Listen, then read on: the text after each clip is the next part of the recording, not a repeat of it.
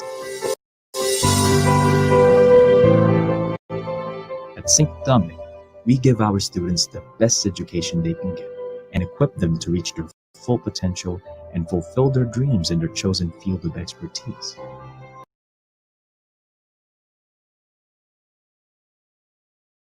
Education is beyond basic.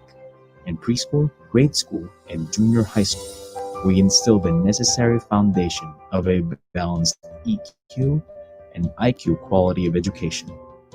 We set the bar higher and make sure Dominicans excel in every aspect to prepare them well in their life.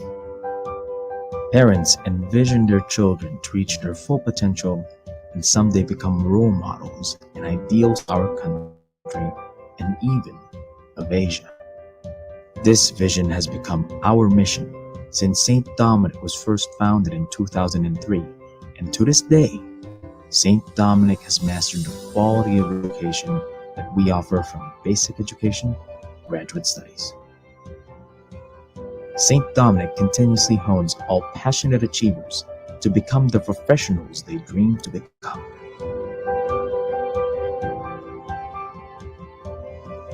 Because your vision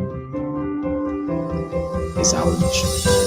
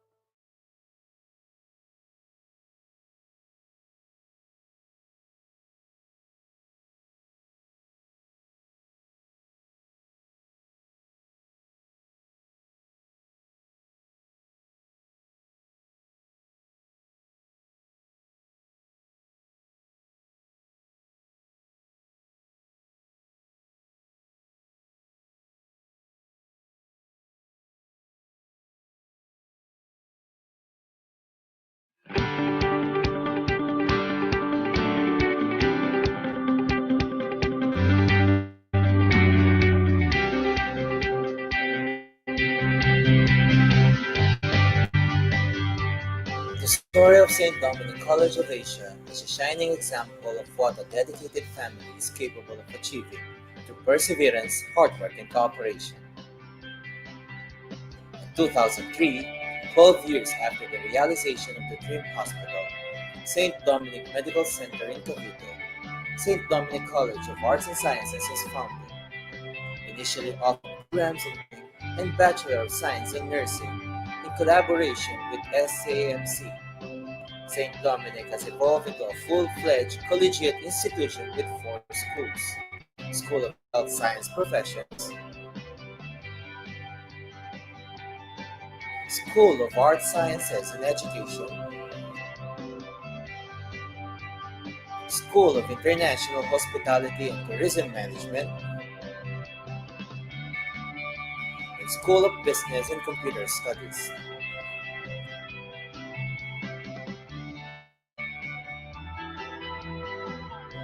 In 2007, the college embarked on an ambitious long-term goal that aims to achieve a university status within the next 20 years.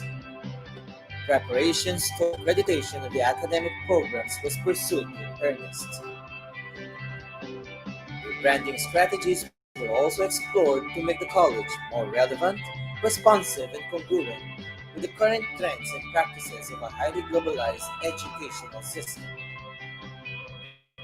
In 2009, St. Dominic College of Arts and Sciences was officially renamed as St. Dominic College of Asia. The change of name was made to allow the college to grow and provide more room for expansion in its programs and services in the years to come. This change redounds to the benefit of the students, as it will eventually give them positional advantage in the crowded workplace in the competitive world, for its name reflects the global standards the college stands for. Highlights of this academic transformation include the launch of the Basic Education Unit,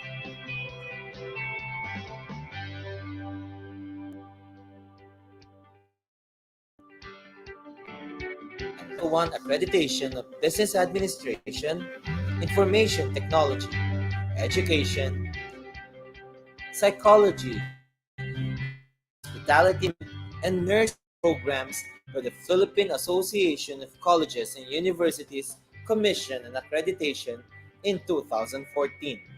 SDCA continues to strive in achieving excellent service and program offerings. The International Organization for Standardization was awarded to SDCA as a highlight of the 11th founding anniversary. In response with the 2015 ASEAN integration and backed up by our impressive track record in higher education, SDCA reaffirmed our leadership by keeping up with the changes in the Philippine education system. The launch of our progressive and industry-responsive senior high school in 2016. Same year, SDCA Graduate School offered Master in Business Administration and Master of Arts in Psychology, proved to the community indeed walked the Dr. Nilda W. Balsicas, SDCA is working towards the institutional sustainability accreditation and achieved the PACOCOA Level 3 accreditation in the occasion of SDCA's 15th year in 2018. Another milestone marks the crystal year of the institution as SDCA opened the 11-story Greg Dom Building 3. With the dynamism of SDCA's industry-seasoned faculty and administrators, the institution was able to achieve various recognition in academics. In the areas of linkages, SDCA continues to have strong relationships with industry partners and academic networks. SDCA's vision to become autonomous status the mission in the years to come alongside with the efforts to be recognized as development. St. Dominic College of Ed continues to accomplish for the past 15 years is a testimony of its core values of service, dynamism, competence, and accountability. Because in St. Dominic College of Asia, we revolutionized education.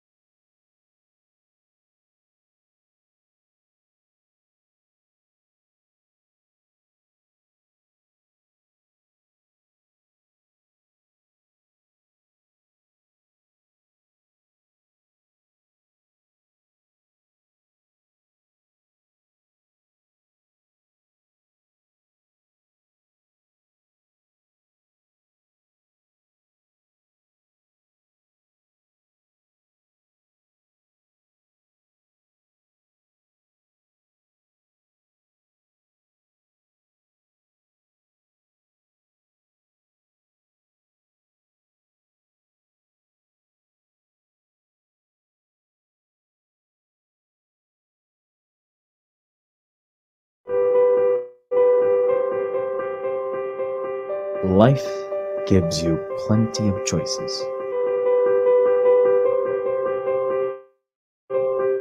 So you have to choose the best. At St. Dominic, we give our students the best education they can get and equip them to reach their full potential and fulfill their dreams in their chosen field of expertise. Our education is beyond basic. In preschool, grade school, and junior high school, we instill the necessary foundation of a balanced EQ and IQ quality of education. We set the bar higher and make sure Dominicans excel in every aspect, prepare them well in their life. Parents envision their children to reach their full potential and someday become role models and ideal citizens of our country and even of Asia. This vision has become our mission since St. Dominic was first founded in 2003, and to this day, St. Dominic has mastered the quality of education that we offer from basic education to graduate studies. St. Dominic continuously hones all passionate achievers to become the professionals they dream to become. Because your vision is our mission.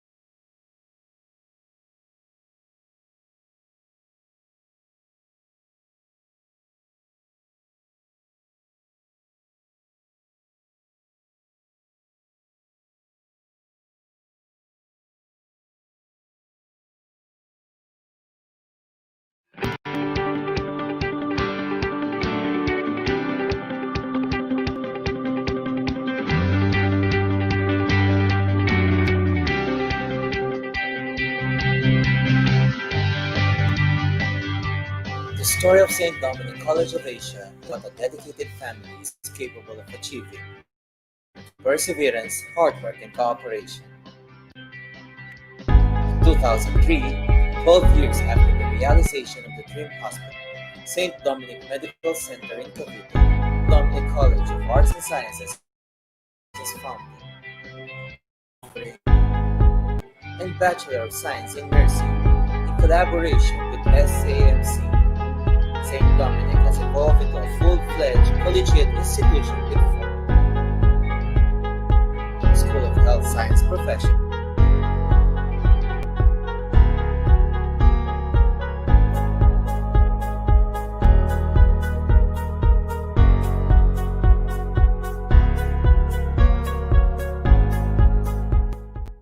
business and computer studies.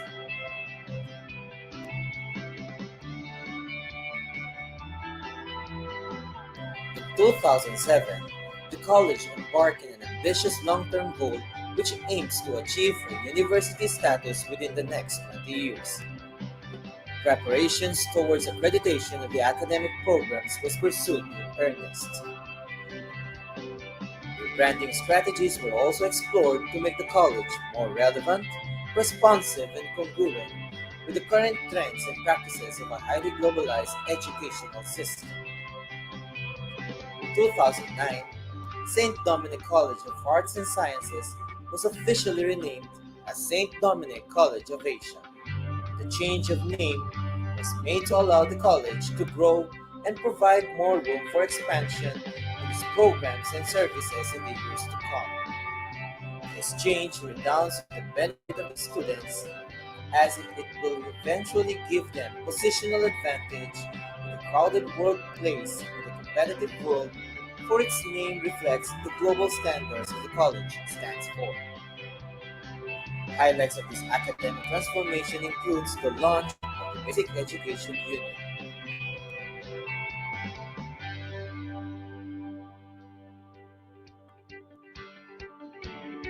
and Level 1 accreditation of Business Administration, Information Technology, Education, Psychology, Hospitality Management, and Nursing programs by the Philippine Association of Colleges and Universities Commission and Accreditation in 2014.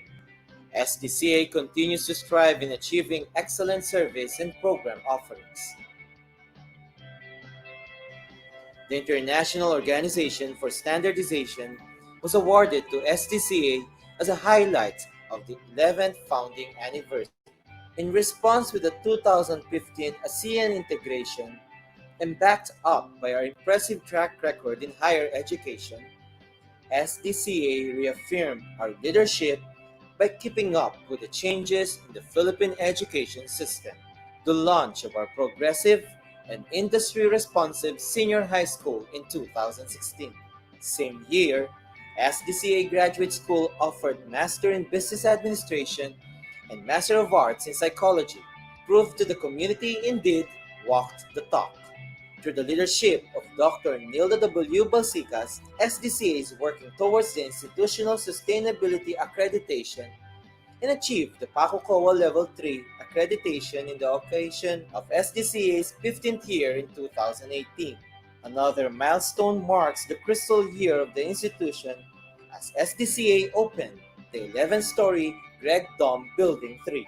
With the dynamism of SDCA's industry-seasoned faculty and administrators, the institution was able to achieve various recognition in academics. In the areas of linkages, SDCA continues to have strong relationships with industry partners and academic networks. SDCA's vision to become autonomous status is the mission in the years to come, alongside with the efforts to be recognized as center of development. St. Dominic College of Asia continues to accomplish for the past 15 years is a testimony of its core values of service, dynamism, competence, and accountability. Because in St. Dominic College of Asia, we revolutionized education.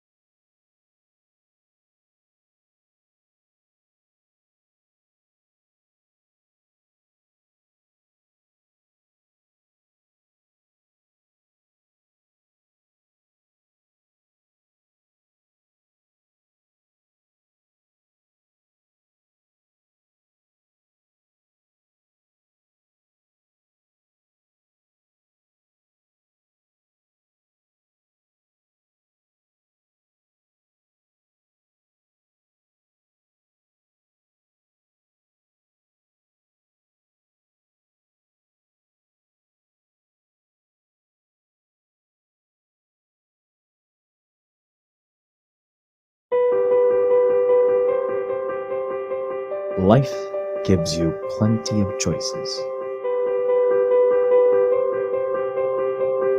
so you have to choose the best. At St. Dominic, we give our students the best education they can get and equip them to reach their full potential and fulfill their dreams in their chosen field of expertise. Our education is beyond basic. In preschool, grade school, and junior high school, we instill the necessary foundation of a balanced EQ and IQ quality of education. We set the bar higher and make sure Dominicans excel in every aspect to prepare them well in their life. Parents envision their children to reach their full potential and someday become role models and ideal citizens of our country and even of Asia.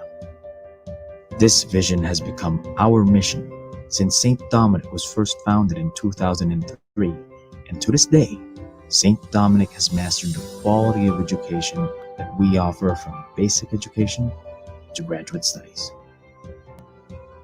St. Dominic continuously hones all passionate achievers to become the professionals they dream to become.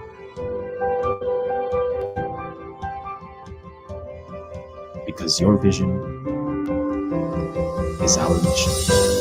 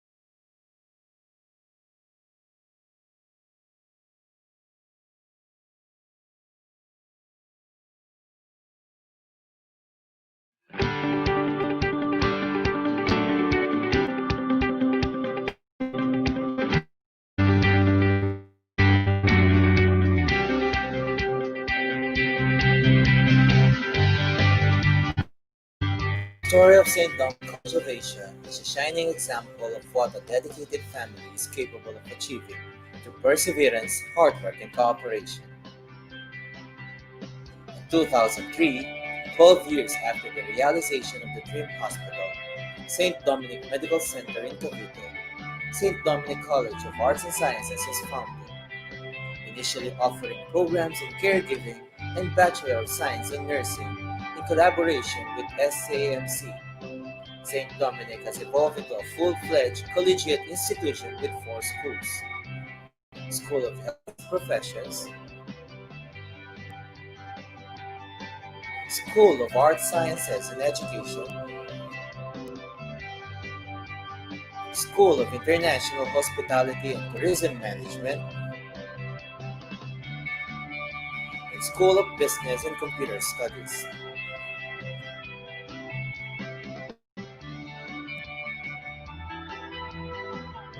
In 2007, the college embarked on an ambitious long-term goal which aims to achieve a university status within the next 20 years. Preparations towards accreditation of the academic programs was pursued in earnest. Rebranding strategies were also explored to make the college more relevant, responsive, and congruent with the current trends and practices of a highly globalized educational system. In 2009, St. Dominic College of Arts and Sciences was officially renamed as St. Dominic College of Asia. The change of name was made to allow the college to grow and provide more room for expansion in its programs and services in the years to come. This change redounds to the benefit of the students as it will eventually give them positional advantage in the crowded workplace in the competitive world, for its name reflects the global standards the college stands for. Highlights of this academic transformation includes the launch of the Basic Education Unit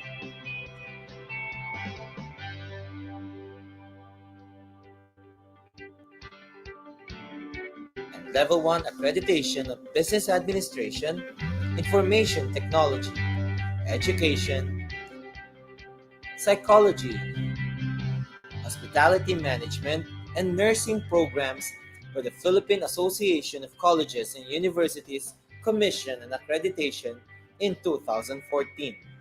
SDCA continues to strive in achieving excellent service and program offerings. The International Organization for Standardization was awarded to SDCA as a highlight of the 11th founding anniversary. In response with the 2015 ASEAN integration and backed up by our impressive track record in higher education, SDCA reaffirmed our leadership by keeping up with the changes in the Philippine education system. The launch of our progressive and industry-responsive senior high school in 2016. Same year, SDCA Graduate School offered Master in Business Administration and Master of Arts in Psychology, proved to the community indeed walked the talk. Through the leadership of Dr. Nilda W. Balsicas, SDCA is working towards the institutional sustainability accreditation and achieved the PACOCOA Level 3 accreditation in the occasion of SDCA's 15th year in 2018. Another milestone marks the crystal year of the institution as SDCA opened the 11-story Greg Dom Building 3. With the dynamism of SDCA's industry-seasoned faculty and administrators, the institution was able to achieve various recognition in academics. In the areas of linkages, SDCA continues to have strong relationships with industry partners and academic networks. SDCA's vision to become autonomous status is the mission in the years to come, alongside with the efforts to be recognized as center of development. St. Dominic College of Asia continues to accomplish for the past 15 years is a testimony of its core values of service, dynamism, competence, and accountability. Because in St. Dominic College of Asia, we revolutionized education.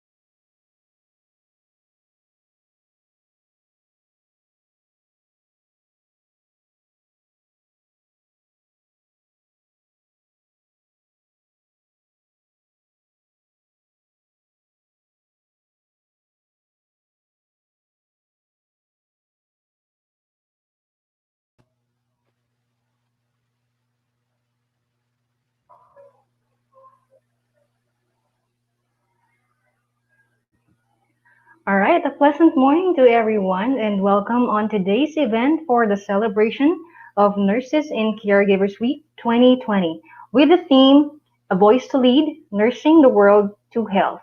So I am Crystal Ann Miguel, Level 2 nursing student, and I will be your moderator for today. And we'll begin the event with a prayer to be led by Miss Eileen C. Olantigue from Level 2 nursing student, followed by the Philippine National Anthem and our SDCA hymn.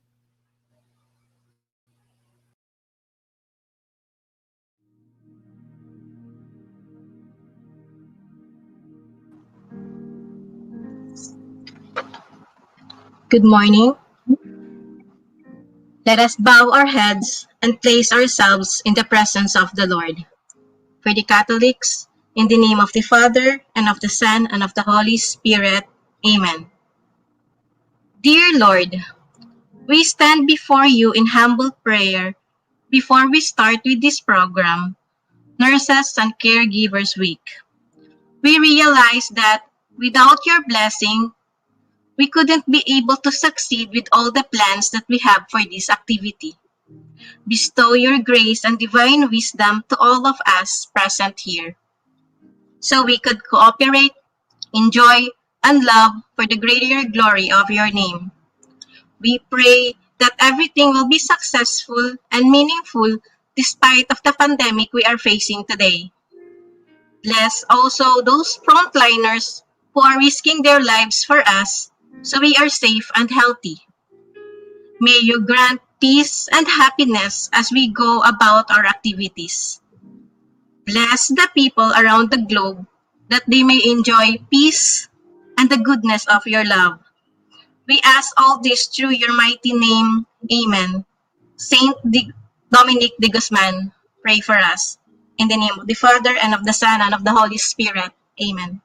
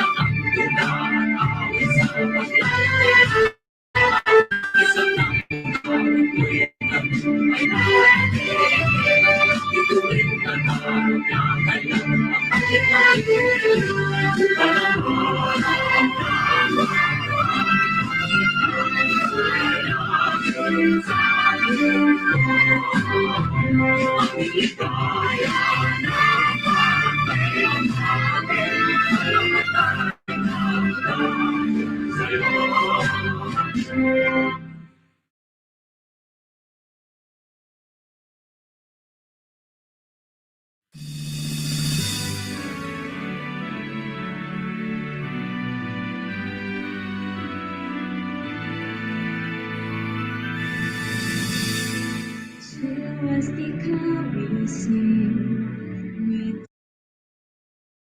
joyful hearts we bring noble mission that everyone holds on, future of excellence, and we'll soon reach our dreams. With unity and faithful, we cherish forevermore. Our matter, you guide us towards the truth that every one of us has to go forth. Teach us where your love and for us to be born and brave.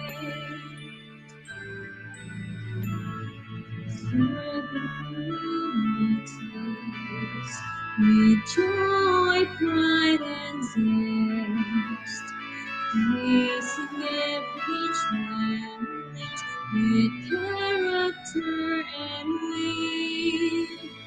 Ours is gratitude for our fortitude.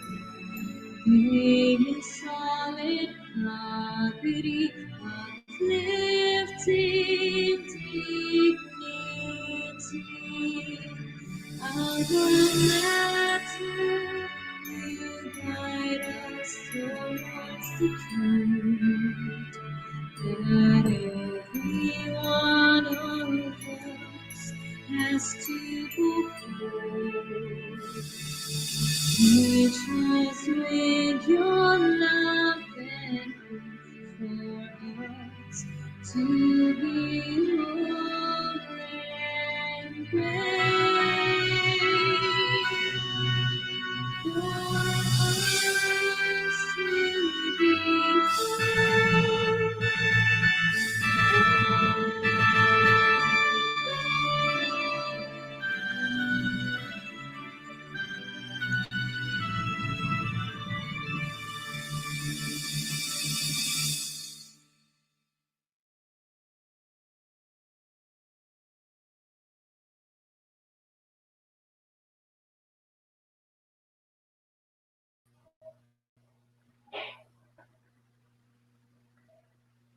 Okay, so again, good morning, everyone, and especially to our Vice President of Academic Affairs, Dr. Mary Nelly Tiaroa, of course, our Dean of School of Health Science Professions, Dr. Joel G. Matamis, our BSN Program Chair, Professor Dennis C. Sison, also our faculty members of Nursing and Caregiving Programs, and to our dear students.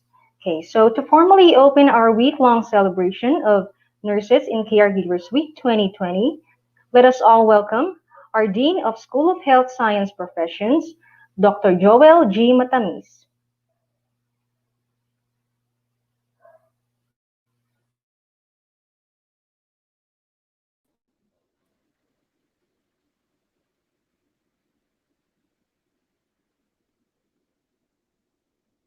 Okay, to our very supportive Vice President for Academic Affairs, Dr. Marinelli T. Roa, to our debonair Program Chair of the Bachelor of Science in Nursing Program, Professor Dennis Sison, our very dynamic Head of the Caregiving Program, of course, Professor Benigno June Refran, to my very good friend, very brilliant, and our guest speaker for today, Professor Gideon Nicolai Batigas, to the faculty members of the BS Nursing and, of course, the caregiving program. To you, my dear students, visitors, friends, ladies and gentlemen, a pleasant morning. In this very special day, it gives me immense warmth and great pleasure to honor all nurses and caregivers for the dedicated work they do every day to achieve good health and life for everyone. Especially during these difficult times when they sacrifice so much for the love and care, of course, to the humanity. Beyond doubt, nurses and caregivers are those people with patience and tenderness who help other people who are suffering from any physical discomfort to calm down and reassure confidence in them. These are professions that require the real dedication to service and, of course, to support for others. Indeed, these great professionals are those who fail to quash the feelings of anxiety and, of course, provide security and necessary care to those who have cracked their health and support clinicians in performing their responsibilities. So, thanks to their care, no, to our care as nurses and caregivers to the patients, no, the patients are able to recover their health because of nurses and because of the caregivers. Undeniably, no, there is no area in the world in which nurses and caregivers do not always carry presence. Well, this is because they carry hope, joy, and happiness with them, no? To all locations which become present. So, with all of these, it gives us, therefore, tremendous contentment to celebrate, the Nurses and Caregivers Week.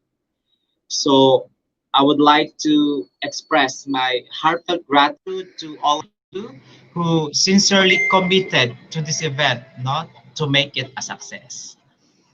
Indeed, this event shows the collaborative effort of each and everyone to celebrate, the Nurses and the Caregivers Week.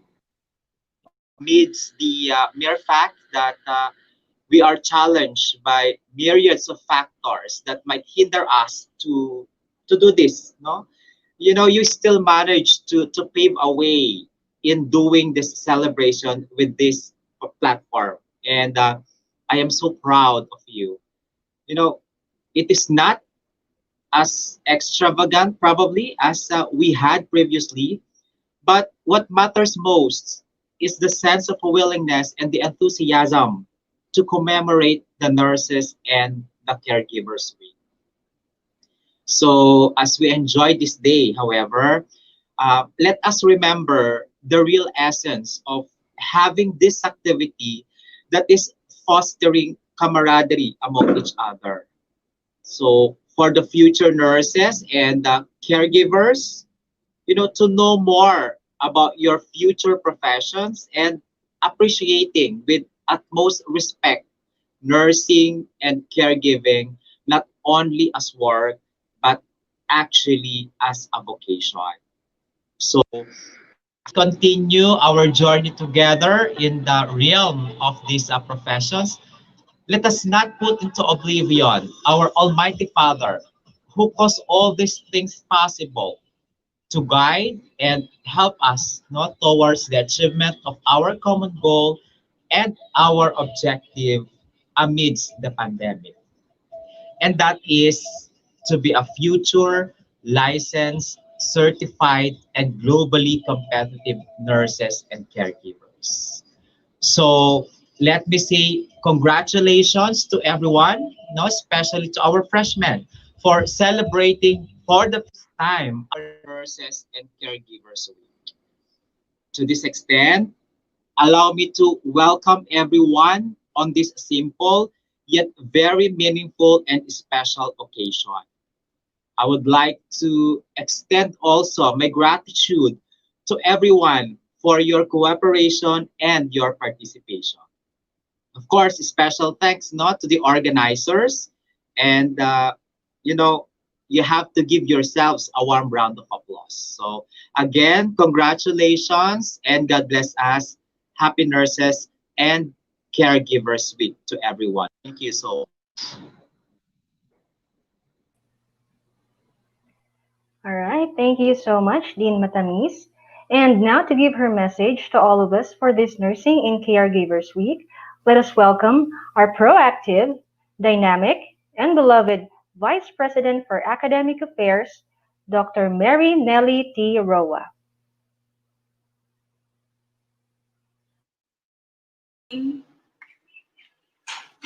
Good morning. So, this is our celebration of the Nurses and Caregivers Week with its theme, Dominican Nurses, a Voice to Lead, Nursing the World to Health. Okay. Um, my inspiration, I would like to inspire you by by magnifying the CMO or the CHED Memorandum Order number 15, series of 2017. Every nurse, this is for the nurses or the nursing students, every nurse should know by heart the CMO of nursing, every nursing student. So for all the to all the first year, second year, and third year students, you should know by heart CMO number 15, series of 2017. That is your nursing curriculum. Okay? And for the caregivers, you have your TESDA NC2 caregiving core competencies. If we are going to look at the common denominator between the two documents, which is the CMO number 15 and the core competencies for caregiving, there is one common word that you will encounter, and that is the word caring as the core of nursing and caregiving. Okay? And going back to CMO number 15, for the fourth year students, okay, there's no room to fail for I'm inspiring you and at the same time motivating you. Because in any subject this fourth year, because you belong to the last batch. Actually, this is not the last batch. The last batch was last year. Ditong graduate ngayong batch 2020. Okay? We just opened another batch to help or to assist and accommodate those students who still need to catch up with the old curriculum. The old curriculum, CMO number 4, series of 2009, is almost the same with CMO number 15, except that the program outcomes, we have more program outcomes in CMO number 15, the latest, and we have more, the subjects is more, uh, we have several subjects. Okay, it's NCM up to NCM 221, I think.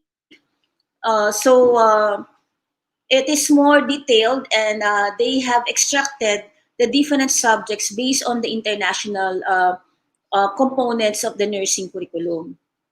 Okay, so regardless of the curriculum number, for the first year, second year, third year, I have mentioned this already during summer that you should know your curriculum. Okay, question. Have you read your curriculum? Okay, guys. Okay, kasi contest ako. Sir Ron, ano mo na lang ito ha. Okay. For the first 4 students, pwede ba yon? Possible ba? I need 4 students who will answer immediately. The 4, tigi-isa lang kayo ha, core values of nursing. It all starts with letter C. What are the 4 core values of nursing? May price ako, pero magbibilang ako ng 10, 9, 8 hanggang 1. Di ba, Sir 2? Yes po. Chat box. Ayan, mag-chat na kayo kasi magbibigay ako ng GCash.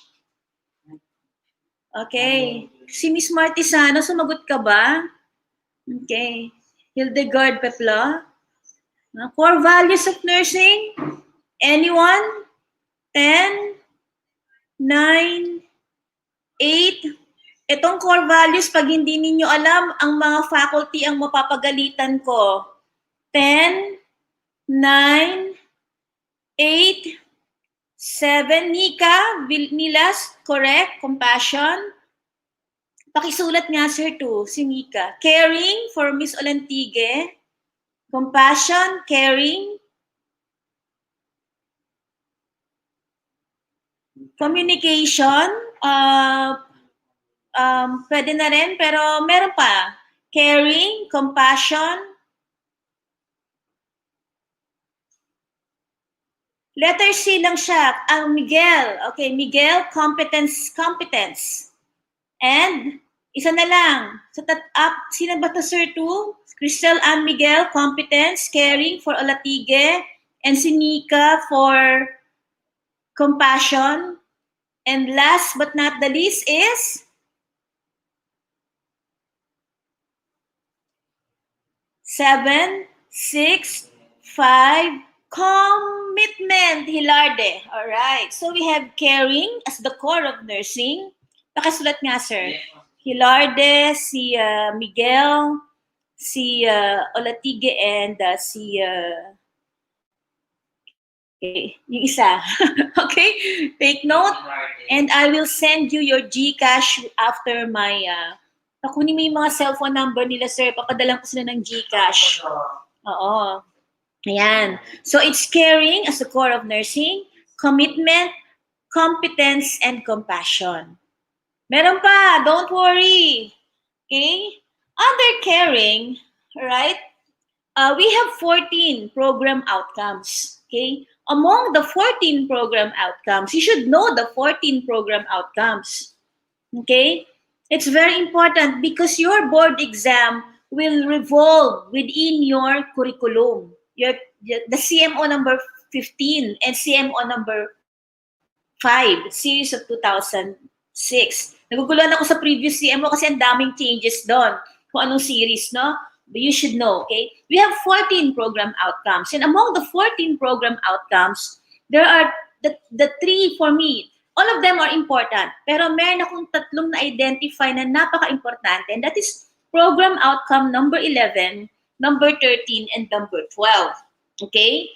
And the program outcomes number 13, it states that uphold the nursing core values in the practice of the profession, which is demonstrate caring as the core of nursing, love of God, love of country, and love of people. Number 2, manifest professionalism, integrity, and excellence. Kaya niya yan. Okay, balikan ko muna yung love of God. Are you faithful? Do you practice good faith, your moral values? Love of country. Are you proud being a Filipino? Okay? You should love your country first before loving other countries. Of course, we all want to go out of the country and experience life in abroad. And of course, we all have our dreams, no? Because our salary here in Philippines is not well competitive against other countries. But you have to, even if you plan to go out of the country, you must also give respect and obedience to your country. Okay? Love of country. Okay? Napakaganda nun. And of course, besides the love of country, love of people. You did not study or you're not studying nursing all because you want to go abroad and earn lots of dollars, pounds, or euro dollars. Okay? Hindi lang yun ang purpose mo. The reason why you want to become a nurse because you care for the people. When you save one person, that is being a hero, saving lives. But if you care for more people, if you love people, that is being a nurse and a caregiver. Okay? So tandaan niyo yung program outcomes number 12. Yun. Okay? And then, I'm sorry, not pala number 12. Nalilito na ako. Number 13 yung dinidiscuss ko, uphold the nursing core values. Project the positive professional image of a Filipino nurse. Okay? Yun yung part ng program outcomes number 13. So, even if we are all under online learning, I expect nursing students to have a proper decorum, wearing appropriate attire.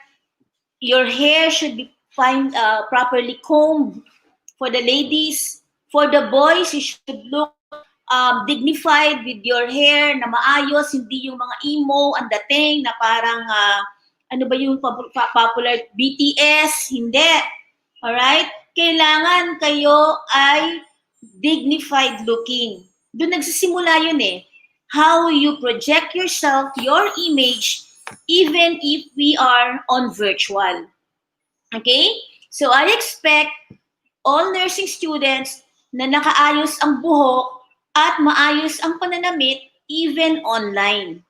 Remember, if IATF will permit, next semester will be modified face-to-face. You'll be coming here and you should wear your appropriate white uniform and your hair properly tied. And for the male, you should have a barber's cut hairstyle. Kasi yun yung projection of a projection of a professional image of a Filipino starts from our decorum. Okay? Properly trimmed nails, walang mga abubot masyado, hindi tayo nakakulay ang buhok. Doon nagsisimula yon. It may sound, ano ba yan? Hindi naman yan ang professional image of a nurse, but no. That is actually how we start everything. Attitude. Okay? If you know how to follow rules, then that means you are an obedient nurse and eventually you will become a good leader because you are obedient from the start. Okay? That's program outcomes number 13.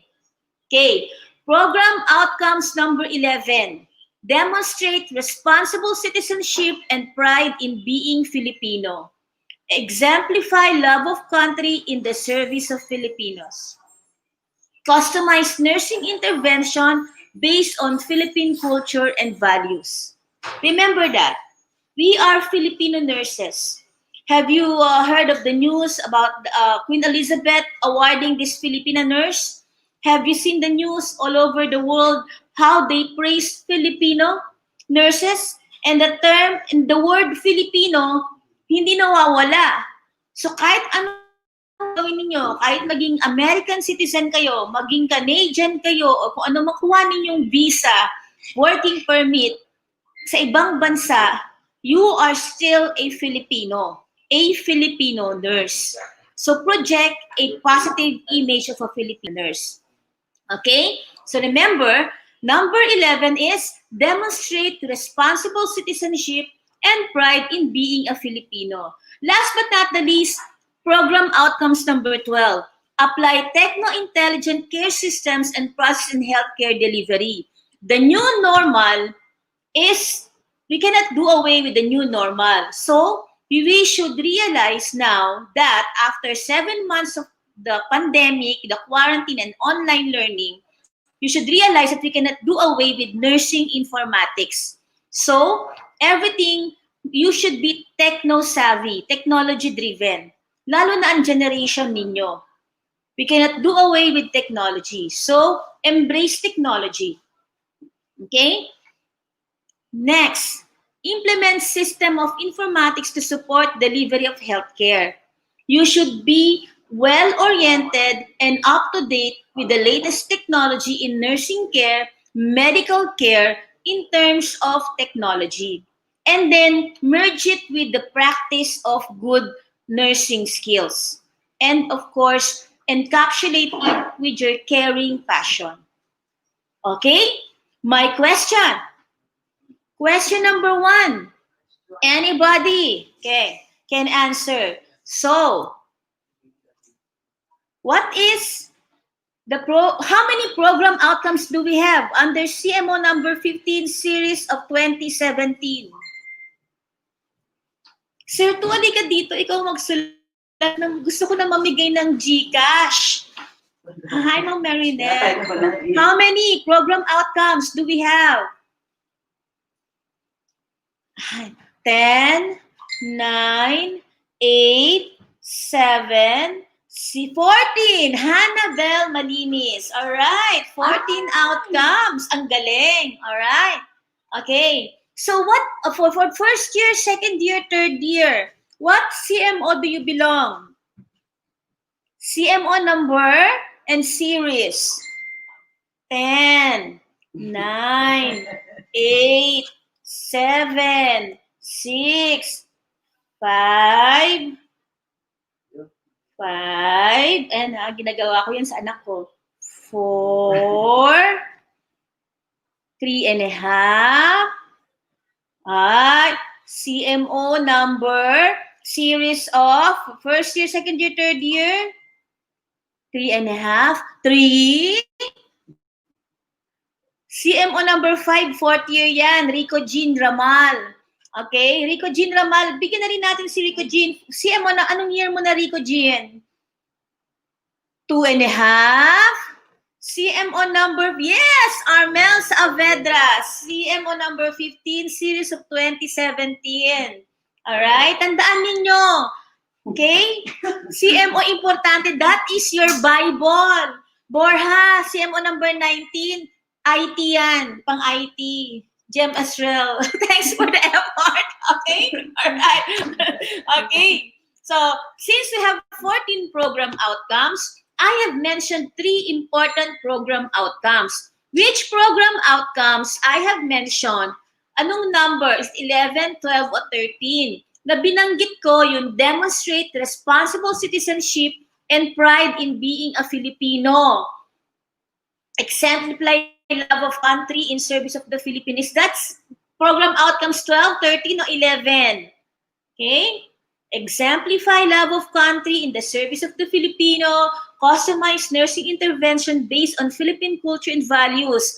Program outcome number blank. Demonstrate responsible citizenship and pride in being. Yes, Rigel Lurion, number 11. Ayan no, si Rigel Lurion. Lahat sila may GCash ngayong araw na to. Alright, galing. Alright, which program outcomes states that we should be techno-savvy, apply techno-intelligent care systems and processes in healthcare delivery system. Use appropriate technology to perform safe and efficient nursing activities. CMO, wrong number. Okay? Implement system. Yes, may nagsagot ng tama. Sino yung nagsagot nun? Nawala. Nikki Grace Arce, that's program outcomes number 12. Okay? Alright, galing. And last but not the least, my favorite program outcomes. Uphold the nursing core values in the practice of the profession. Demonstrate caring as the core of nursing, love of God, love of country, and love of people. Manifest professionalism, integrity, and excellence. Project the positive professional image of a Filipino nurse. 10, 9, 13. Very good. Alea Joyce Panopio. Okay? And last but not the least, please do not forget that nurses, in your curriculum, you have nursing core competencies to remember. Okay? Under the nursing core competencies, there are 3 major roles of a nurse. Okay? Kaya nga, yung inyong team, a voice to lead, nursing the world to health. Okay? The 3 National Nursing Core Competency Standards of 2012, you should know that also, National Nursing Core Competency Standards of 2012. Okay? Under the National Nursing Core Competency Standards 2012, isulat niyo yung sinasabi ko. Kasi kailangan yan after this 1-week event or during this 1-week event, you should be reading those documents. Because you will be future nurses and you are studying nursing. Alam niyo, dapat yung pupuntahan ninyong future ninyo. Mamaya, sabak kayo ng sabak sa nursing, hindi nyo alam, ibang klaseng caring ang gagawin ninyo being a nurse, di ba? This is a different profession, a very special profession. Again, we have the National Nursing Core Competency Standards of 2012, and we have 3 major roles of a professional nurse. Client care, remember, client care, leadership and management, and of course, research. Tandaan ninyo client care, leadership and management, and research. Okay? Okay, again. Okay, I need 3 persons. What are the 3 major roles of a professional nurse? 10, 9, 8. Tig-isa lang kayo. 7, 6, 5, 4, 3.5, 3, 2.5, Hindi nakikinig itong mga to. Ayan. So, tandaan ninyo, ang future ninyo may board exam. Okay. For the last time, under the National Nursing Core Competency Series of 2012, you have 3 major roles of a professional nurse. Client care, Miss Olantige. Dumadami ang load ni Miss Olantige. Eileen Sespon Olantige, client care. Number 2. Okay, number 2, leadership and Nika Nilas isa pa. Leadership and mag-start. Research si Panopio. Miss Panopio, very good. Research. Yung dalawa yan na Alaya Joyce Panopio research. Yung isa si Miss Nika. Nika ba siya? Nika Nilas. Si Nika, leadership. May nauna na eh. Nicole eh. Leadership and management si Nicole Malazarte. May sumagot ng leadership. Si Nika. Nakita niyo yung pangalan niya? Lumabas eh. Oo. Alright. So congratulations. Yan ang inspiration ko sa inyo. I will inspire you by motivating you that as a nursing student, you should know with the moment you step into the world of nursing, you should know your CMO, curriculum, your CHED Memorandum Order number 15 series of 2017. That is your Bible. That is our Bible. Kayo lalo na. Nandun lahat. And all the board exam questions will revolve in that from that CMO. Okay? Again, sana na-inspire ko kayo.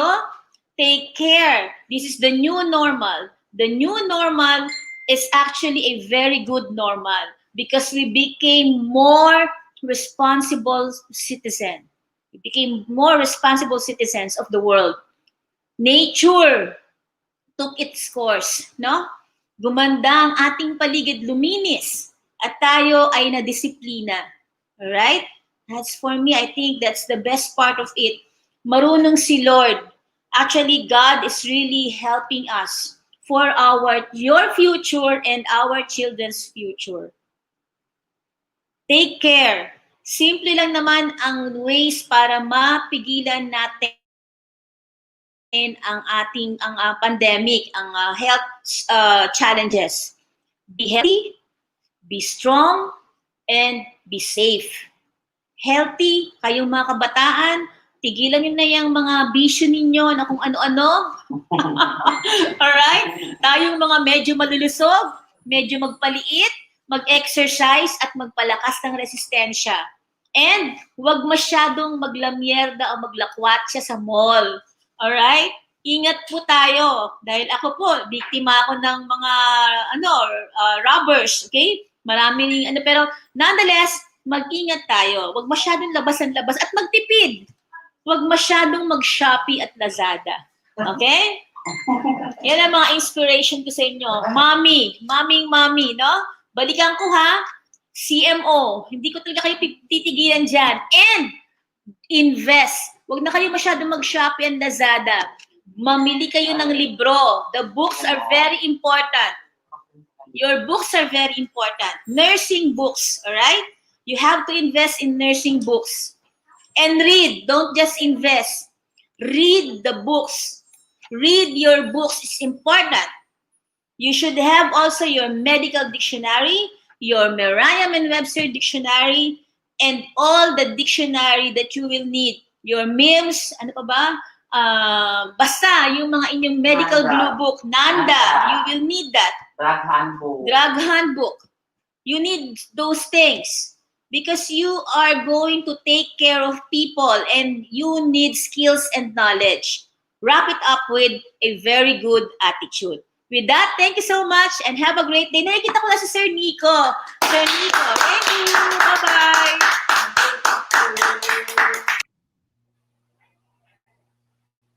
All right, so thank you very much, Vice President Roa, for the warm messages and for a short but really, really fun activity you shared with us. Okay, so let's move on to introduce our international guest speaker for today. Let's all welcome our BSN Program Chair Professor Dennis C. Season.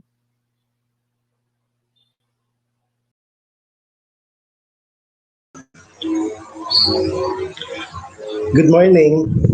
Before I introduce our guest speaker for today, I would like to thank the St. Dominic College of Asia, our academic community, headed by our president, Dr. Gregorio A. Andaman Jr.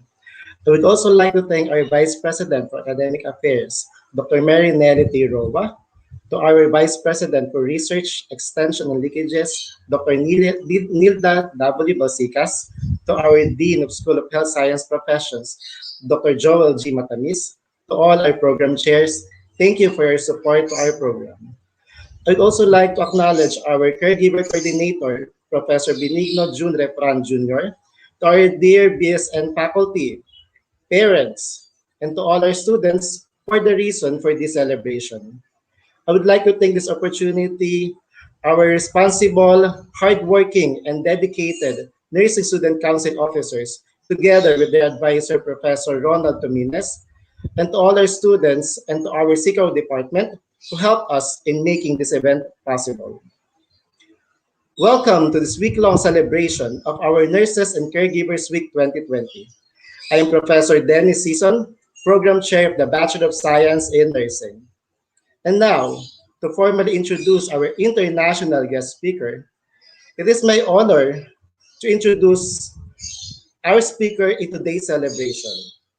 With more than 11 years of teaching experience in the field of nursing and other specialty areas in the Philippines and abroad, he is passionate about sharing his knowledge, skills, and willing to hone better character of students towards nursing science. Our international speaker is very close to the heart of St. Dominic College of Asia, especially the BS Nursing program. He was a former faculty of SDCA College of Nursing from 2010 to 2014 and eventually became the program chair of BS Nursing program from 2014 to 2015. After this year, he began to spread his wings beyond the border of St. Dominic College of Asia and continued this journey in a foreign land.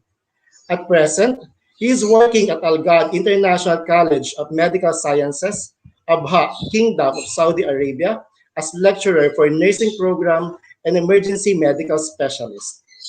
He is also a quality assurance coordinator for nursing department and the nursing laboratory supervisor in the said college. As for his educational background, he graduated Bachelor of Science in Nursing with flying colors in Colegio La Inmaculada Concepcion de la Concordia or La Concordia College as magna cum laude in 2007. He continues his journey in the field of nursing by taking up Masters of Science in Nursing, major in Medical Surgical Nursing, also in his alma mater, La Concordia College in 2009 with distinction. Our guest speaker also has certification as emergency medical technician. He is also a trained instructor for basic life support and advanced cardiovascular life support for American Heart Association Healthcare Advantage Institute. At present, he is also trained instructor for pre-hospital trauma life support in Al Ghad College, Abha, Kingdom, Saudi Arabia. Beyond this achievement, he's still one of the down-to-earth person we all know. He's a good friend and a colleague. Ladies and gentlemen, it is my honor to present to you our international guest speaker for our College of Nursing and Caregivers Week, Professor Gideon Nicolay Batigas. Hello, good morning. Thank you so much, Professor Dennis, for that very wonderful introduction. To our President of St. Dominic College of Asia, Dr. Gregorio A. Andaman, um, to our Vice President for Academics, Dr. Mary Nelly T. Roa, for the Vice President for Research, Extension, and Linkages, Dr. Nilda Balsicas, to the Dean of the School of Health Science Professions, Dr. Joel Matamis. I'm sorry, kailangan ko daw po lakasan. All right. There. I hope malakas pa. All right. And to our program chair for the nursing department, Professor Dennis Season, to the advisor for the Nursing Council, Professor Ronald Dominguez, to the head of the caregiving program, Professor Benigno Refran, to the faculty members of the School of Health Science Professions, to the Nursing Council officers, to our dear students of the School of Health Science Professions, a pleasant morning to each and everyone. Maraming salamat po for inviting me as your speaker for today's event, which is a very momentous event for everyone as we celebrate the Nurses and Caregivers Week of St. Dominic College of Asia. Basically, it's been how many years since I've been a part of the beloved institution? I think it's around almost 5 years. It seems like only yesterday when I was celebrating with my fellow colleagues in the nursing profession or in the nursing faculty, the Nurses Week, and I'm greatly honored to be a part of your celebration in this time around. Let me share to you my. I have prepared a short presentation basically because I wasn't able to really prepare myself for this because of the current situation right now. We have also been struggling, not struggling, but we have a lot of different challenges as well here in Saudi Arabia in terms of controlling the situation. And in our college, we're also doing a lot of changes and adjustments to really prevent the spread and to really control the spread of the COVID-19 virus. And give me just a moment to share my presentation. All right. So, okay.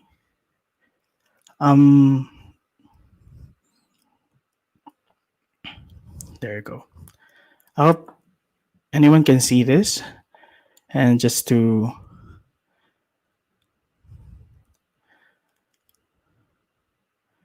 all right.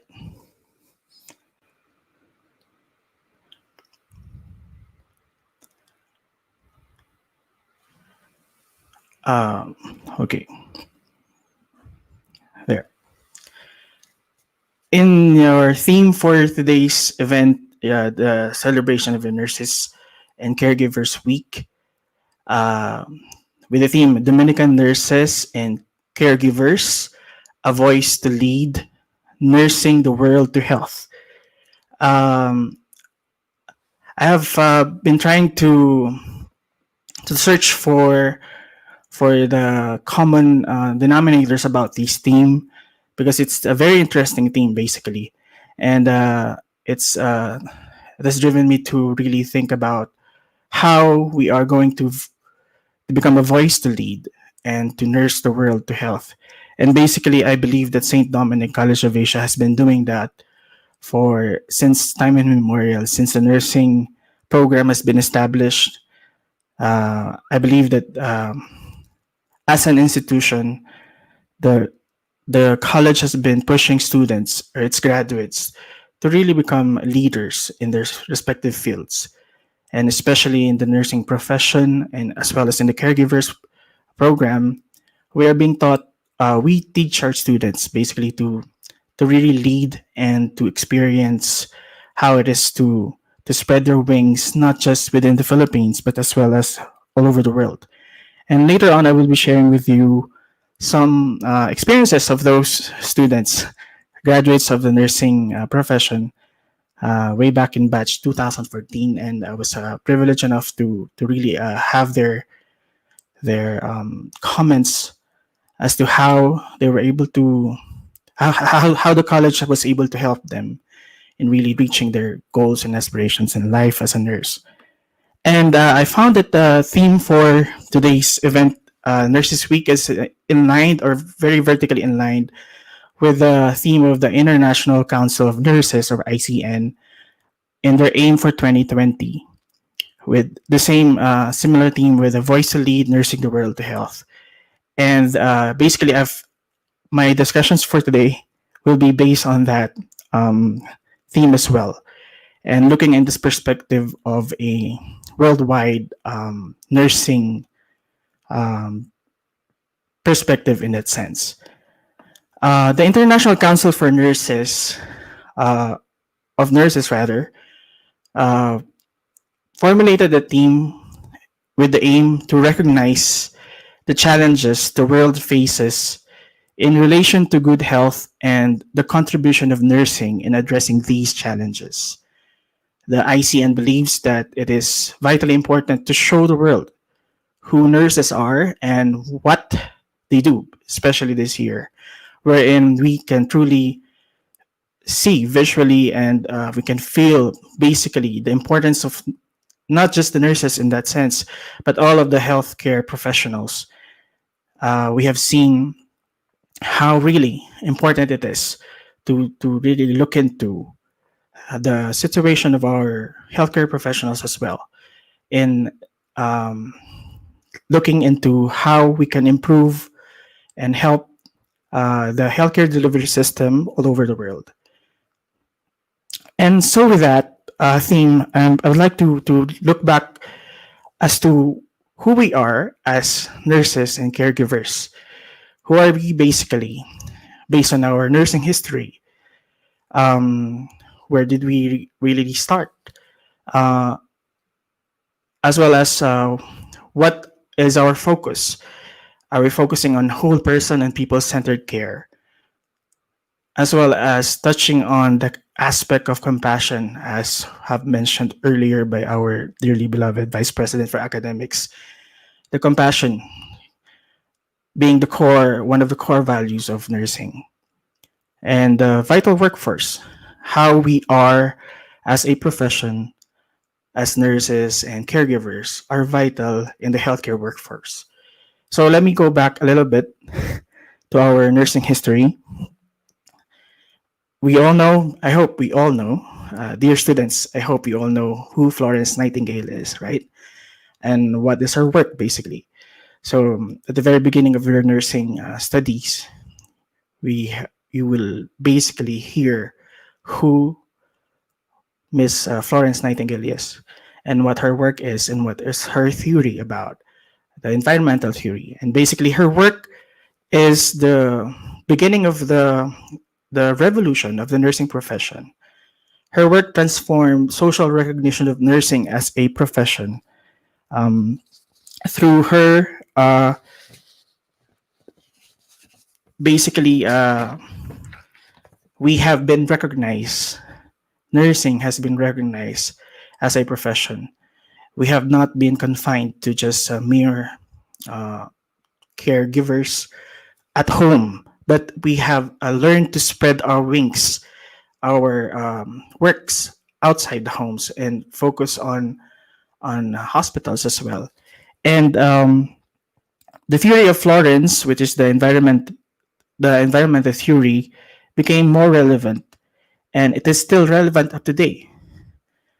Uh, Even today, it is being recognized because it touches a deep understanding of the different aspects of public health, hygiene, epidemiology, statistics, military health, and many more, all of which are relevant in today's, especially as we face the pandemic situation. We can clearly see how Florence Nightingale work has been evolving and has been still relevant up to today's time. And from that, in the 20th century, nursing moved to the hospitals, uh, from the home environment to hospital environment, wherein it became more common in public facilities than just in homes. And today, nursing have changed over time. The career itself remains true to those who are motivated to serve others. All right.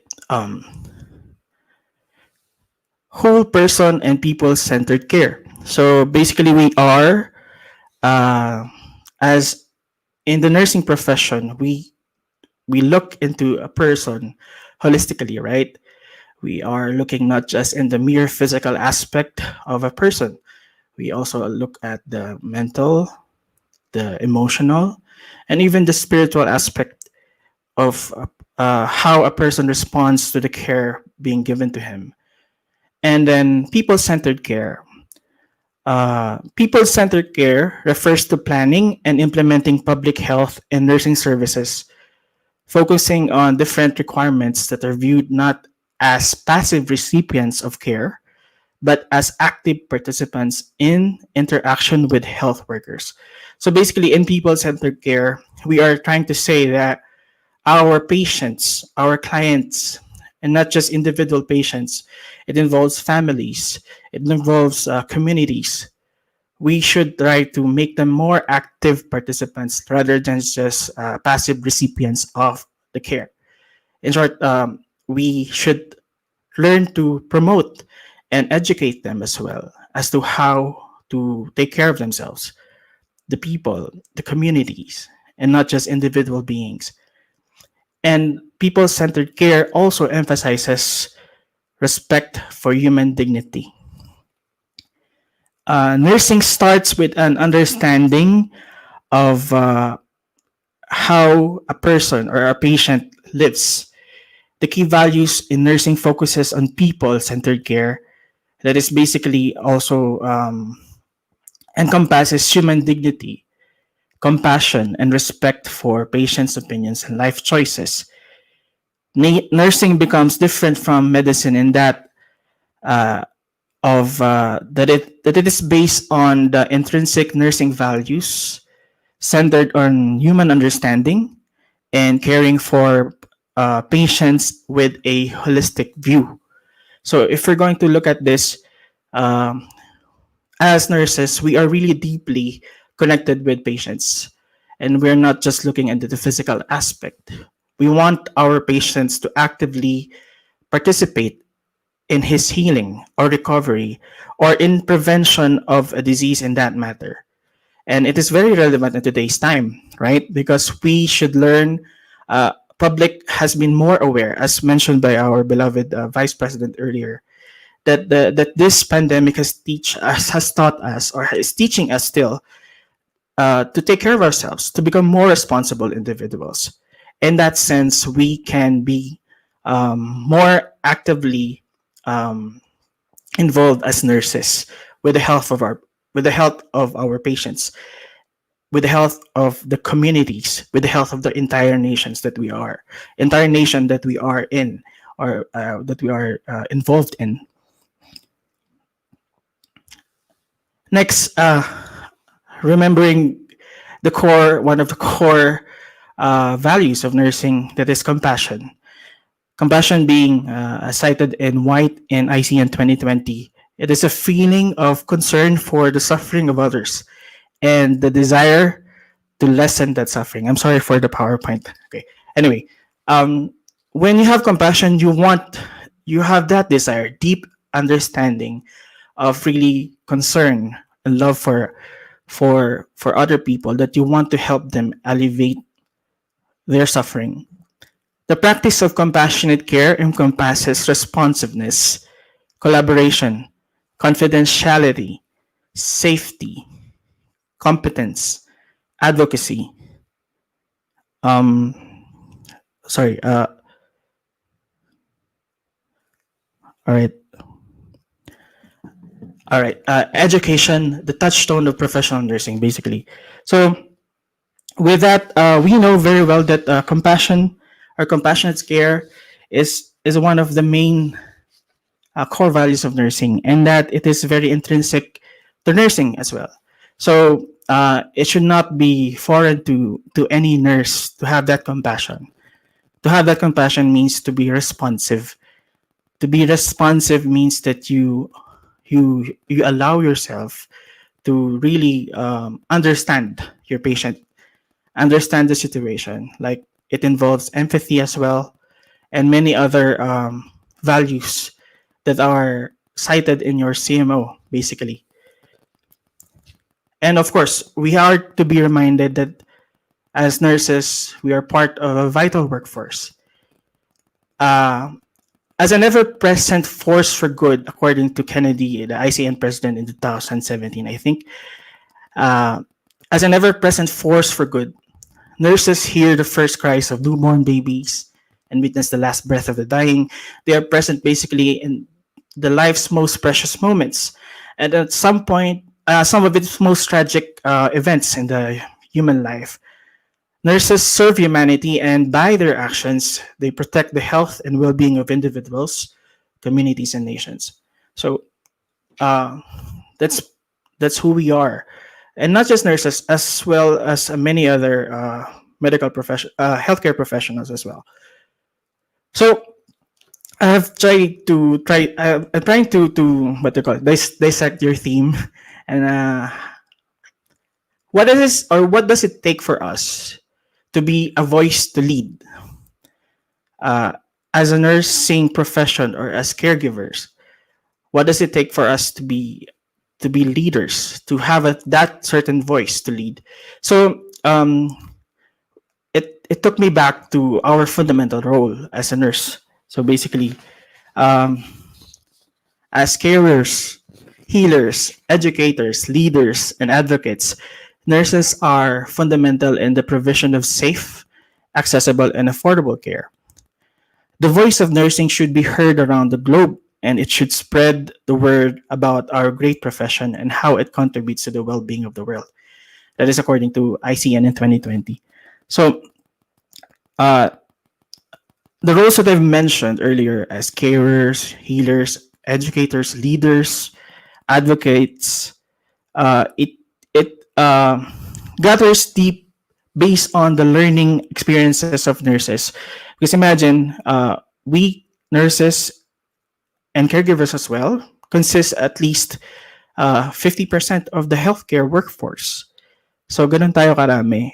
And if you could imagine, with that number alone, we can be a voice. We can be a voice that could lead the healthcare system. Okay, for the longest time, it has been observed that the leaders of the healthcare system are mostly consist of physicians, and this time around, it is being emphasized that nurses can also be leaders.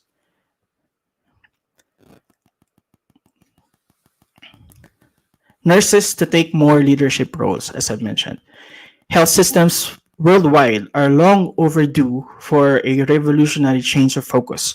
For over 100 years, most countries have structured the leadership of health services predominantly from a biomedical perspective, usually led by physicians. And this may no longer be appropriate or effective for today and the future. By focusing primarily on the disease, we are viewing and managing health through the wrong lens, according to White and Salvage in the 2020 in the ICN journal. So I truly believe in this because why? Again, we are nurses and caregivers are deeply rooted in the patient. They are basically the one who spends more time with patients, who has more experiences with patients, life experiences on what is really happening. Uh, and with these learning experiences, we can combine these experiences as nurses all over the world and really look into the perspective of leading the healthcare system. And or it might just be, it might be just sharing what we have to have that certain amount of voice that could really have an impact in the healthcare system. Nursing the world health. That's another part of your theme, a voice to lead, nursing the world to health. What does it mean? So it means that nurses are basically all over the world, right? It's especially in today's time. Nursing has been more relevant. We know for a fact that the pandemic situation has been taking a toll to our medical professionals, and the nursing workforce consists at least for 50% of the healthcare workforce. And so we can clearly see the important role of nurses. I am not trying to disregard other professions in the medical field. Okay, I'm just trying to emphasize, based on our theme for today, for this Nurses Week, the importance of nurses and caregivers as well in in providing health to the world. So nurses at the core of health systems across the world. Nurses play a key role to achieve high quality, accessible, and affordable healthcare. Through sheer weight of numbers, our scientific reasoning, and our proximity to the patient, we are nursing the world to health. This according to ICN in 2020. So basically, yeah, because we are not just because of our numbers, but basically because of our experiences and our scientific reasoning, our research, our hard work in terms of research and different studies in nursing, we can basically be a voice that could nurse the world to health. I have just encountered some challenges of nursing the world to health. Of course, in every action, in every steps, or in every endeavor that we have, we can uh, clearly see that there will be obstacles, there will be challenges, and I will mention a few in this presentation.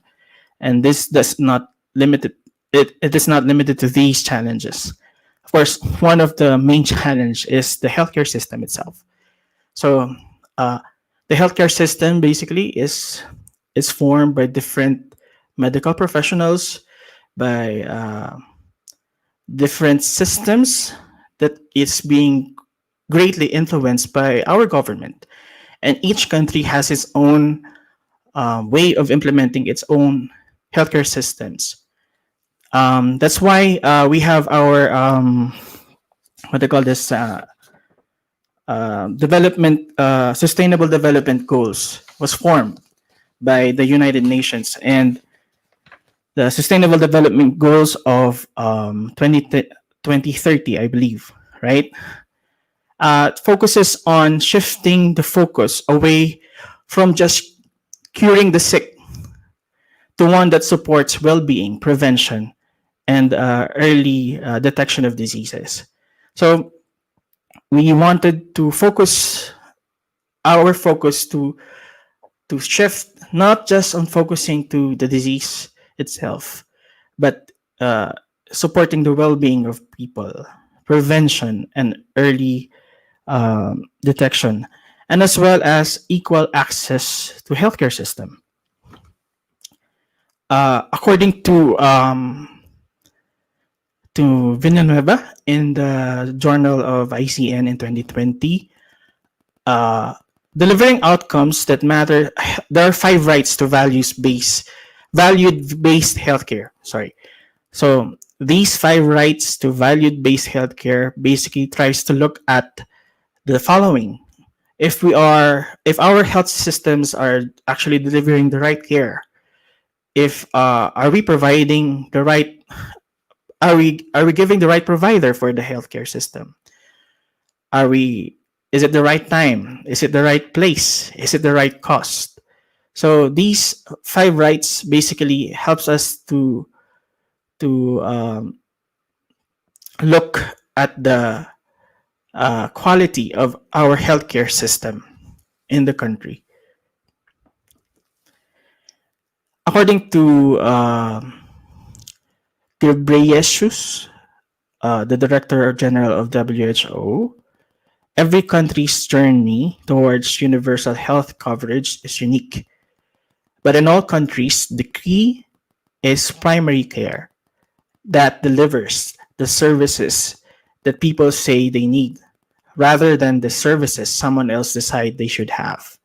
So if we're going to look at this statement, we can see that he is saying that the key is primary care that delivers services based on what people really needs, rather than just the decisions of people who thinks that people should have.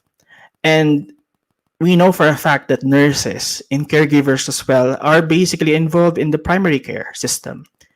We are the frontliners of those primary care, and it is basically the key towards improving the or to having quality healthcare system. Another challenge is shortages of healthcare professionals. So um, this actually had me thinking a little bit because for a fact that we produce in the Philippines alone, we produce a lot of healthcare professionals, uh, nurses for that matter. There are still shortages of healthcare professionals, especially nurses, not only in the Philippines but abroad. And looking into that situation, we can see that there is a need to improve the working conditions, salaries, in terms of the how people values nursing in that sense of respect, value, and rewards. We need to improve those situations in order for us to have to retain our healthcare professionals and nurses for that matter. Uh, Another challenge is the mental health, and we're not just talking about the mental health of our healthcare professionals, but of the people as well. As we face pandemic in today's uh, chaotic time, we sometimes we there's been a lot of write-ups about depression, anxiety, stress, and which the mental health of people and our healthcare professionals are greatly affected. And it is one of the challenges that we can look into as well. The mental health and psychiatric nurses need to have an equal place on the decision making bodies in terms of mental health. Uh, Nurses, again, it is emphasizing on giving nurses the voice, basically, towards decision making in mental health. Another challenge is equal access to quality care. I'm sorry for the PowerPoint.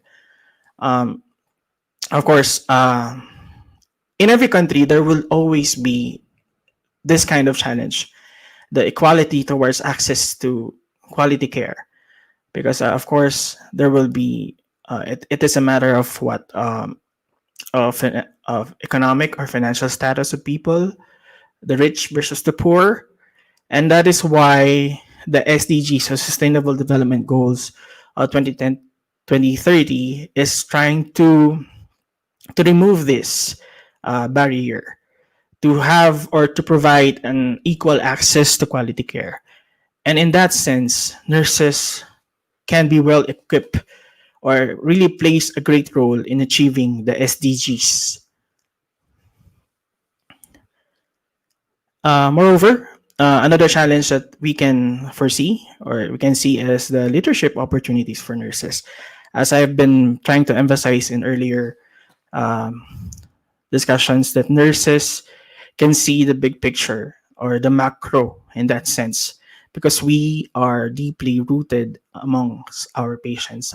We spend more time with our patients, and with those experiences, we can really have a voice towards leadership opportunities and the consequences at the human level or the micro level. Okay. Um, our Vice President, Dr. Roa, have mentioned really the different core values of nursing, right? Uh, as to how we should try to really inculcate in our minds and hearts the CMO. And aside from that, I would like to emphasize as well that the core values of St. Dominic College of Asia that is really unique among Dominicans and what really sets you apart as will be graduates of St. Dominic College of Asia. And I'm going to look into the lens or under the lens of nursing perspective specifically.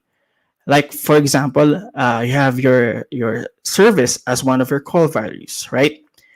And looking under the lens of nursing, we can specifically say that that kind of service should be a compassionate one.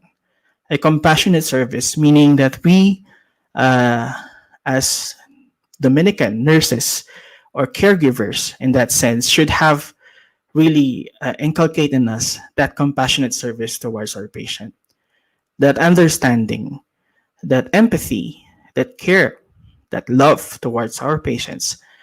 And not just with our patient, as well as with our coworkers, with our colleagues. And then D for dynamism. Looking under the lens of nursing, again, I'd like to specifically emphasize that dynamic nursing care. Dynamism, having the definition of really with full energy or open to change, right? And then we know for a fact that the nursing care that we provide to our patient is always dynamic and individualized. The nursing care is dynamic and cyclical, right? It does not stop from it starts with assessment, goes on with your diagnosis, with your planning, implementation, and evaluation, and it does not stop there. It still goes on, right? It's always open to change. We go ahead with reassessment again, and then it becomes cyclical. Uh, it repeats itself depending on the client's condition. And we know for a fact that our patient's condition always changes, right? It could be for the better or for worse, depending on the prognosis of the disease and the nursing care that we give, nursing and medical care that we provide with our patients. And then in that sense, nursing care is really dynamic. We go ahead with competence as SDCA core values. And under the lens of nursing, I'd like to emphasize that we are committed, or we as nursing graduates of St. Dominic should be committed towards competence. As nurses, we should never stop trying to achieve excellence, right? Because we are caring for the lives of our patient. It is not something like you can undo or erase once you commit a mistake. Competence or nurses, or as nurses, or even as nursing students for now, and caregivers, we should always commit ourselves towards competence. That we are putting our one foot forward always into learning. We're open to change. We're open to learning new things. We should not get tired of learning. And because learning really never stops. Even if you are already nurses, professional ones, even if you're already working for for 10, 20, 50 years in the nursing field, there will always be changes. And these changes should always inspire us to become more competent in our field. And then the last one is accountability. And under the nursing lens, I'd like to focus on emphasize this as professional accountability. That we as nurses should always be professionally accountable for our actions, for our behavior in that sense. I really like the way Dr. Roa has always been reminding you, dear students, about your professionalism. Because as early as now, you're being molded by St. Dominic basically to become professionals. And to be a professional, you should be accountable, not just for your actions, but for yourself. As a professional, you should be accountable towards how you not just on how you look, on how you act, on how you speak, all of the aspects of you as being molded towards being a professional nurse should be there as early as now. And that is kudos to the college for doing such a great job. As early as now, you're being reminded and you're being molded that you should have that professionalism within you. And now, Dominican nurses nursing the world to health. I was thinking, uh, uh, what more or what better way to really what do you call this, to have that evidence on how Dominican nurses nurse the world, but to really interview them themselves, the nursing graduates, of course, and have been it's had the pleasure to interview some of the nursing graduates from all over the world, from California, from Saudi. Only a few, of course, because I have not had that luxury of time to really contact each one of them, but I was given the opportunity to present them with you. One of which is a graduate of batch 2014. Again, focusing on Dominican nurses nursing the world to health. Uh, we have Mr. Brian Sile Erfilua. His former name is Brian Sile Limbo, if I'm not mistaken, who is now a psychiatric nurse at Olive View Medical Center and in University of California, or in California rather. I'm sorry. So I have asked him a question. All of them have been asked a question. What do you think is unique about being a graduate of St. Dominic that made you become the nurse that you are right now? And he said, St. Dominic gives emphasis on the core values such as service, dynamism, competence, and accountability with their students. As an alumnus, this school has taught me how to be globally competent. It inadvertently prepared me to thrive in a more diverse, interconnected world and different cultures. Best example is basic Spanish class that they've added in the curriculum that I was able to use in communicating with my Latin American patients. And that is what I think makes it unique. Based on my experience, Filipino nurses are treated fairly. I think it's a plus that nurses who graduated from the Philippines get the bachelor's degree. Hospitals here in the United States strongly preferred this as a major credential to meet their standards. In fact, most of my coworkers are Filipinos. Not to mention that Filipinos are taught at a young age to prioritize the good of the group over the individual, to work hard and to respect authority. All essential values in high pressure hierarchical world of nursing. We have utmost respect to our elders. Filipino nurses are recognized because we treat our patients like our own family, and that's what I think makes Filipino nurses essential in the healthcare field. Another is a response from Miss Mara Moreno. She's now working as a nurse in Dr. Suleiman Faki Hospital in Jeddah, Saudi Arabia. And she said, St. Dominic College of Asia is a school who did not only impart knowledge and augment student skills in their chosen endeavors. It is an institution that inculcated attitude of what a genuine nurse is. It honed us to be nurses who offers not perfect skills, but nurses who cared holistically. That makes a big difference.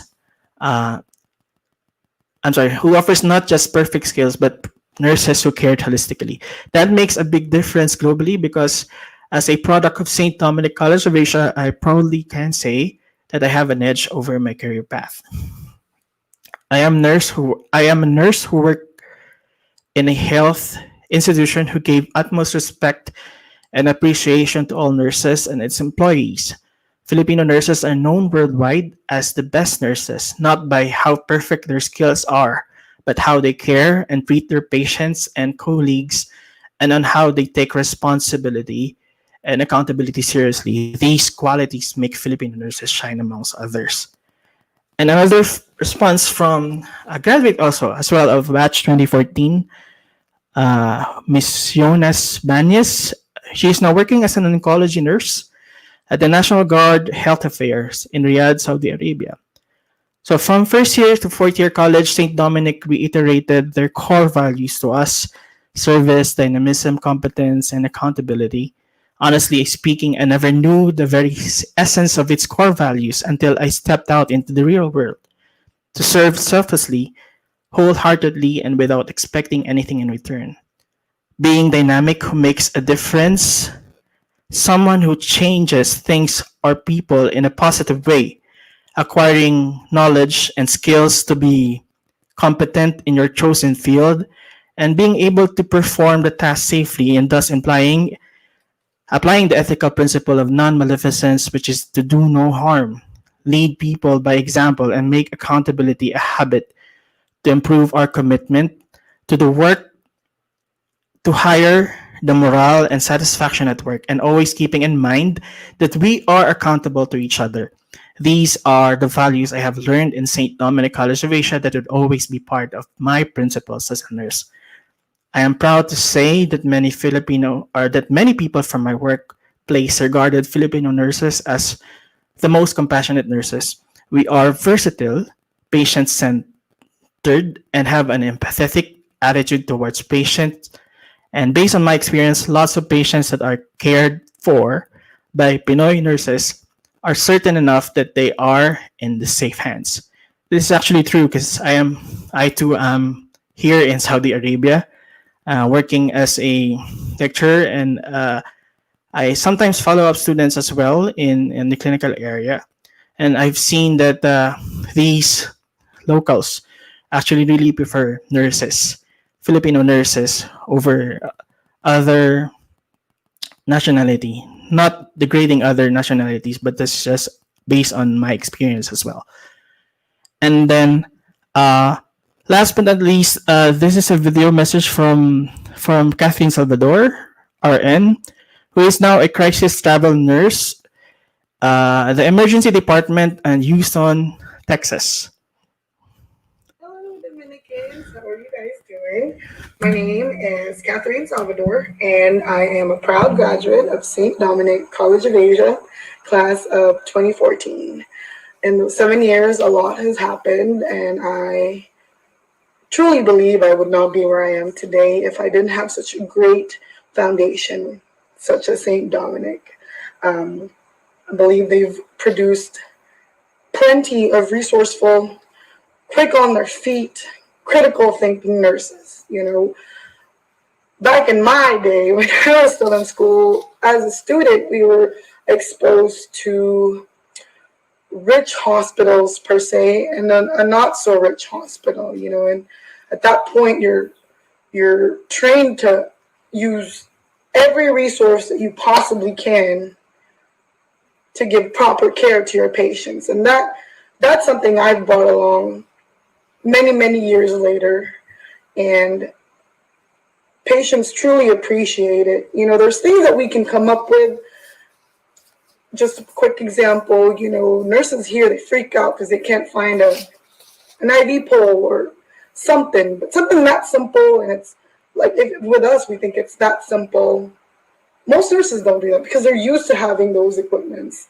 So when they're not readily available, especially because of the increase of numbers in patients, that's something. Let me go ahead with the Hello, Dominicans. How are you guys doing? second part of the video. Sorry. That's something that they worry about and are nervous about. But as a graduate of St. Dominic College of Asia, I've truly learned how to manage my resources and use them and connect them with proper patient care. And I think I'm forever grateful for that. And as far as Filipino nurses, we are 100% truly preferred over the other nurses here. And I'm not saying that we're better than them. And, you know, we're all nurses and we're doing the best that we can. But I can honestly say most of my patients get almost a sense of relief to know that they'll be taken care of by a Filipino nurse, because the kind of care we provide and the kind of just, it's different, you know, it's different. And your patients will be able to tell, and your colleagues will be able to tell, you know, and that's something that I'm truly proud of, something that makes me happy, and that's something that I always boast about. Anytime they ask me what kind of, you know, what are you? Oh, I'm a Filipino. You know, I will be taking care of you tonight. And I think that's amazing. And I'm, you know, praying for you guys' success, and I hope you guys make the best of it. That's something. All right. So that's it. I mean, what more can we to better really exemplify how Dominican nurses are nursing the world, but to really get it from the mouths of those graduates of the nursing in St. Dominic College of Asia, and share their experiences and how St. Dominic really had a great impact on them as graduates of the college, and how it helped them become the nurses that they are now. And I am now at the end of my presentation, and I'd like to say this that as a nurse, we should never stop learning, as change is a constant reminder that we should always keep on our one foot forward in what we do. Grab every opportunity to learn and develop yourself a professional, to develop yourself as a professional as an individual. Happy Nurses Week and Caregivers Week, everyone, and thank you so much for this opportunity. God bless you all.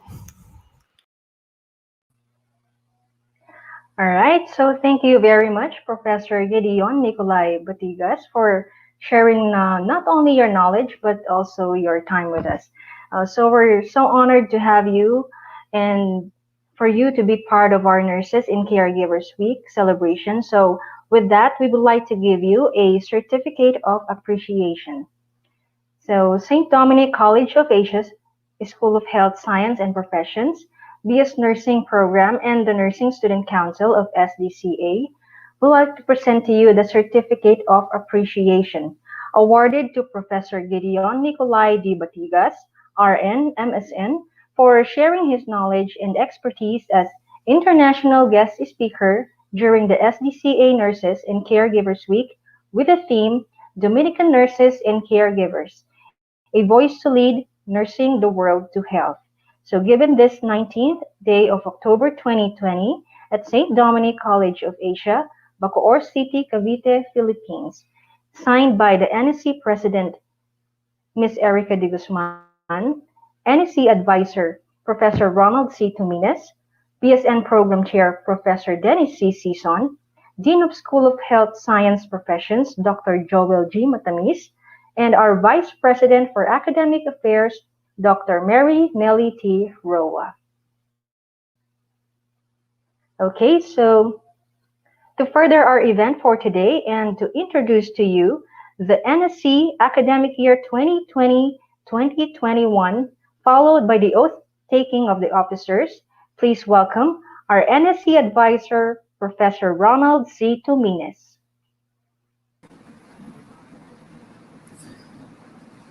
Good morning to our President, Dr. Gregorio A. Andaman Jr., the Vice President for Academic Affairs, Dr. Mary Nelly T. Roa,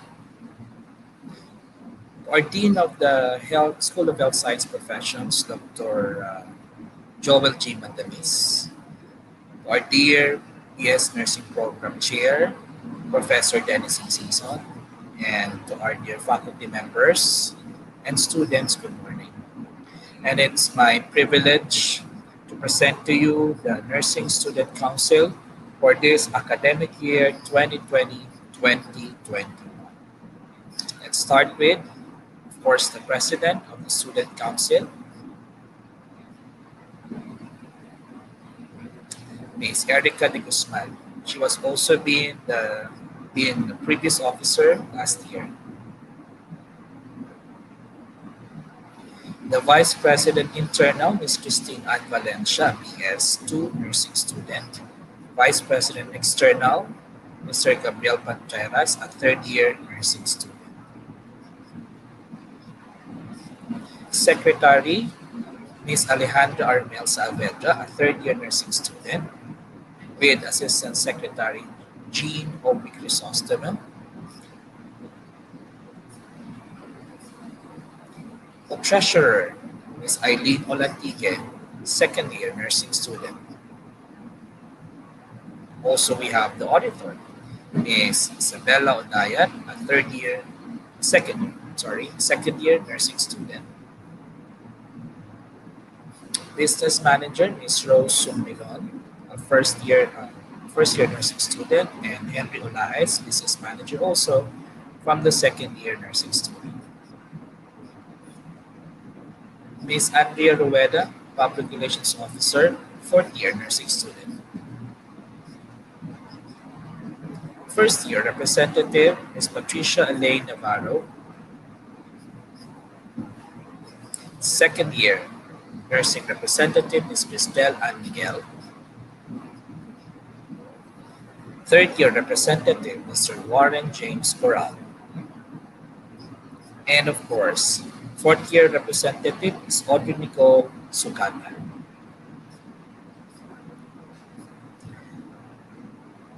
To all officers and you elected, may I encourage you to please raise your right hand and repeat after me. Okay? I state your name, please.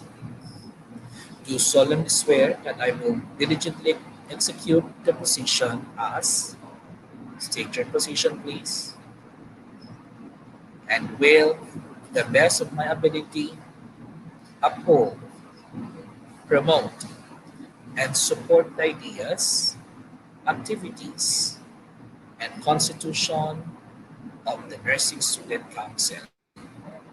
I will serve as a positive role model, leader, and voice for the student population and will represent the Dominican student nurses as well as possible. Thank you, and congratulations to our new set of officers for this academic year 2020-2021.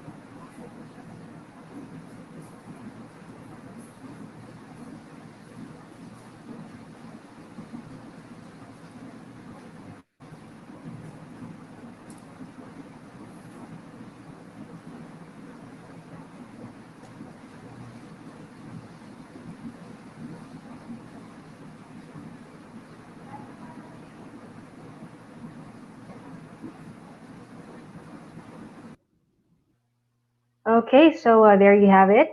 Once again, congratulations to all of our new sets of Nursing Student Council for this academic year 2020 until 2021. All right, so as we move along on our celebration this morning, we will be sharing with you guys a very heartwarming videos that will surely make us all proud with our chosen profession. So the Philippine Nurses Association is mandated organization for nurses based on Philippine Nursing Act of 2002. So for a nursing student like me, this will be our future profession and this will be our future professional organization. So let us all be inspired and be proud to be part of this profession. So let's all watch this.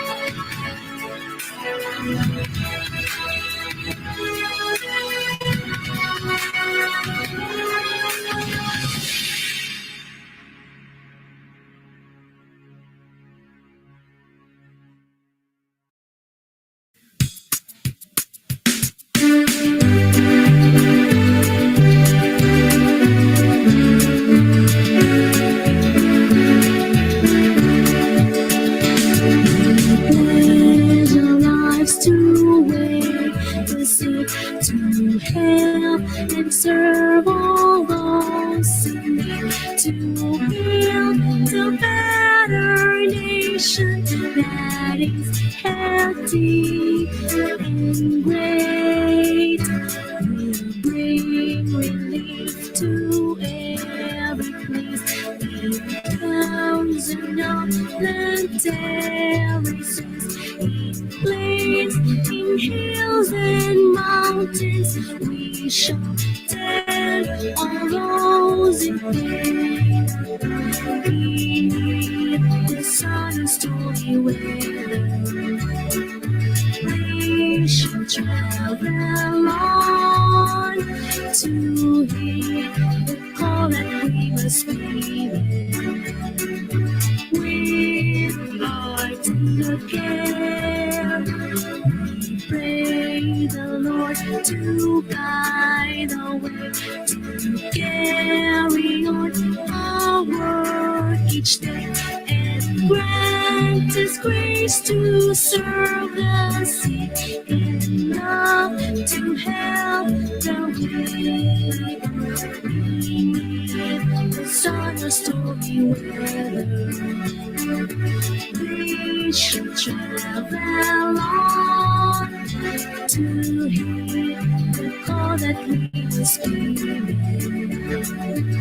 With our tender care, we pray the Lord to guide our way, to carry on our work each day, and grant us grace to serve the sick and love to help the weak.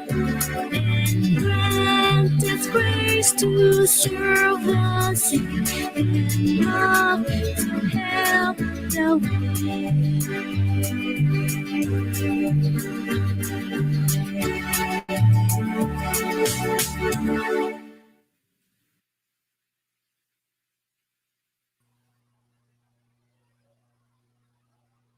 Okay, wow, that is so amazing. Really. I'm sure all of us here right now feels every inch of that video, right? So, and that really makes us all proud to be a part of this organization and its continuous journey of a never-ending art of caring.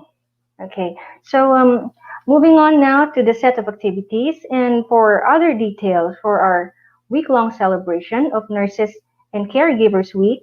So let's welcome now our President of Nursing Student Council. Please welcome Miss Erica.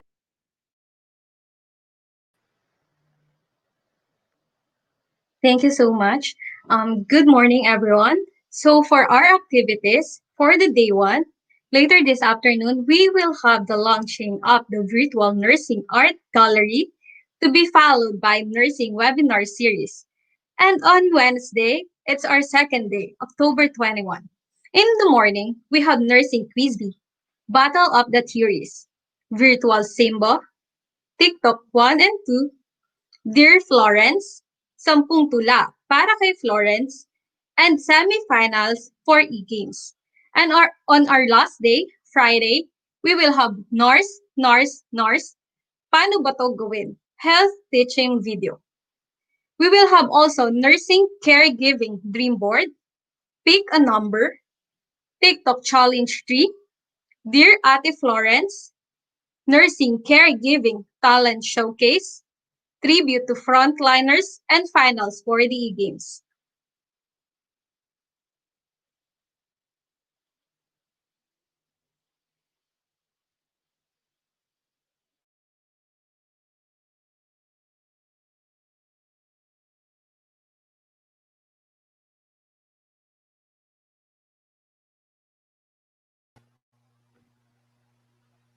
All right.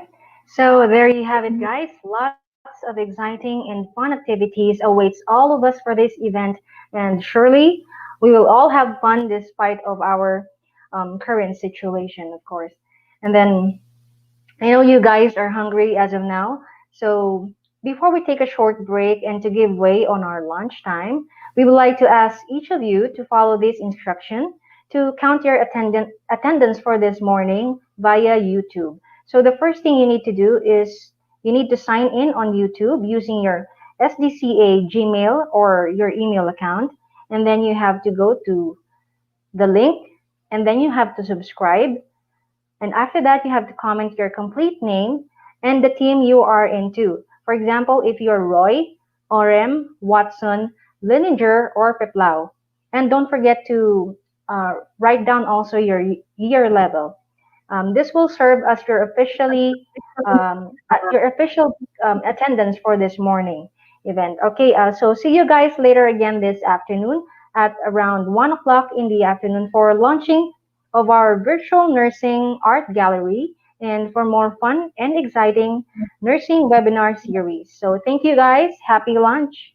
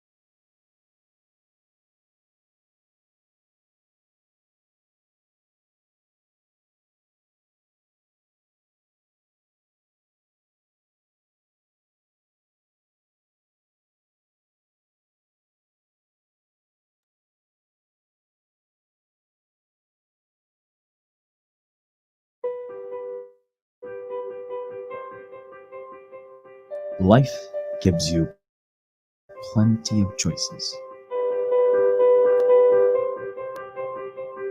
So you have to choose the best.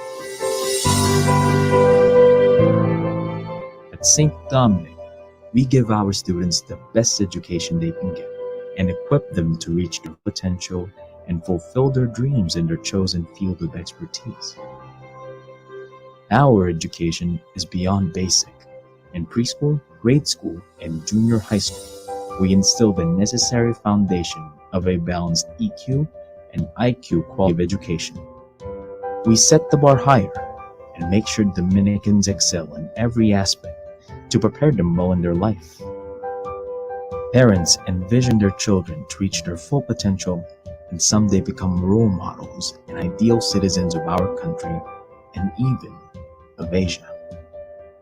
This vision has become our mission since St. Dominic was first founded in 2003, and to this day, St. Dominic has mastered the quality of education that we offer from basic education to graduate studies. St. Dominic continuously hones all passionate achievers to become the professionals they dream to become. Because your vision is our mission.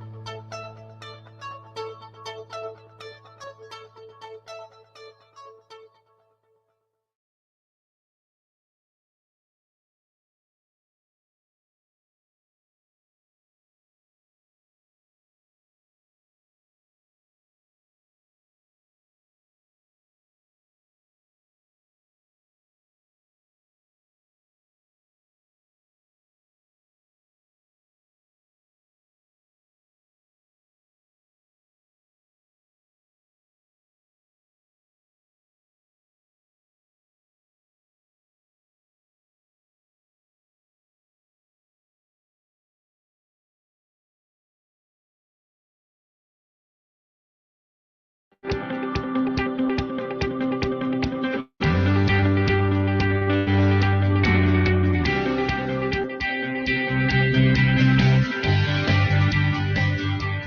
story of St. Dominic College of Asia is a shining example of what a dedicated family is capable of achieving through perseverance, hard work, and cooperation. In 2003, 12 years after the realization of the Dream Hospital, St. Dominic Medical Center in Cavite, St. Dominic College of Arts and Sciences was founded, initially offering programs in caregiving and Bachelor of Science in Nursing in collaboration with SAMC.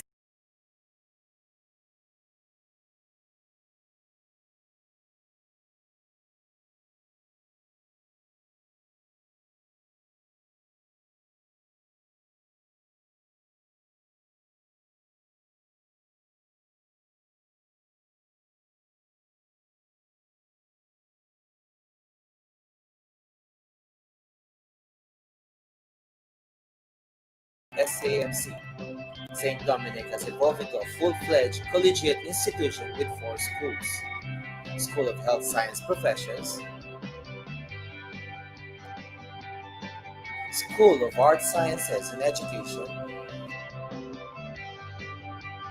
School of International Hospitality and Tourism Management, and School of Business and Computer Studies.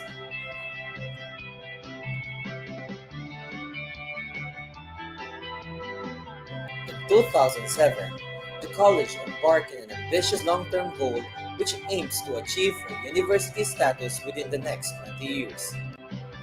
Preparations towards accreditation of the academic programs was pursued in earnest.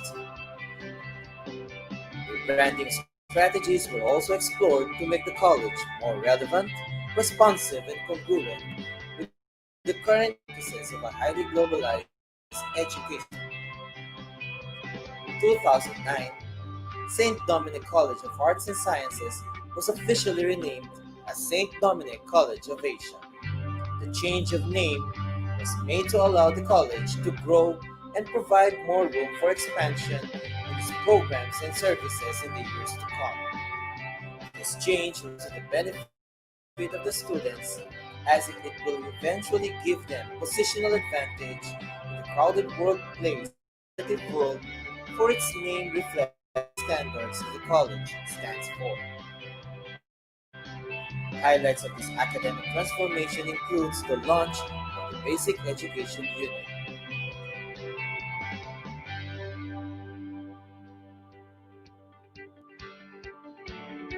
and Level 1 accreditation of business administration, technology, education, psychology, hospitality management, and nursing programs for the Philippine Association of Colleges and Universities Commission and Accreditation in 2014.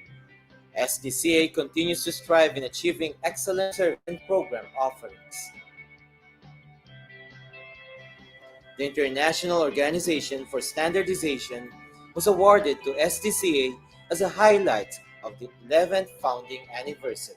In response with the 2015 ASEAN integration and backed up by our impressive track record in higher education, SDCA reaffirmed our leadership by keeping up with the changes in the Philippine education system. The launch of our progressive and industry-responsive senior high school in 2016. Same year, SDCA Graduate School offered Master in Business Administration and Master of Arts in Psychology, proved to the community indeed walked the talk. Through the leadership of Dr. Nilda W. Balsicas, SDCA is working towards the institutional sustainability accreditation and achieved the PACO COA Level 3 accreditation in the occasion of SDCA's 15th year in 2018. Another milestone marks the crucial year of the institution as SDCA opened the 11-story Greg Dom Building 3. With the dynamism of SDCA's industry-seasoned faculty and administrators, the institution was able to achieve various recognition in academics. In the areas of linkages, SDCA continues to have strong relationships with industry partners and academic networks.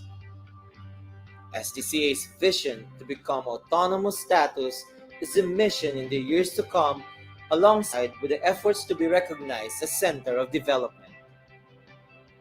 St. Dominic College of Asia to accomplish for the past 15 years is a testimony of its core values of service, dynamism, competence, and accountability. Because in St. Dominic College of Asia, we revolutionized education.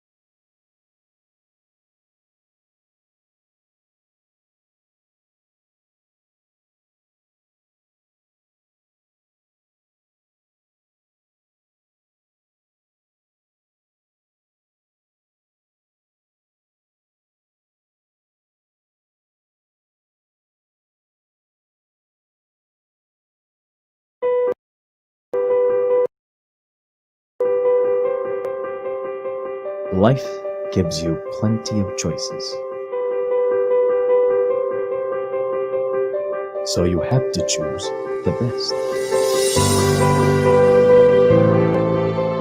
At St. Dominic, we give our students the best education they can get and equip them to reach their full potential and fulfill their dreams in their chosen field of expertise. Our education is beyond basic. In preschool, grade school, and junior high school, we instill the necessary foundation of a balanced EQ and IQ quality of education. We set the bar higher and make sure Dominicans excel in every aspect to prepare them well in their life. Parents envision their children to reach their full potential and someday become role models and ideal citizens of our country and even of Asia.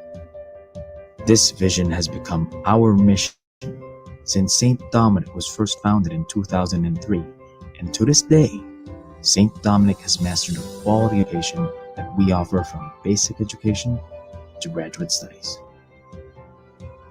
St. Dominic continuously hones all passionate achievers to become the professionals they dream to become.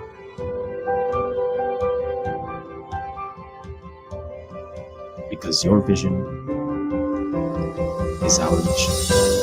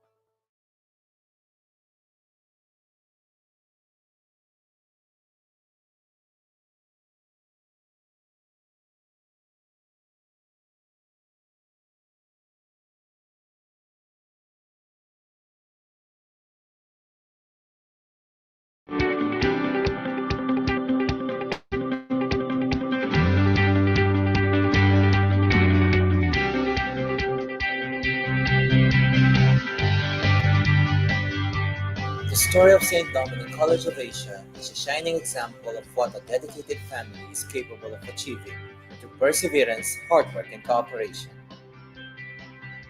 In 2003, 12 years after the realization of the Dream Hospital, Dominic St. Dominic College of Arts and Sciences was founded, initially offering programs in caregiving and bachelor. St. Dominic has evolved into a full-fledged collegiate institution with four schools: School of Health Science Professions, School of Arts Sciences and Education, School of International Hospitality and Tourism Management,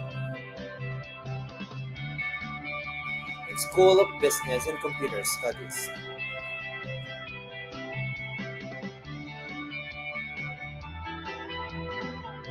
In 2000, the college embarked on an ambitious long-term goal which aims to achieve a university status in the next 20 years. Preparations towards accreditation of the academic programs was pursued in earnest. Rebranding strategies were also explored to make the college more relevant, responsive, and congruent with the current trends and practices of a highly globalized educational system. In 2009, St. Dominic College of Arts and Sciences was officially renamed as St. Dominic College of Asia. The change of name was made to allow the college to grow and provide more room for expansion in its programs and services in the years to come. This change redounds to the benefit of the students, as it will eventually give them positional advantage in the crowded workplace in the competitive world, for its name reflects the global standards the college stands for. Highlights of this academic transformation includes the launch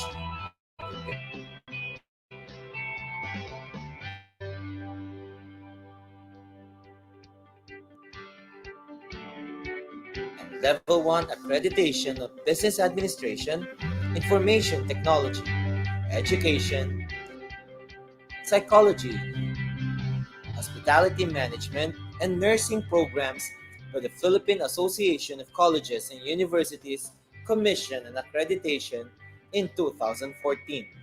SDCA continues to strive achieving excellent service and program offering. The International Organization for Standardization was awarded to SDCA as a highlight of the 11th founding anniversary. In response with the 2015 ASEAN integration and backed up by our impressive track record in higher education, SDCA reaffirmed our leadership by keeping up with the changes in the Philippine education system. The launch of our progressive and industry responsive senior high school in 2016. Same year, SDCA Graduate School offered Master in Business Administration and Master of Arts in Psychology, proved to the community indeed walked the talk.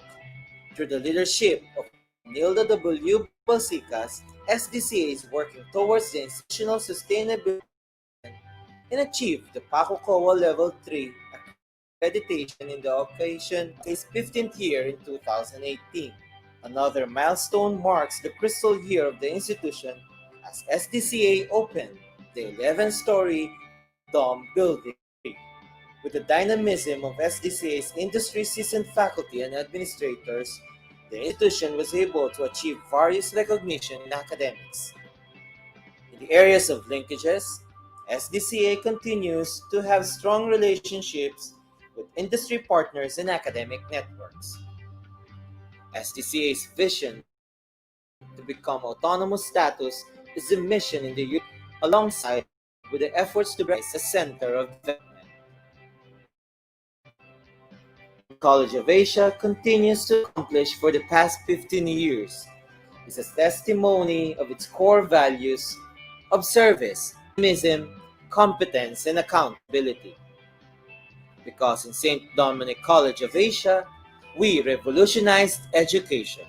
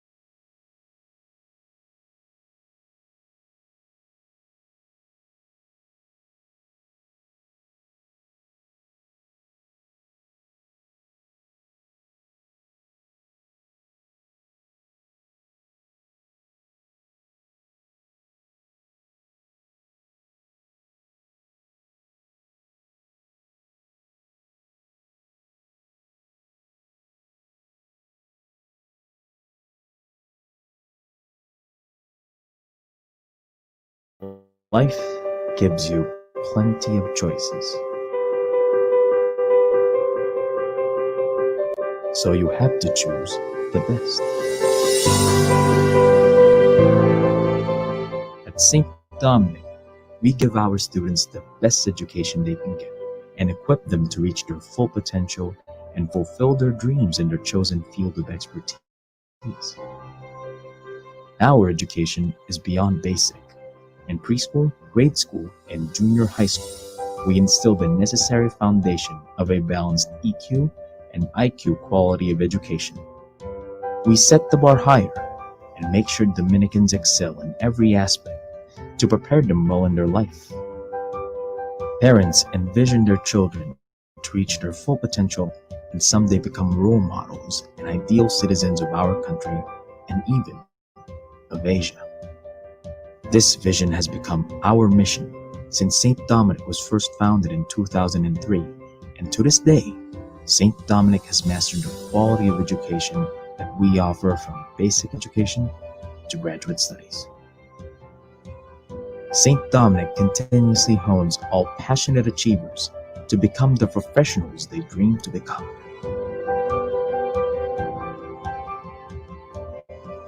Because your vision is our mission.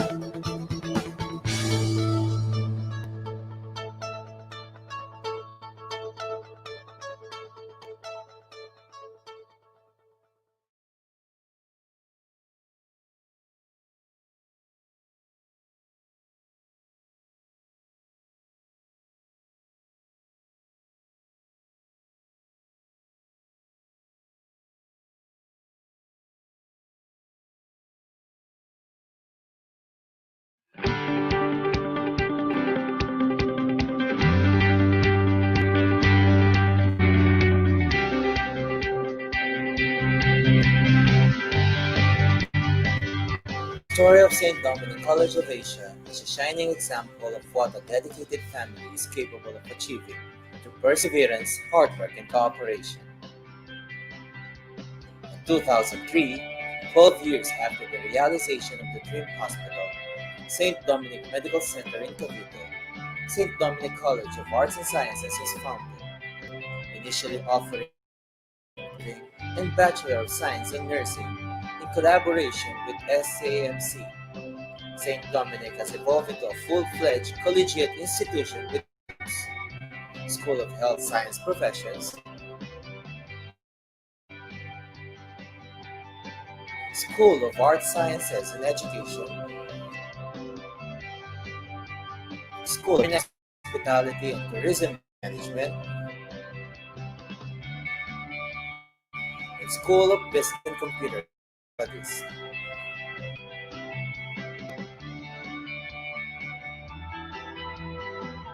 In 2007, the college embarked on an ambitious long-term goal which aims to achieve a university status within the next 20 years.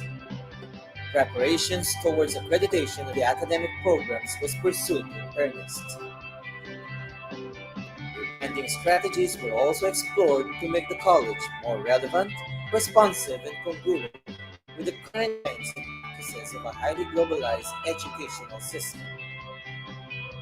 In 2009, St. Dominic College of Arts and Sciences was officially renamed as St. Dominic College of Asia. The change of name made to allow the college to grow and provide more expansion of its programs and services in the years to come. This change redounds to the benefit of the students, as it will eventually give them positional advantage in the crowded workplace, and for its name reflects the global standards the college stands for. Highlights of this academic transformation includes the launch of Basic Education Unit,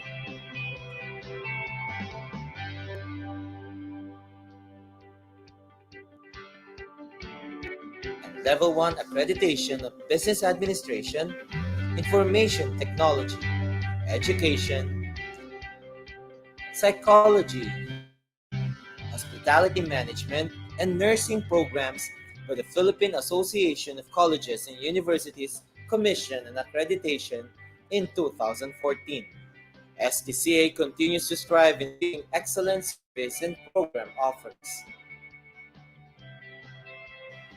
The International Organization for Standardization was awarded to SDCA as a highlight of the 11th founding anniversary. In response with the 2015 ASEAN integration and backed up by our impressive track record in higher education, SDCA reaffirmed our leadership by keeping up with the changes in the Philippine education system. The launch of our progressive and industry-responsive senior high school in 2016.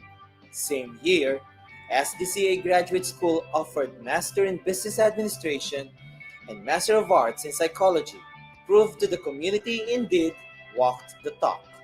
Through the leadership of Dr. Nilda W. Balsicas, SDCA is working towards the institutional sustainability accreditation and achieved the PACOCOA Level 3 accreditation in the occasion of SDCA's 15th year in 2018. Another milestone marks the crystal year of the institution as SDCA opened the 11-story Greg Building 3. With the dynamism of SDCA's industry-seasoned faculty and administrators, the institution was able to achieve various recognition in academics. In the areas of linkages, SDCA continues to have strong relationships with industry partners and academic networks. SDCA's vision to become autonomous status is the mission in the years to come, alongside with the efforts to be recognized as center of development. St. College of Asia continues to accomplish for the past 15 years is a testimony of its core values of service, dynamism, competence, and accountability. Because in St. Dominic College of Asia, we revolutionized education.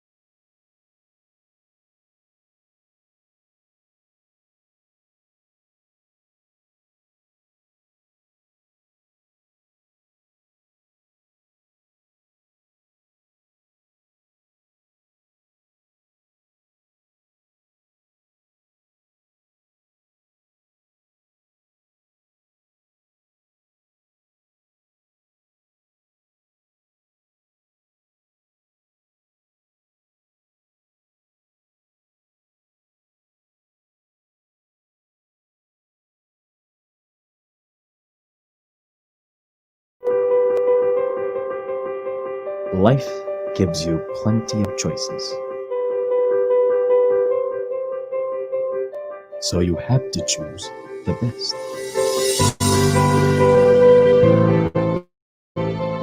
At St. Dominic, we give our students the best education they can get and equip them to reach their full potential and fulfill their dreams in their chosen field of expertise. Our education is beyond basic. In preschool, grade school, and junior high school, we instill the necessary foundation of a balanced EQ and IQ quality of education. We set the bar higher and make sure Dominicans excel in every aspect to prepare them well in their life. Parents envision their children to reach their full potential and someday become role models and ideal citizens of our country and even of Asia. This vision has become our mission since St. Dominic was first founded in 2003, and to this day, St. Dominic has mastered the quality of education that we offer from basic education to graduate studies. St. Dominic continuously hones all passionate achievers to become the professionals they dream to become. Because your vision is our mission.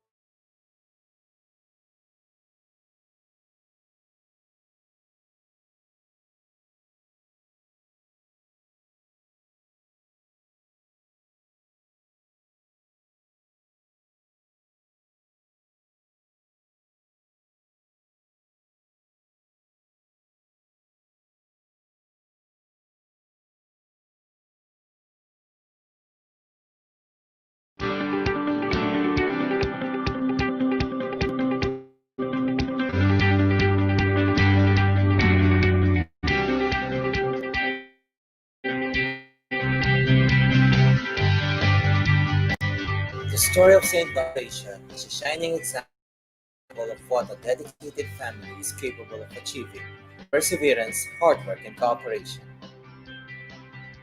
In 2003, 12 years after the realization of the Dream Hospital, St. Dominic Medical Center in Cavite, St. Dominic College of Arts and Sciences was founded, initially offering programs in caregiving and Bachelor of Science in Nursing in collaboration with SAMC.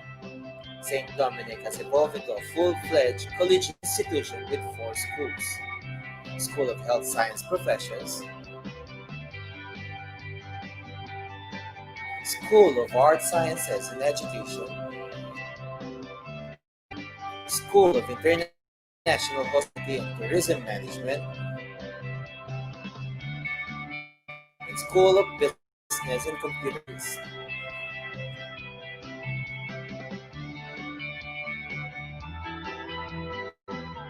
In 2007, the college embarked on an ambitious long-term goal which aims to achieve a university status within the next 20 years. Preparations towards accreditation of the academic programs was pursued in earnest. Rebranding strategies were also explored to make the college more relevant, responsive, and congruent with the current trends and practices of a highly globalized educational system. In 2009, St. Dominic College of Arts and Sciences was officially renamed as St. Dominic College of Asia. The change of name was made to allow the college to grow and provide more room for expansion in its programs and services in the years to come. This change redounds to the benefit of the students, as it will eventually give them positional advantage in the crowded workplace in the competitive world, for its name reflects the global standards the college stands. Highlights of this academic transformation includes the launch of the Basic Unit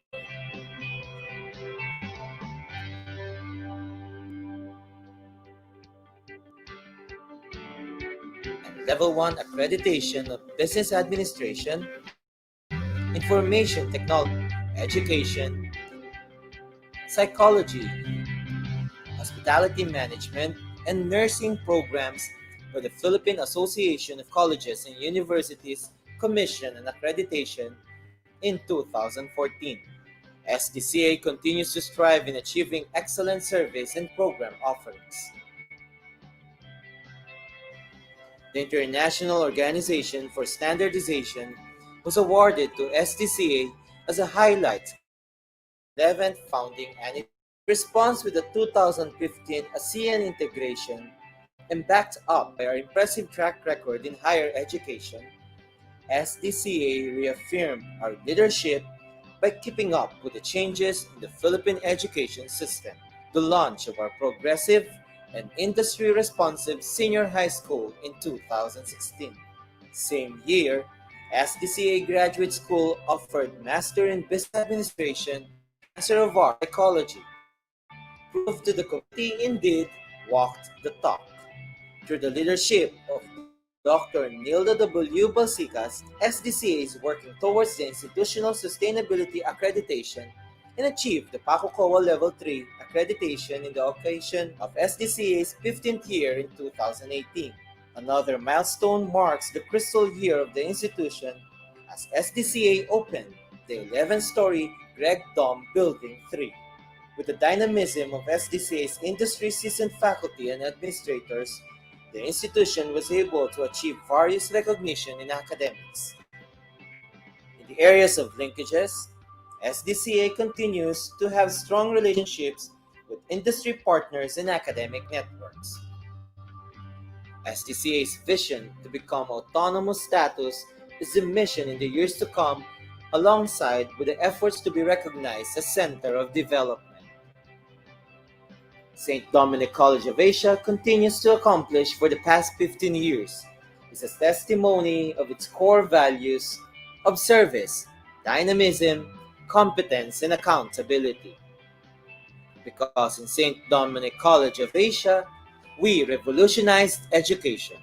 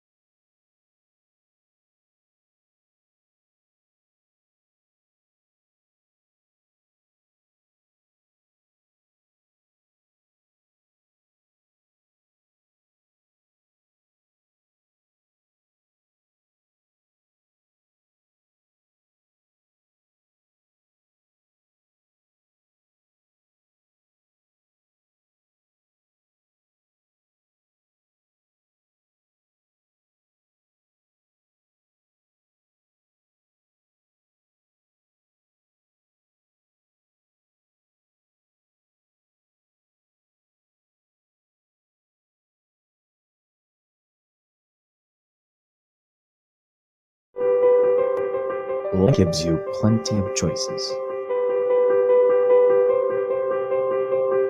so you have to choose the best. At St. Dominic, we give our students the best education they can get and equip them to reach their full potential and fulfill their dreams in their chosen field of expertise.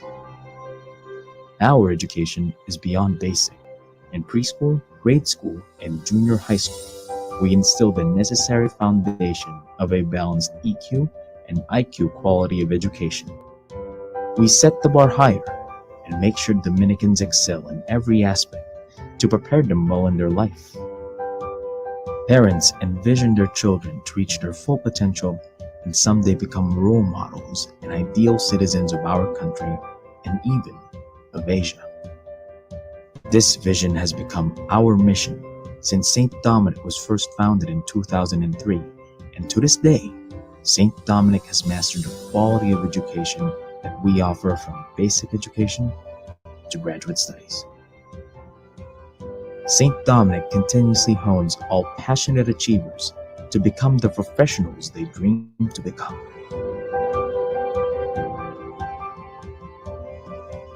Because your vision is our mission.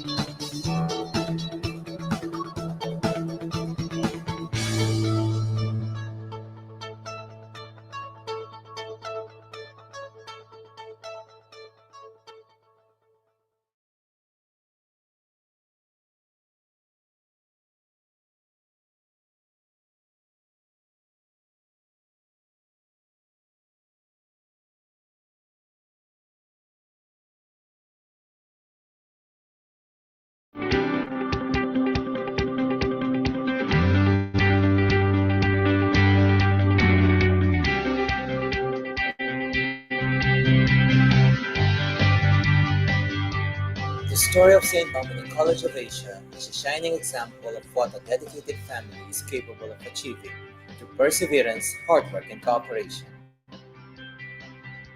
In 2003, 12 years after the realization of the Dream Hospital, St. Dominic Medical Center in Cavite, St. Dominic College of Arts and Sciences was founded, initially offering programs in caregiving and Bachelor of Science in Nursing in collaboration with SMC.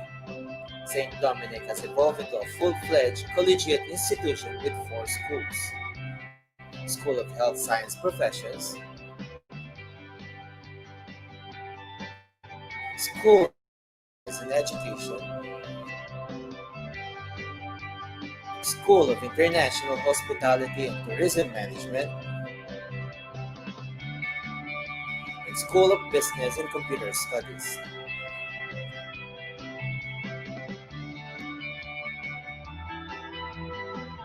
In 2007, the college embarked on an ambitious long-term goal which aims to achieve a university status within the next 20 years. Preparations towards accreditation of the academic programs was pursued in earnest. Rebranding strategies were also explored to make the college more relevant, responsive, and congruent with the current trends and practices of a highly globalized educational system. In 2009, St. Dominic College of Arts and Sciences was officially renamed as St. Dominic College of Asia. The change of name was made to allow the college to grow and provide more room for expansion in its programs and services in the years to come. This change redounds to the benefit of the students, as it will eventually give them positional advantage in the crowded workplace in the competitive world, for its name reflects the global standards the college stands for. Highlights of academic transformation includes the launch of the Basic Education Unit,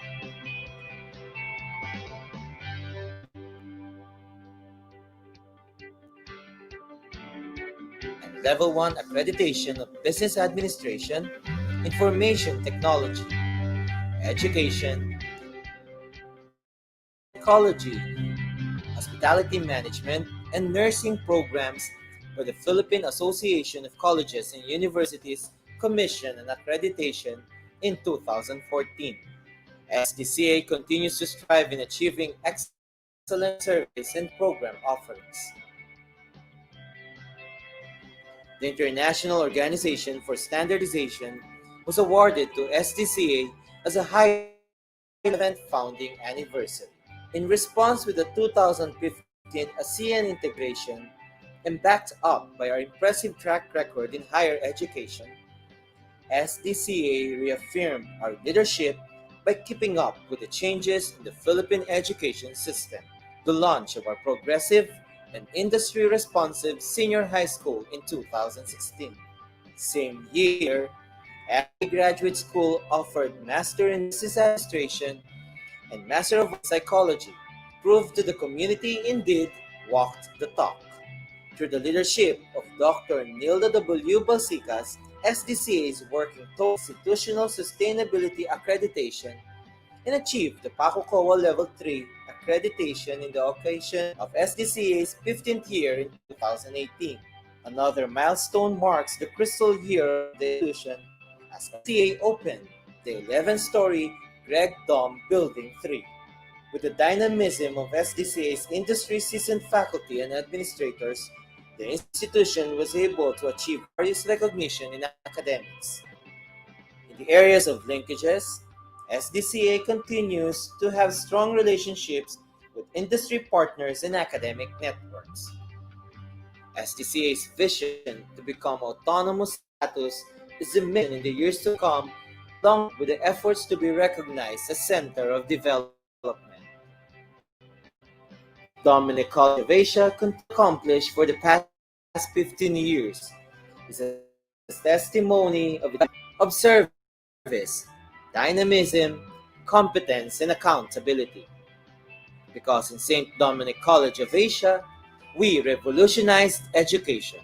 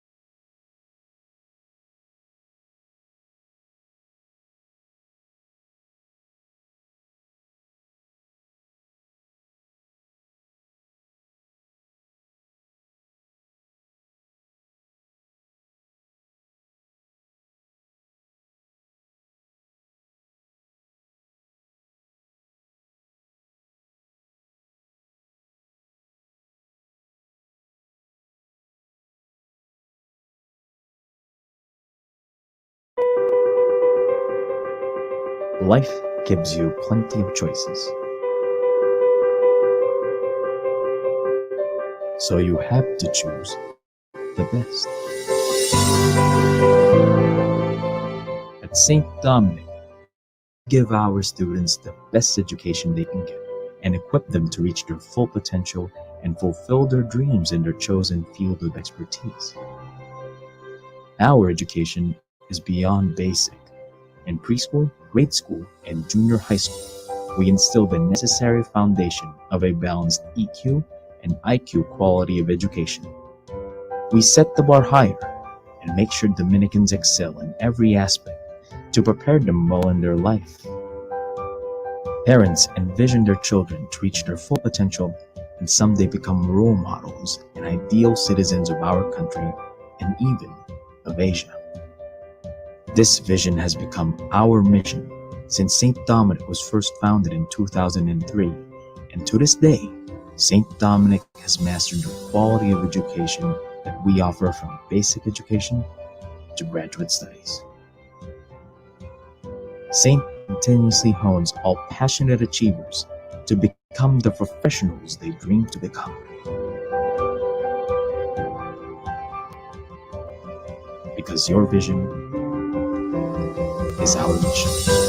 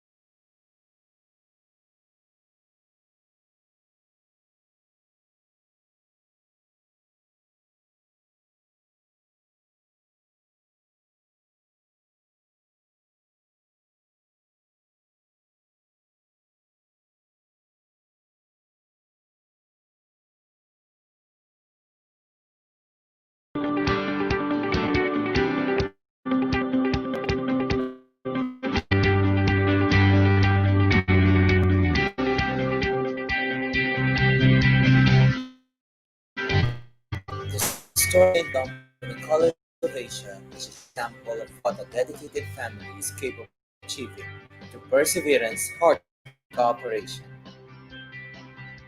In 2003, 12 years after the realization of the Dream Hospital, St. Dominic Medical Center in Cavite, St. Dominic College of Arts and Sciences was founded, initially offering programs in caregiving and Bachelor of Science in Nursing in collaboration with SAMC. St. Dominic has evolved into a full-fledged collegiate institution with four schools: School of Health Science Professions, School of Arts, Sciences and Education, School of International Hospitality and Tourism Management, and School of Business and Computer Studies.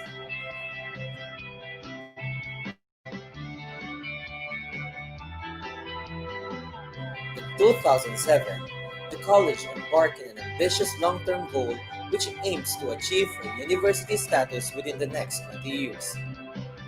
Preparations towards accreditation of the academic programs was pursued in earnest.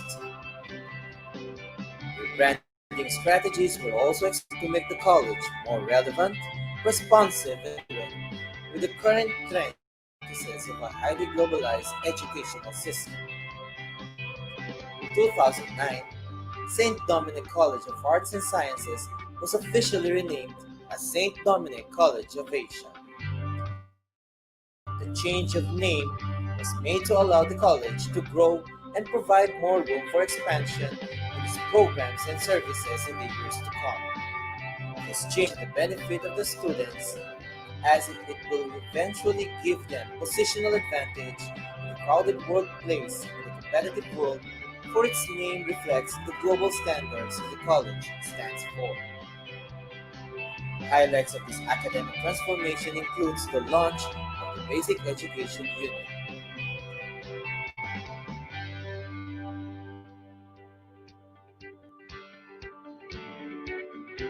accreditation of business administration, information technology, education, psychology, hospitality management, and nursing programs by the Philippine Association of College Universities Commission and Accreditation in 2014.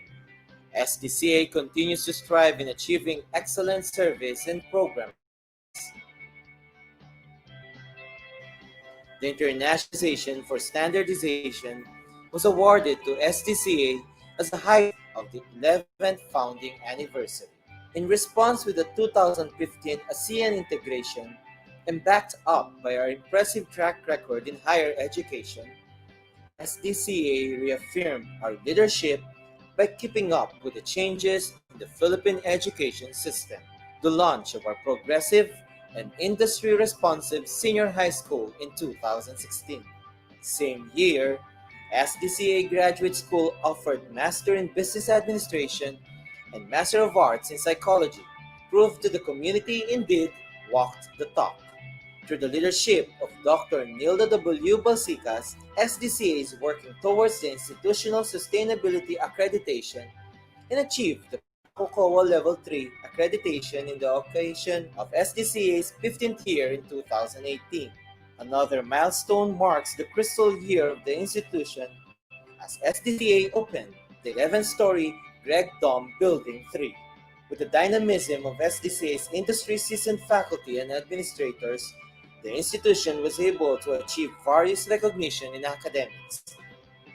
In the areas of linkages, SDCA continues to have strong relationships with industry partners and academic networks. SDCA's vision to become autonomous status is the mission in the years to come, alongside with the efforts to be recognized as a center of development.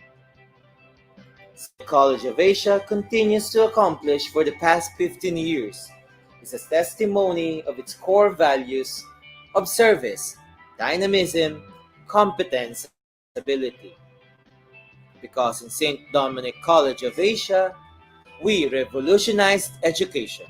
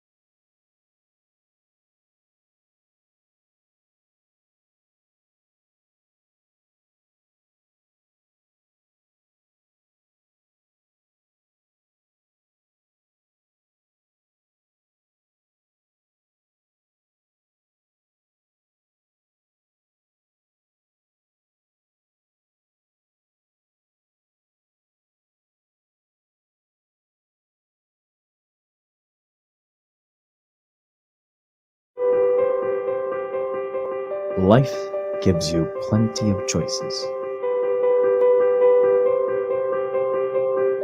So you have to choose the best. At St. Dominic, we give our students the best education they can get and equip them to reach their full potential and fulfill their dreams in their chosen field of expertise. Our education is beyond basic. In preschool, grade school, and junior high school, we instill the necessary foundation of a balanced EQ and IQ quality of education. We set the bar higher and make sure Dominicans excel in every aspect to prepare them well in their life. Parents envision their children to reach their full potential and someday become roles and ideal citizens of our country and even of Asia. This vision has become our mission since St. Dominic was first founded in 2003, and to this day, St. Dominic has mastered the quality of education that we offer from basic education to graduate studies. St. Dominic continuously hones all passionate achievers to become the professionals they dream to become.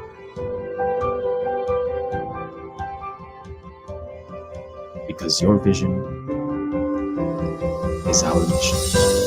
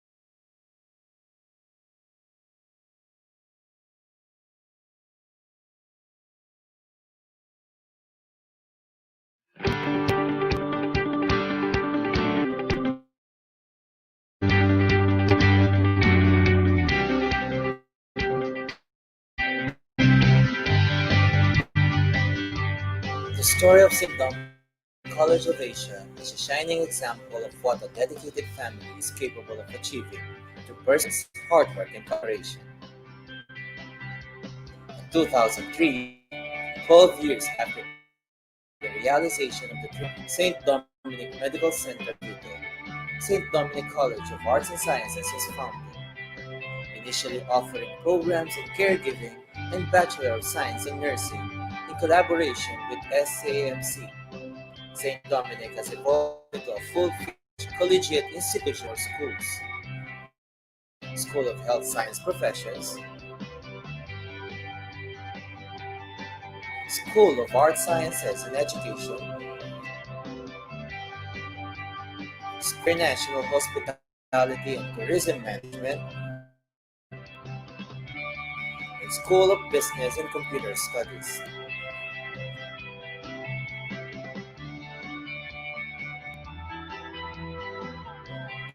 In 2007, the college embarked on an ambitious long-term goal which aims to achieve a university status within the next 20 years.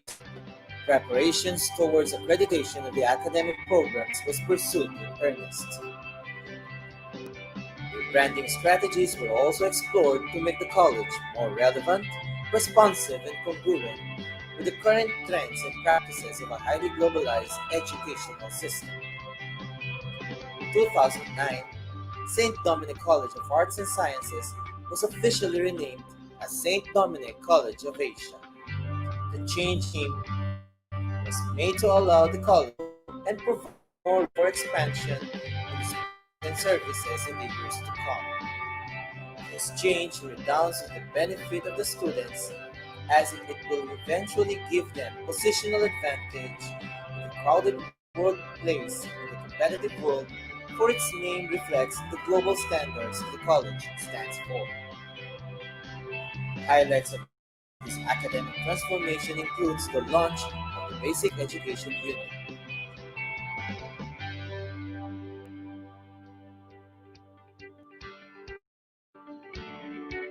and Level 1 accreditation of Business Administration, Information Technology Education, Psychology, Hospitality Management, and Nursing programs for the Philippine Association of Colleges and Universities Commission and Accreditation in 2014.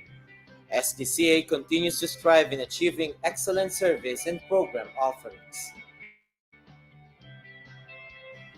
The International Organization for Standardization was awarded SDCA as a highlight of the 11th founding anniversary.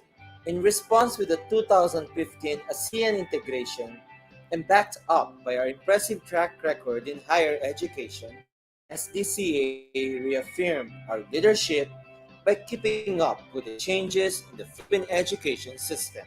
The launch of our progressive and industry-responsive senior high school in 2016. SDCA Graduate School offered Master in Administration and Master of Arts in Psychology, proved to the community indeed walked the talk. Through the leadership of Dr. Nilda W. Balsicas, SDCA is working towards the institutional sustainability accreditation and achieved the PACO-COA Level 3 in the occasion of SDCA's 50th year in 2018. Another milestone marks the crystal year of the institution as SDCA opened the 11-story Greg Dom Building 3. With the dynamism of SDCA's industry-seasoned administrators, the institution to achieve various recognitions. In the areas of linkages, SDCA continues to have strong relationships with industry partners and academic networks. SDCA's vision to become autonomous status is the mission in the years to come, alongside with the efforts to be recognized as a center of development. St. Dominic College of Asia continues to accomplish for the past 15 years is a testimony of values of service, dynamism, competence, and accountability. Because in St. Dominic College of Asia, we revolutionized education.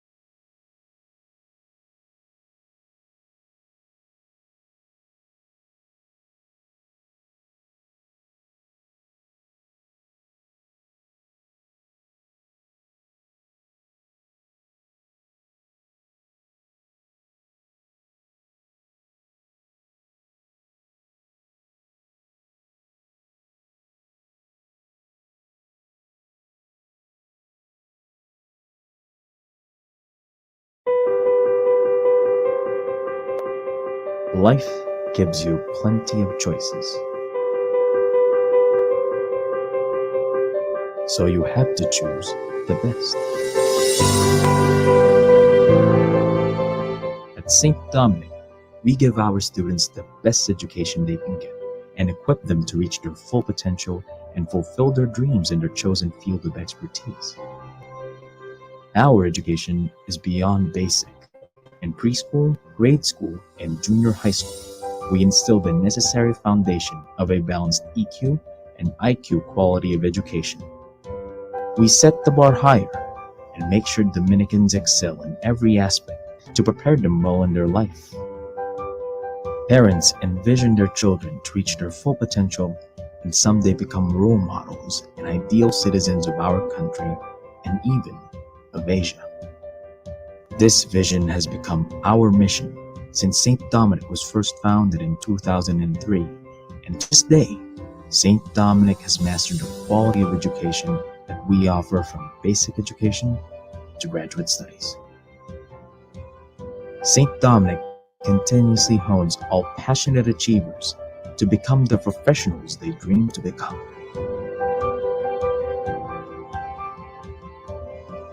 Because your vision is our mission.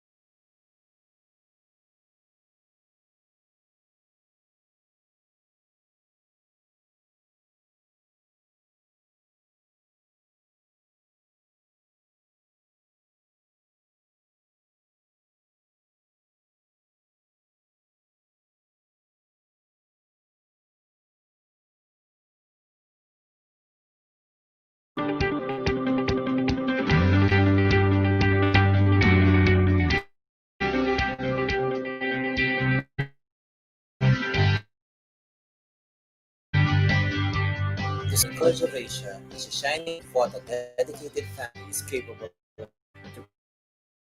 persevere and cooperate. In 2003, 12 years after the realization of the Dream Hospital, St. Dominic Medical Center in Cavite, St. Dominic College of Arts and Sciences was founded, initially offering programs in caregiving and Bachelor of Science in Nursing in collaboration with SAMC. St. Dominic has evolved into a full-fledged collegiate institution with 4 schools: School of Health Science Professions, School of Arts Sciences and Education, School of International Hospitality and Tourism Management, and School of Business and Computer Studies.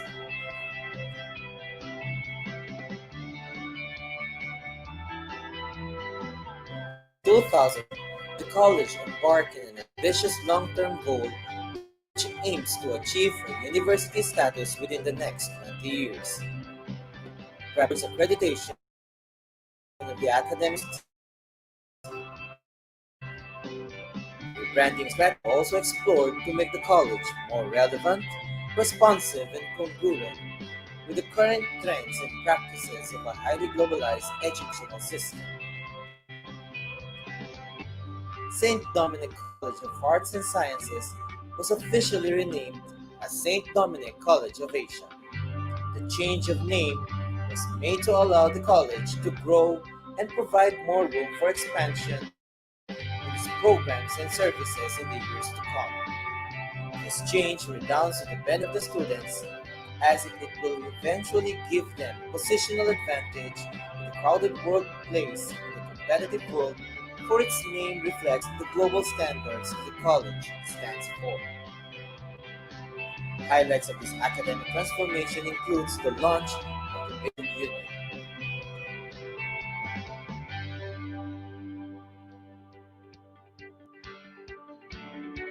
and Level 1 accreditation of Business Administration, Information Technology, Education, Psychology, Hospitality Management programs by the Philippine Association of Colleges and Universities Commission and Accreditation in 2014. SDCA continues to strive in achieving excellent service and program offerings. The International Organization for Standardization was awarded to SDCA as a highlight of the 11th founding anniversary. In response with the 2015 ASEAN integration and backed up by our impressive track record in higher education, SDCA reaffirmed our leadership in the changes in the Philippine education system. The launch of our progressive and industry-responsive senior high school in 2016. Same year, SDCA Graduate School offered Master in Business Administration and Master in Psychology, proved to the community indeed walked through the leadership of Dr. Nilda W. Balsicas. SDCA is working towards the institutional sustainability accreditation and achieved the PACOCOA Level 3 accreditation in the occasion of SDCA's 15th year in 2018. On the crystal year of the institution, SDCA opened the 11-story Greg Building 3. With the dynamism of SDCA's industry seasoned faculty and administrators, the institution was able to achieve recognition in academics. In the areas of linkages, SDCA continues to have strong relationships with industry partners and academic networks. SDCA's vision to become autonomous status is the mission in the alongside with the efforts to be recognized as center of development. St. Dominic of Asia continues to accomplish for the past 15 years is a testimony of its core value of service, dynamism, competence, and accountability. Because St. Dominic College of Asia, we represent education.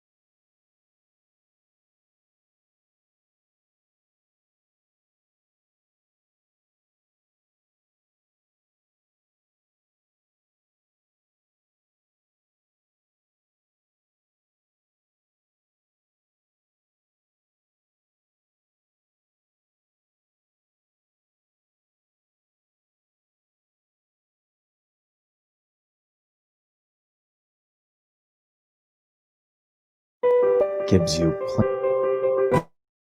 we give out their full in their chosen field of expertise. Our education is beyond basic. In preschool, grade school, and junior high school, we instill the necessary foundation of a balanced EQ and IQ quality of education. We set the bar higher and make sure Dominicans excel in every aspect to prepare them well in their life. Parents envision their children to reach their full potential and someday become role models and ideal citizens of our country, even of Asia. This vision has become our mission, and St. Dominic was first founded in 2003. And to this day, St. Dominic has mastered the quality of education that we offer from basic education to graduate. St. Dominic continuously all paths to become the professionals they dream to become. Because your vision is our mission.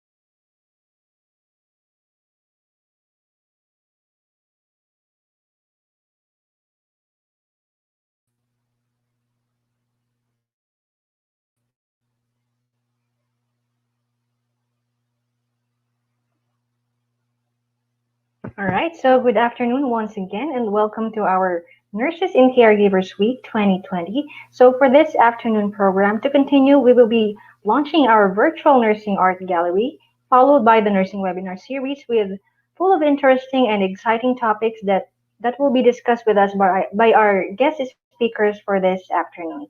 So, first off, the criteria for judging in this virtual art gallery are relevance to the theme, which is 30%, creativity and originality 30%, technique 20%, organization 10%, presentation 10%, and for a total of 100%.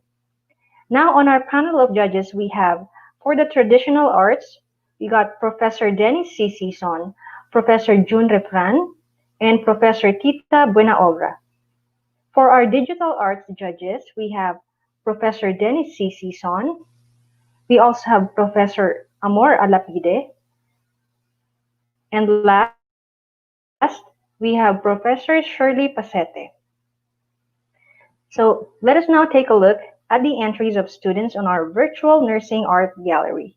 Let's watch this.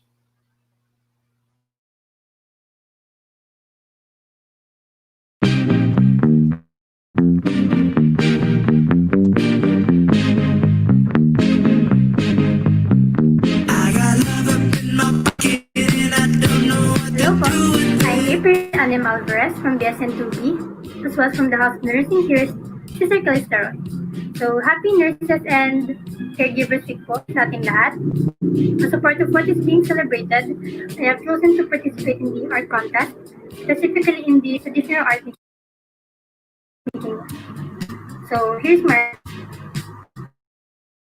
Here, I have used an illustration board, some oil pastels, as well as some cotton buds in completing this artwork. So, I have used these cotton buds in blending and smudging the colors.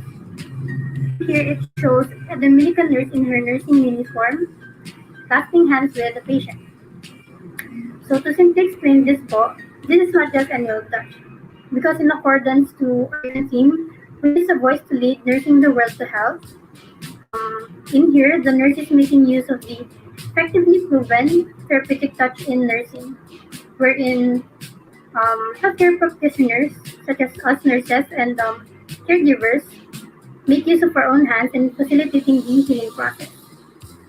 And it also means being able to provide the care that the patients need, which speaks more, definitely leads into nursing the individuals back to health. So yun lang po, thank you.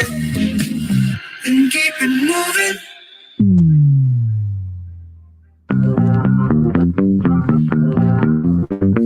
Hi everyone, I'm Giselle Sidalugman from Modern Liner Group, and I would like to show you my art. So the theme that is given is Dominican Nurses and Caregivers Nursing the World to Health.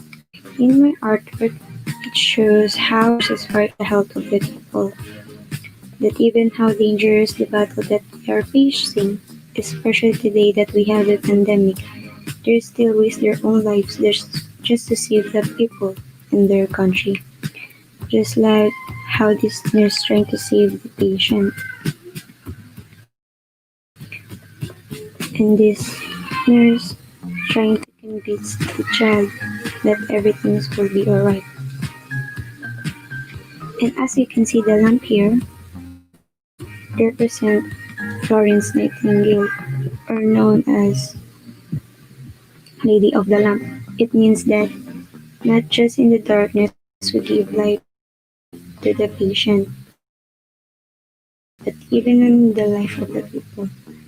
We give them hope to survive in this battle. Obviously, the nurses cannot fight the battle alone because they believe that God is with them. They believe that they can win this battle together with God. Traditional art. Traditional art is art that is part of culture or a certain group of people with skills and knowledge. So this is Florence Nightingale. I drew her because she's a queen, a hero. She changed the face of nursing from a highly untrained profession to a highly skilled and well-respected medical profession with very important responsibilities. It is worthwhile to examine how Nightingale's work and words are relevant to nurses today. So yeah.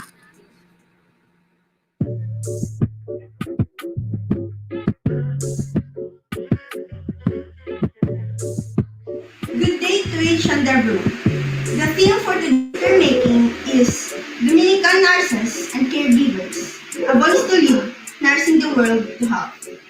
As you can see on the poster I have made, there is Florence Nightingale. She's also known as the Lady with the Lamp. She was the founder of modern nursing. Without her, there would be no nursing in the present. So beside her is a lamp. As I have said earlier, she was always holding a lamp every time she checks her patients.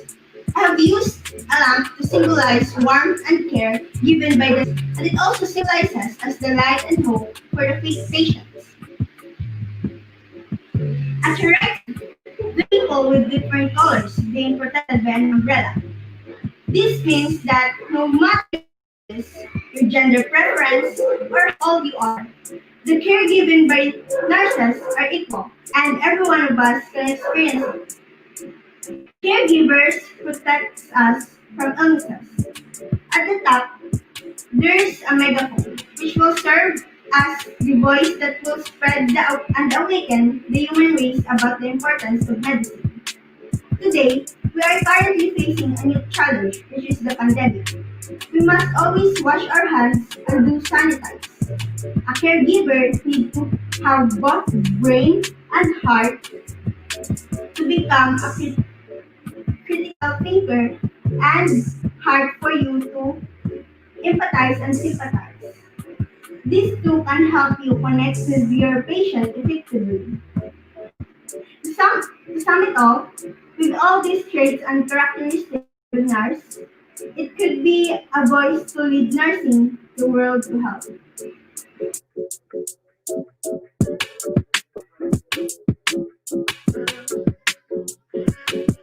So I have here my artwork, my output as my entry to the art exhibit with the theme of Dominican Nurses and Caregiver, a voice to lead nursing the world to help.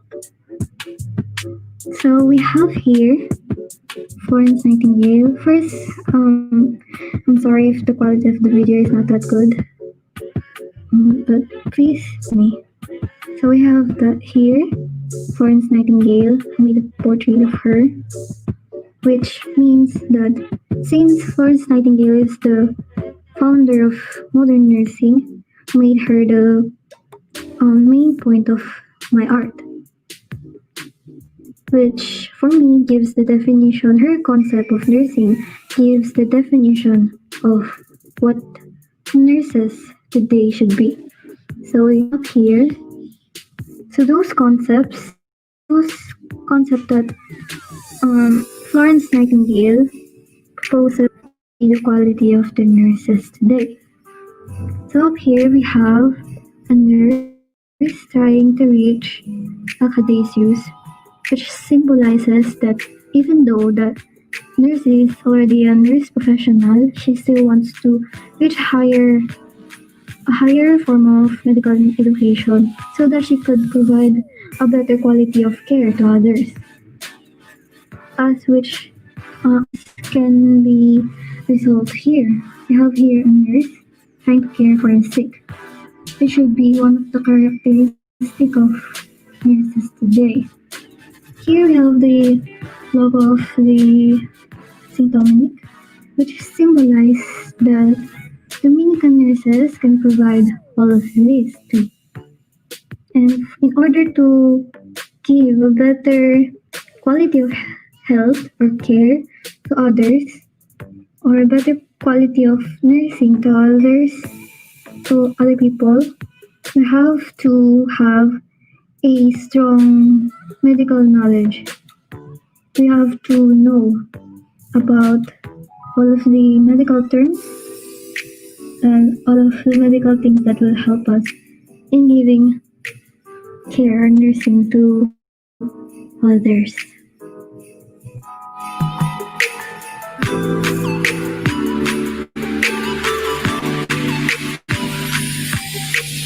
The following elements in the painting are intended to connect into year 20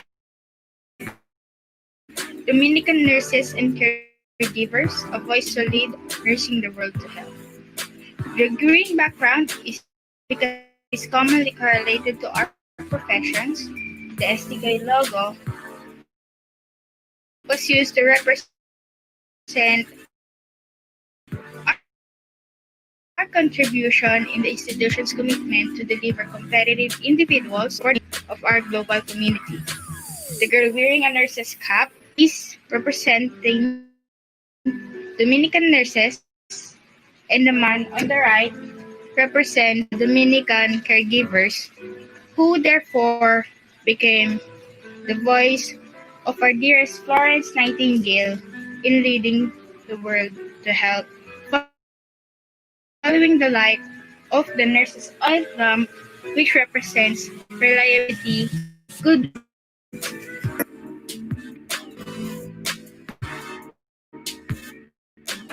I'm Chandra, and this is my from nursing. This is the school logo, which also represents Dominican to the world. Thank you.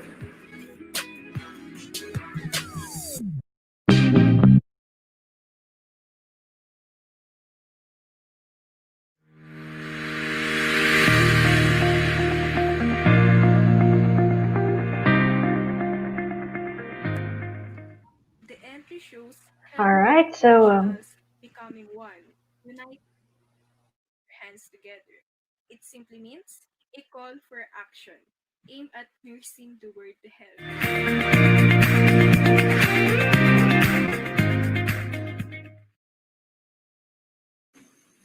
Hi, I am Riza Maika Tenerife, representing the House of Dorothea Oren. My digital artwork entitled Vanguards of the Health. In this artwork, it shows on how nurses are the central provider in a wide range of challenges. It also implies the different responsibilities of the nurses to achieve quality health care for all the people around the world. Everybody. I am Marcus Recovery of BSN1A and I am from Team Pepla. I was inspired to this art to show that caring is the core of nursing. I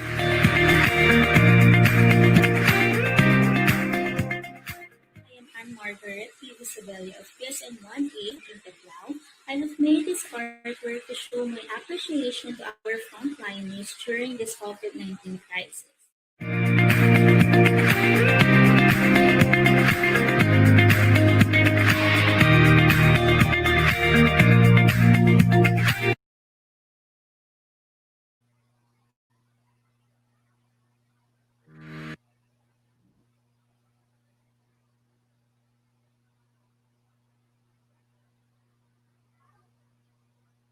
okay, so there you have it. Thank you very much for all the students who participated on our virtual nursing gallery and showcasing their artistic set of minds.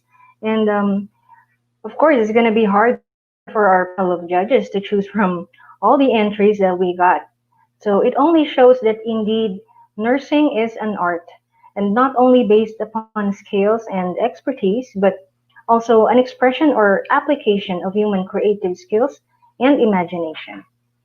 All right, so now let's proceed with our nursing webinar series for this afternoon. And it has been a privilege for me to introduce to you the list of brilliant and intelligent guest speakers for today. So to start off and to discuss with us about the topic entitled Nursing Amidst Pandemic, Our Heroes Wear Masks. She started her career as a staff nurse at ICU, CCU, CVICU, telemetry at the Makati Medical. But as an educator by heart, she explored career in the academe and started as clinical instructor and Research Advisor at the Makati Medical Center College. As a nursing coordinator and eventually the Dean of the College of Nursing of St. Dominic College of Asia in 2007 to 2008. She also became the head of the Human Resource and Training of the Makati Medical Center College from 2009 until 2013, and back to the hospital setting as the program manager of the Nursing Education Research and Development until 2017. Currently, she is a part-time faculty of the BSN and Master's program of the University of Makati while pursuing Doctor of Education at the said university.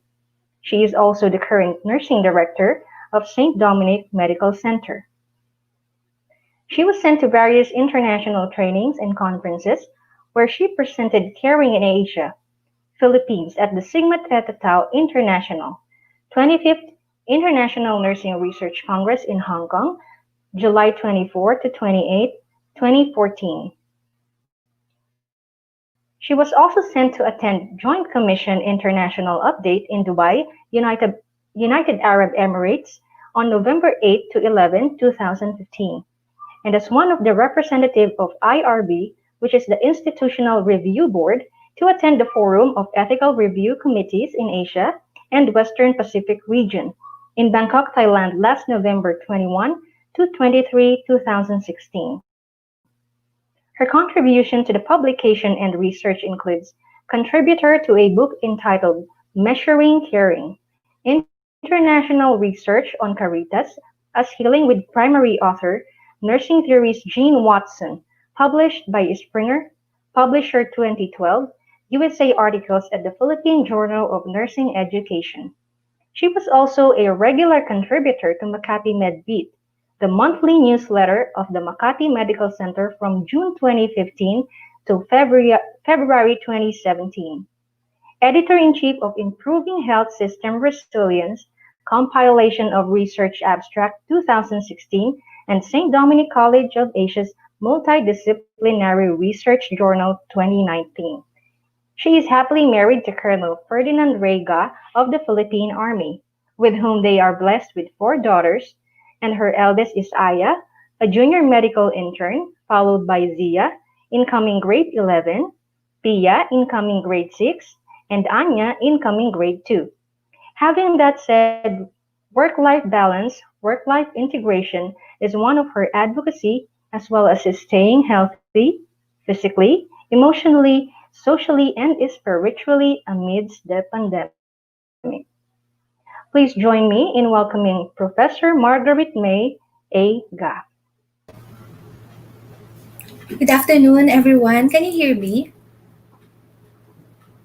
Hi. Naririnig po ba? Okay, so good afternoon, Yes, po. everyone. Okay, good afternoon to our Dominican nurses, Dominican student nurses, to, of course, our president, Dr. Gregorio Andaman Jr., to our vice president for academic affairs, Dr. Marinelli Roa, to all faculty, to all staff, and to all students. Happy Nurses Week. Okay, let me share the screen now.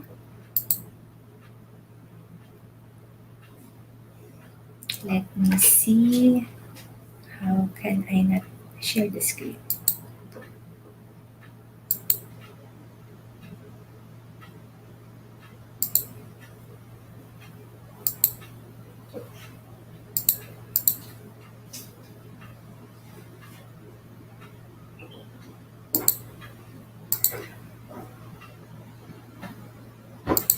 Okay, so again, good afternoon. My topic for today would be nursing amidst COVID, our heroes wear masks.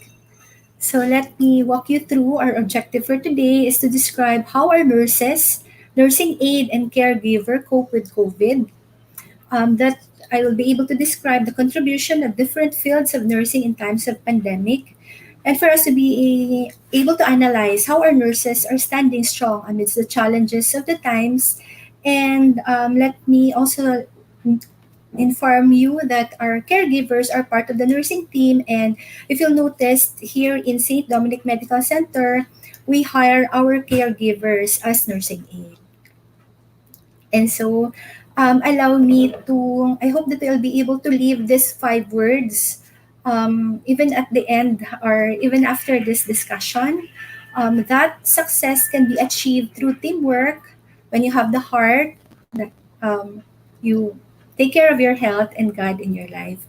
I would also like to give credits to St. Dominic Medical Nurses, St. Dominic Medical Center nurses or Dominican nurses for the pictures that I will be showing, and also for the students and faculty of St. Dominic College of Asia and the free post that would be for the credits. And of course, we all know that when you talk about nurses, we are the heart of healthcare. And as nurses, of course, each nurse never gives up. You have the understanding heart for your patient's need. You are reliable when providing care. You save lives. Your encouragement, you give encouragement and you gives hope to other people. And I know that even if some of the students thinking of nursing, we know that every nurse was drawn to nursing because of their desire to care, to serve, or to help. And that when we talk about nursing, it's the gentle art of caring. And of course, today we're celebrating the Nurses Week. We recognize that nurses are just superheroes in disguise. And to share with you as to the status of nurses in St. Dominic Medical Center amidst the pandemic, as well as the infection control practices, we are happy to share that we have effective infection control practices where our nurses in the COVID ward are well protected, and no one from the COVID ward was even has acquired the infection, which means that the infection control practices are very good thanks to our occupational health and safety officer, Dr. Rason, our infection control officer, Dr. Agalden, of course, our infection control nurse, Mr. Oliver Virata. And let me walk you through when you talk about nursing amidst pandemic. This is the our frontliners. These are our ER nurse. They are the group that would welcome you when you enter emergency room. They are the faces that you cannot see because of the face shield and the face mask. When you go for triaging and when you're entering nurses, because at this point, this is how they look like. The one in green. Of course, we know that nurses have always been and will continue to be crucial to our well being. And of course, we thank our administrators for being supportive and advocating for all our safety, for ensuring that we have enough PPE to ensure that our nurses are safe as well. And these are our OR team. I am part of the picture because, of course, whenever I go on rounds, I also have to wear PPE, and that these are the people that keeps things under control. Some of the pictures of neonatal intensive care unit where you can see that they are really good looking. They are cute enough to stop your heart and skilled enough to restart it. And our nurses' primary priority is always displaying kindness and compassion in every patient interaction. Our intensive care nurses also are cute enough to stop your heart, cute enough that your heart may skip a bit, and skilled enough to restart it. And our hemodialysis unit, our nurses deal day in and day out when patients are at their worst mood, but these are treated with kindness, compassion, and grace. And of course, our third floor, we are happy to say that in spite the fact that we lack nurses when we are all our units are operating thanks to these nurses who extend their service. Sometimes they go on 24 hours duty. Sabi ko nga, nako, kung pwede ko bang patayuan ng rebulto, hindi naman. So just have to appreciate them and thank them for the things that they do in order to make our patients safe and to take care of our patients. And here are some of their pictures because why I'm sharing and showing their pictures because you cannot see the faces now because they're covered with face shield, face mask, and of course the PPE. And of course, when we talk about nursing, nursing is a work of the heart. And those are the happy, beautiful faces. And when we talk about nurses, our nurses are they are the integral. They're integral to the battle against COVID. Every day, while most people are staying at home, our nurses are working around the clock to keep our patients healthy. And that's why we call them our heroes of this. Our nurses are the heroes of this generation. So same thing while while I sharing this picture is for you to see that nurses can have fun even if of course amidst pandemic we still do things in order for us to be motivated and to ensure that we're practicing safety and that we keep ourselves though we are all busy but of course we motivate and inspire each other. And of course, they say, I'm a nurse, what's your superhero? Those are our nurses. These are not just pictures. This is the picture of one of our nurses whenever you have some party, whenever you have to wear costume of superhero. And so we have our own Darna. Okay.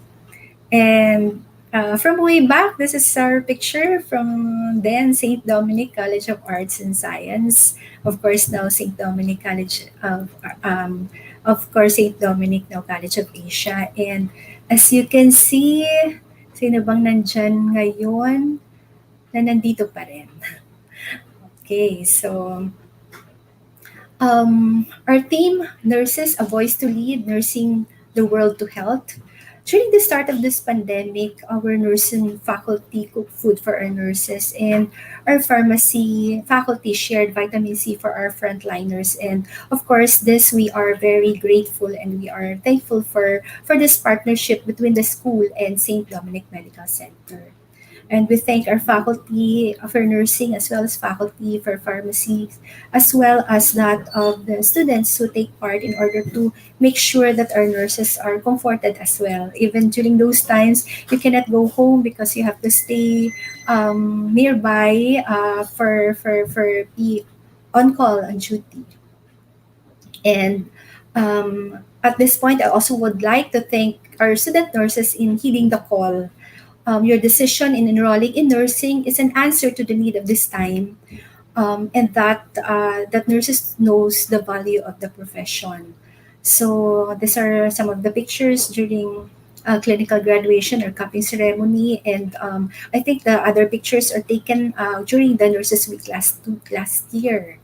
And again, thank you, student nurses. Thank you for heeding the call and for deciding to be part of the nursing team of St. Dominic College of Asia now and soon, hopefully, very soon, St. Dominic Medical Center. We're also happy to say that when we talk about the partnership, of course, you know that those who graduated are the graduates, St. Dominic College of Asia's nursing graduate for 2020 has not taken the board exam yet, but there are already some of them who are currently working now as a nursing aide, and we assure them that, of course, we will allow them to take their leave whenever they would be taking their board exam. They'll have review and to take the board exam, and assure them that right after that, once the result will be released, they will be definitely automatically be um, directly be what do you call that? Automatically be um, they will not be undergoing anymore the probationary period, but rather they would be in regular status already because we will be counting the time that they started with us as nursing aid. And of course, we cannot go away with our celebration of partnership between the St. Dominic College of Asia and St. Dominic Medical Center as well as with other hospitals. Of course, St. Dominic Medical Center depends on the output of outcome of the St. Dominic College of Asia for us to have our manpower, and um, and this is why our partnership is very strong, and we are very thankful regard whether it's through affiliation, whether it's through research, then our partnership is really strong. And these are some of the pictures also. And when we talk about definition of a nurse, when we talk about a nurse, it's to go above and beyond the call of duty. Our nurses are first to go to work and the last to leave. They are the heart and soul of caring. They are the unique soul who will pass through this life for a minute, but their impact is for eternity. Is for eternity. And that wise and humane management of the patient is the best safeguard against infection, as mentioned by our dear mother of modern nursing, Florence Nightingale. And of course, with effective infection control strategy, which is, of course, to follow infection control policies as well as isolation, research, surveillance, hand hygiene, then we hope that we can stay strong and beat COVID. And of course, the activity of infection control nurse is to ensure to remind everyone of the hand hygiene, disinfection, environment of care, isolation precaution, and the like. And let me borrow from Maya Angelou. As a nurse, we have the opportunity to heal the mind, soul, and heart and body of our patient, their families, and ourselves. And they say they may forget your name, but they will never forget how you made them feel. And that's nursing. And let me borrow also from Virginia Henderson. The nurse is the temporarily the consciousness of the unconscious, the love of life, and the love of life of the suicidal, the leg of the amputee, the eyes of the newly blind, a means of locomotion for the newborn, knowledge and confidence for a young mother, a voice for those too weak to speak, and so on. That that's nursing, and that you will become our dear student nurses. And nurses also take on others' pain and grief while working to heal their body or mind or sickness is a great responsibility that requires having a heart made for this position, for this profession. And again, thank you for heeding the call. Thank you for taking nursing because you are our future. And of course, nurses are at the bedside don't see themselves as a heroes, nor realize that they are a hero, that they are heroes. And the caring, empathy, mental and physical strength are just few of the qualities that nurses have. And as mentioned, allow me to reiterate 5 words that success is possible when there is teamwork, when you have the heart and you're taking care of your health and you have your God amidst in your life. And that when we talk about success, it's finding your sense of direction or knowing your goal. When success means having an understanding spirit, your commitment to your profession, your compassion to your patient, your enthusiastic faith, your goal or your your wanting to serve humanity and having a supportive team. And that let and of course in a work setting teamwork is very essential because you cannot taking care of a patient now in hospital setting is really a multidisciplinary approach.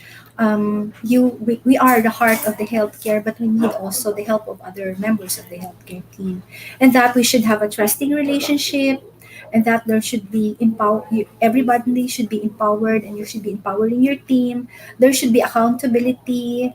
You should be motivating each other. There should always be work ethics, and you should also be oriented to conflict management, respect for others, and to be always kind and courageous.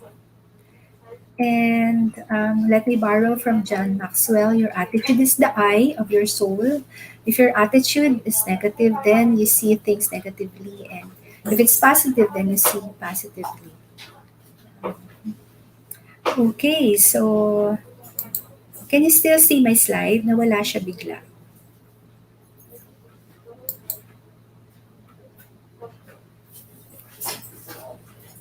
Okay. So,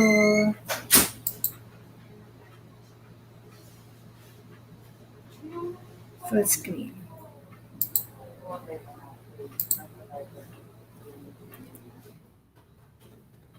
Can you see it now? Bigla siyang bumalik sa unang slide.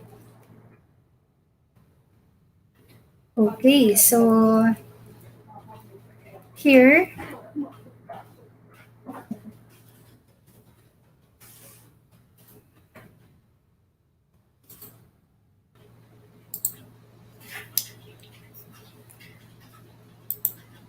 having technicals.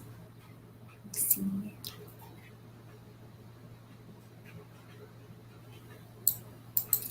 Okay, so as mentioned, we hope that we can focus on the 5 words now. Success is possible through teamwork, heart, having good health, and God in midst of you. And for nurses, I would like to thank you for honoring your profession and to appreciate everyday learning for the nursing students, for empowering others as a way of life. And of course, as we celebrate the Nurses Week, we also would like to celebrate some of our theories. When we talk about empowering others, we recall the RM's theory of fully compensatory, partially compensatory, and supportive educative, where we should also empower our patient to do things that they are able to do. And for awareness and gratitude, we hope to celebrate PEPLAW or PEPLAW of the interpersonal relationship, nurse-patient interaction. And of course, across all discipline of the theories with respect of self and others, time spent listening to patient, focusing on caring would be Watson and other caring theories. And of course, for the health, let me try. Balik talaga siya. I don't know what's the problem with this slide. And for the health, of course, health, for taking care of your health would include always hand hygiene, wearing of mask, wearing of face shield, and that differ social gathering as of the moment, but follow protocol. Once you're exposed to confirmed patient and report, you may be for quarantine. Be adaptable or adaptive, and that if you have positive symptoms, then you have to have swab. You may be quarantined or be admitted, and then listen to announcement, be updated, take care of your health, exercise, diet, and modify your lifestyle.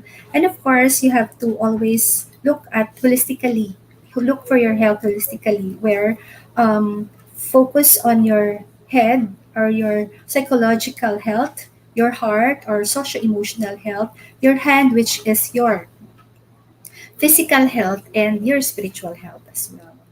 And here it says that don't panic, God is in control. And that, as mentioned, success is possible with teamwork, heart, health, and God. And that we should continuously be grateful for our lives and say our little prayer of gratitude, observe silence, reflect, be mindful, and always dedicate our service to others. And nurses, nursing aid, caregiver support each other to cope with these challenges. And again, as mentioned, our caregivers are part of the nursing team. Where Theodore Roosevelt once said, nobody cares how much you know until they know how much you care. So again, we have to focus on how caring we are to our patients and others. Bumabalik talaga siya.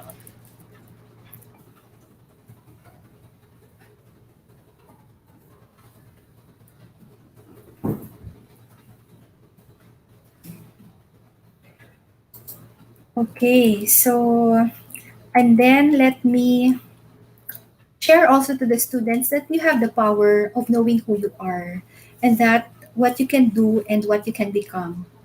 And again, student nurses, thank you for choosing nursing, where we are awaiting for you to serve humanity with dedication and courage, with your commitment, for you being compassionate, and for your being accountable to your patient as well as being patient advocate.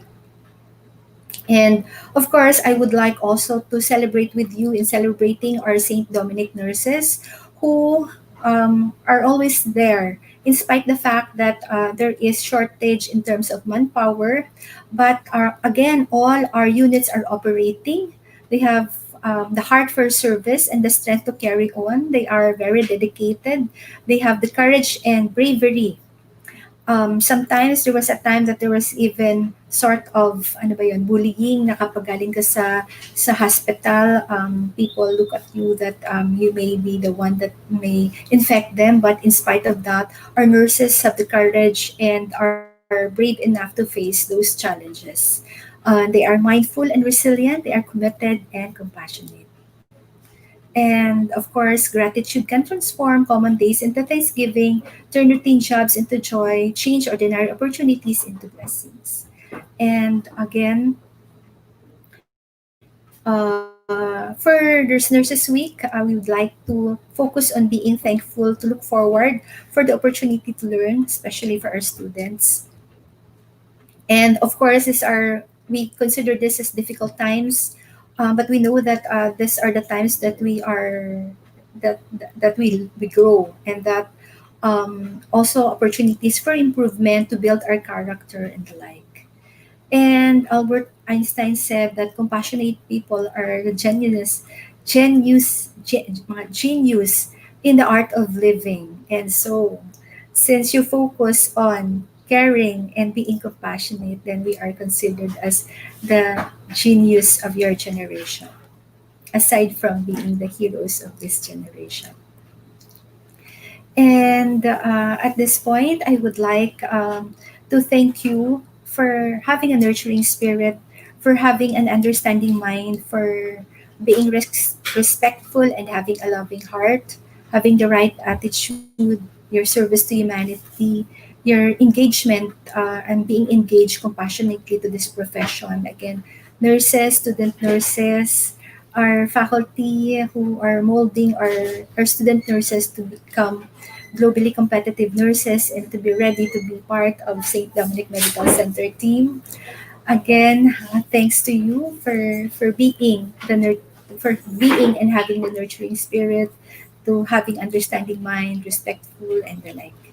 And of course, remember that we are nurses. We have the power to make great decision, the beauty within to live a wonderful life and make others' life wonderful. You have that ability, you have that power, and we have to celebrate that. That is what we are. And of course, we have the courage to face any challenges, the strength within to make the difference and the uniqueness to be extraordinary. Again, happy Nurses Week to all. Thank you for your high spirit of positivity, giving and sharing of yourself. I think that would be my short sharing for today. Thank you very much and good afternoon.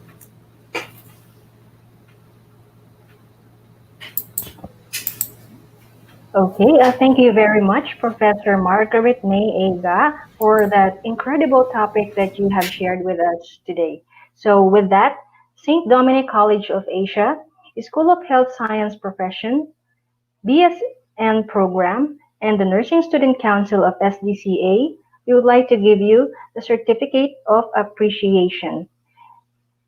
The Certificate of Appreciation is awarded to Professor Margaret May Aga, RN, MAN, for sharing her knowledge and expertise as guest speaker during the SDCA Nurses and Caregivers Week with the theme Dominican Nurses and Caregivers, A Voice to Lead, Nursing the World to Health, given this 19th day of October 2020 at St. Dominic College of Asia, Bacoor City, Cavite, Philippines. Signed by the NSC President Ms. Erica de Guzman, NSC Advisor Professor Ronald C. Tumines, and also our BSN Program Chair Professor Dennis C. Season. Okay, so next on our set of speakers for this afternoon, and will be sharing with us his expertise on leadership skills, is Dr. Gregor A. Andaman. I would like to introduce to you J- Jonathan A. Cupahu is a native of Cavite City and was part of the first batch of graduates of St. Dominic College of Asia. The author finished his Bachelor's of Science in Nursing degree at the above-mentioned institution last 2007. So he completed his Master's of Arts in Nursing, major in Nursing Administration last 2012 at the University of Santo Tomas Graduate School. So currently he is pursuing his Doctor of Philosophy in Nursing Education, major in Leadership and Management at St. Paul University, Manila. He started working as a faculty in the year 2007 at St. Dominic College of Asia. He began his clinical career as a public health nurse at Kawit Rural Health Unit and later on worked as an occupational health nurse at Urduha Security Services. He was also a part of a national baseline study that involves violence against women and children last 2015.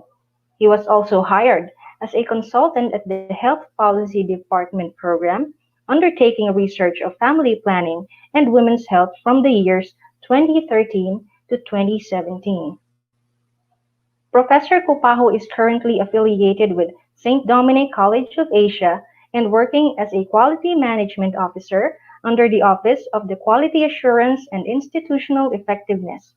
He was able to represent the institution in various research conferences, including the first international conference in nursing held in Malang, Indonesia. During the event, he was awarded and recognized as the best oral presenter. So now, let us all welcome Professor Jonathan.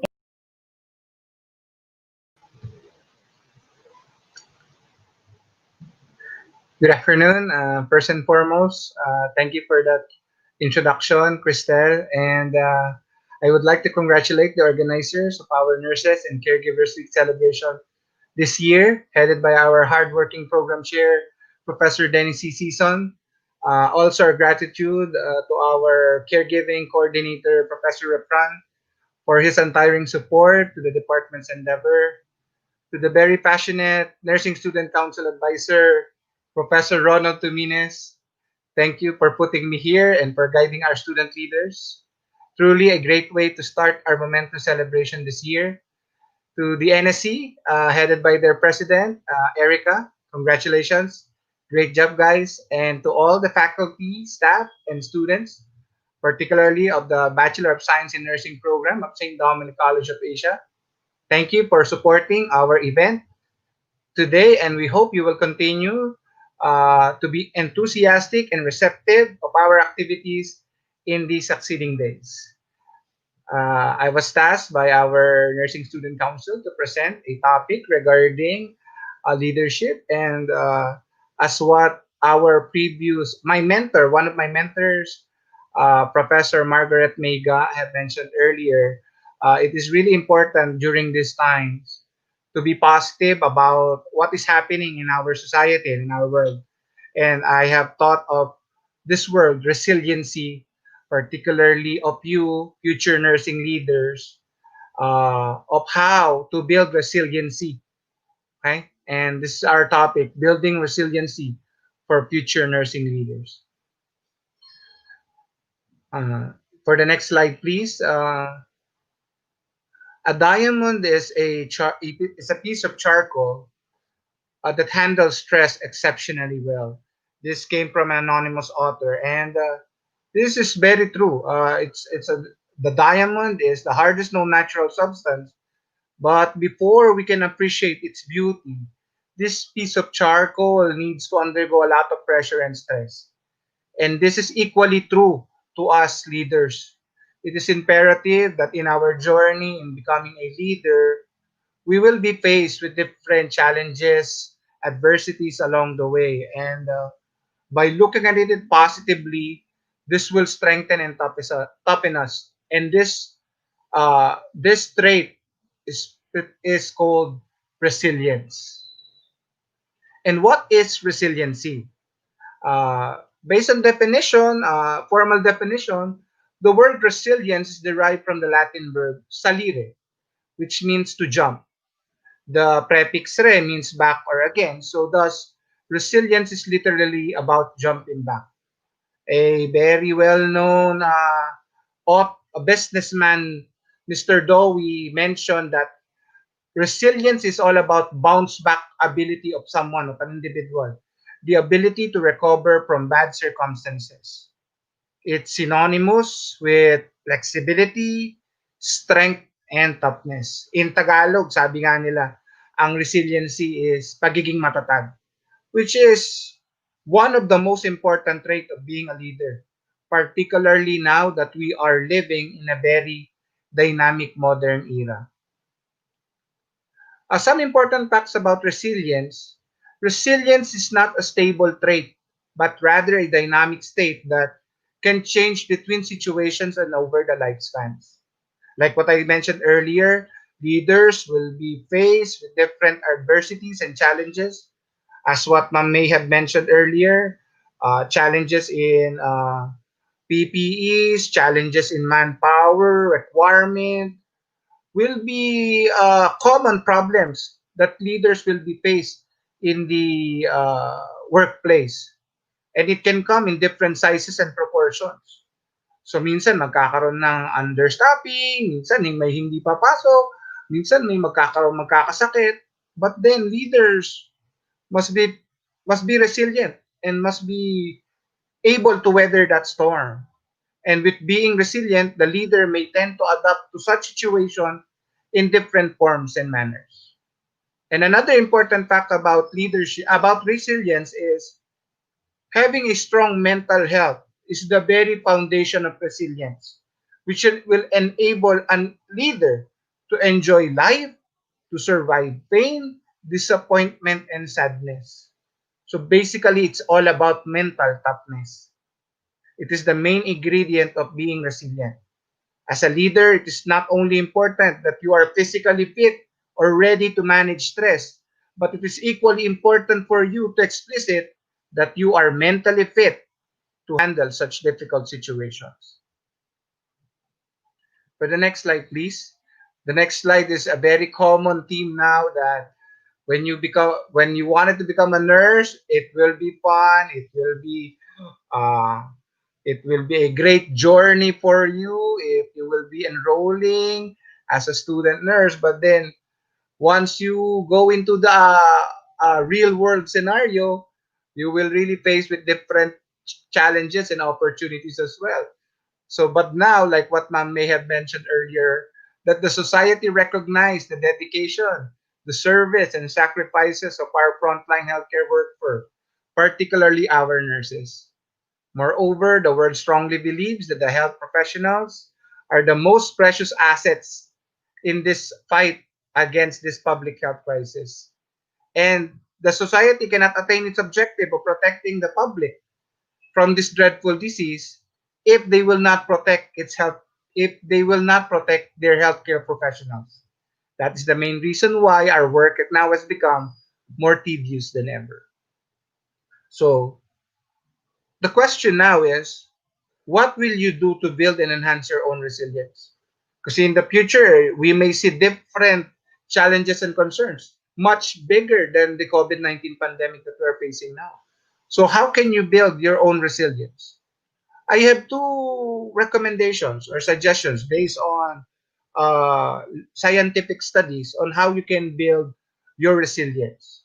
One is to share your resilience with others, sharing resilience. And as scientific studies have mentioned, we have three layers of resilience, which involves individual resilience, interpersonal resilience, and organizational resilience. Once we say individual resilience, it's all about individual coping skills, your personal values, and feeling valued. It's about your own trait as a leader, and your unique character will help you build your own resilience.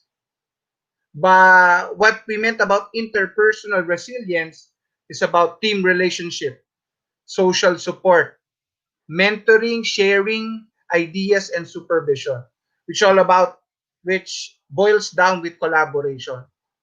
By being a team player, being observant, being open and showing how it should be done can greatly affect your resilience. Knowing that there will also be someone ready to provide support and will help you all through the way, it will make you a tougher individual facing such challenges and problems. And once you say organizational resilience, it's all about leadership and creating opportunities. It's about the leader of your organization on how he or she leads it, how she leads you into your quest of attaining your goals and objective and propelling you to be part of such a resilient team. So that's how you build your resilience, sharing it with everyone. Next slide, please. And another way of building your own resilience is resilient thinking. This is a very prominent photo now in Facebook. If you know this girl, this is Mary Grace Escobar, a 9-year-old individual who celebrated her 2 subscribers at YouTube. If you can remember, she was a hot topic not only in the internet but also in late night news. She celebrated that she already had 2 subscribers in YouTube, and suddenly in 2 days time she has already around 100,000 subscribers, because in little feats and accomplishment this kid have shown to us the true meaning of resilient thinking. It's not just about uh, the smallest feat, but then we can find true joy and happiness in such situations. Kahit maliit na bagay o mahirap na bagay, nakikita mo na may mabuti doon. Okay? So, next slide, please. So, what is resilient thinking? Resilient thinking is about flexible thinking. It's ultimately responding differently, not only by positive thinking, but recognizing appropriate mental and emotional responses. Like what Mary Grace had done, it's not about, oh, may 2 subscribers na ako. And I wanted to share this with everyone. I can celebrate it by just having a simple cake and a simple chicken fillet and French fries, and I'll share it to everyone. So it shares positivity, but then it's an emotional response showing that she is positive. And it also, resilient thinking is balancing our thinking, identifying the initial, particularly those unhelpful thoughts, put on the brakes, and then pace up it, and overcome the event. Like what Miss Mary Grace had done. Hindi siya nalungkot na dalawa pa lang ang subscriber niya. But then what she did is, she showed positivity. Nakadalawa na ako, masaya ako. I'll share it to everyone. And then what she did, it propelled everyone to follow her because she is positive. So that's resilient thinking. Always thinking positive and reacting it positively as well.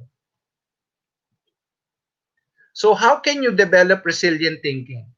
It's all about avoiding this unhelpful thinking. Right? By avoiding this unhelpful thinking, you will be able to develop your resilient thinking. So one is, you can develop it by avoiding all or nothing thinking, sometimes called black and white thinking. Sometimes we think of it, you're not perfect, I have failed, or I do it right or not at all. So you must always think that there are multiple truths, and you can somehow choose what is the best way to think about that situation. Right? So that's one way. Another way for you to develop resilient thinking or flexible thinking is avoid overgeneralizing. Malimit yan sa atin, particularly in our situation as students. We see a pattern based upon a single event or being overly broad in the conclusions we draw. Halimbawa, na bumagsak na tayo sa isang exam, we always thought of it na pag next exam, babagsak na naman ako. Kahit na nag-aral na ako, bumagsak pa rin ako, babagsak ulit ako. We tend to overgeneralize. So we must avoid that. Next strategy that can help you to build your flexible thinking is mental filter. Avoid mental filter. Only paying attention to certain types of evidences and noticing your failures but not seeing your success. For example nga, you did well in the exam but then you still not achieve your target. You really wanted to attain a grade that you wanted. Don't be bad on yourself. Don't be hard on yourself. It's an achievement that you need to celebrate, and once you get through with it, push harder, work harder, and smarter as well, so you can achieve your goal. Right? So you must avoid mental filter. Another effective strategy is disqualifying the positive or discounting the good things that have happened or that you have done for some reason or the other, which sometimes it doesn't count. Right? Kasi minsan yung nga maliliit na bagay like what Miss Escobar have done, hindi natin napapansin.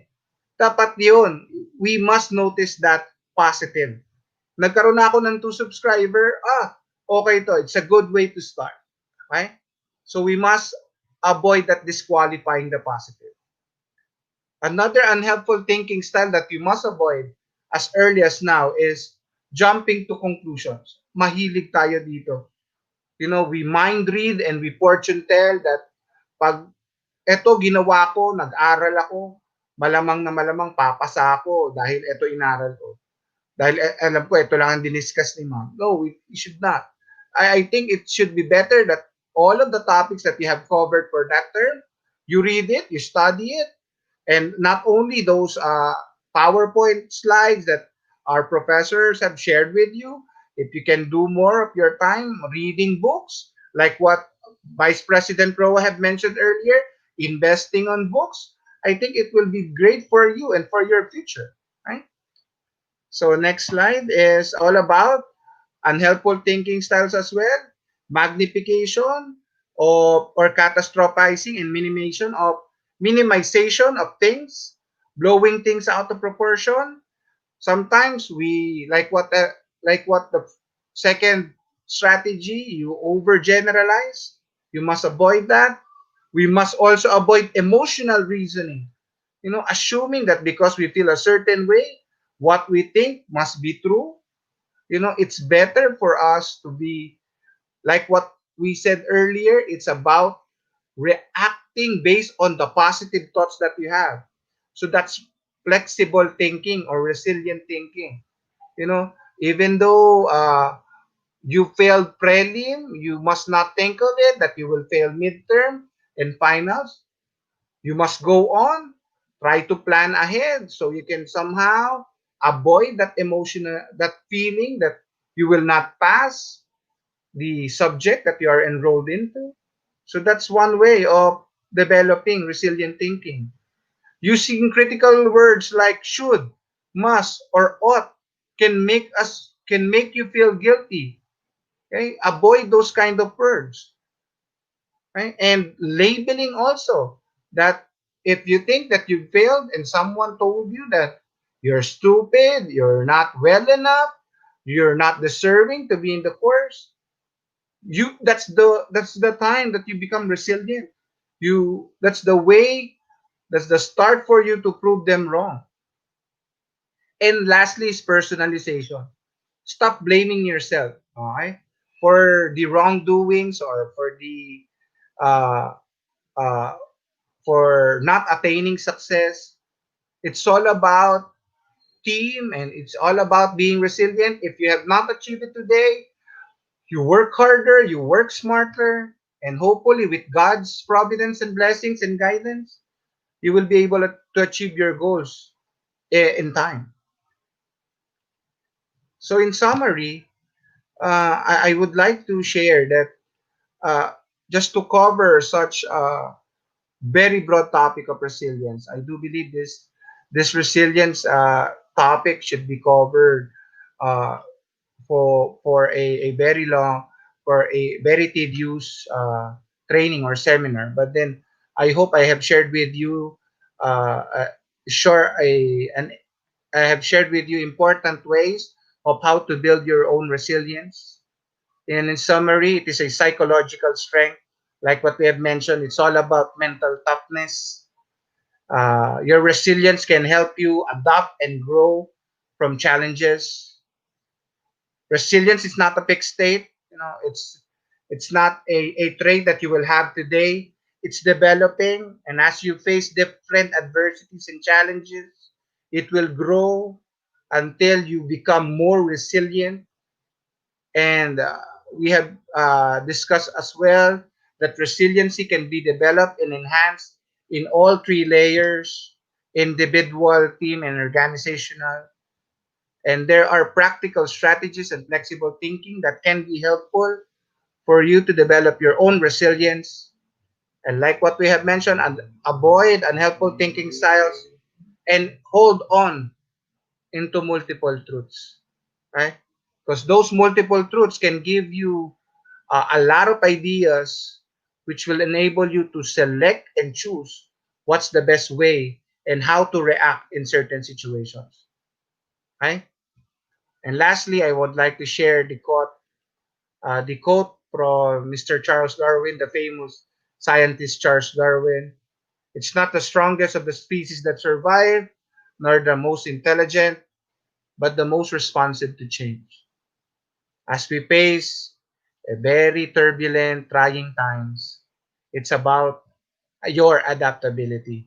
It's a very unusual times that we are facing now. It should be done. Our webinar should be, or our seminar, our celebration should be done face to face, but then now we are doing it digitally, and it's about being responsive to change. And I hope everyone is adapting to change already, living the new normal, and hopefully in God's time we will be seeing each other. So once again, congratulations to all organizers. Stay safe. God bless. Happy Nurses Week, everyone.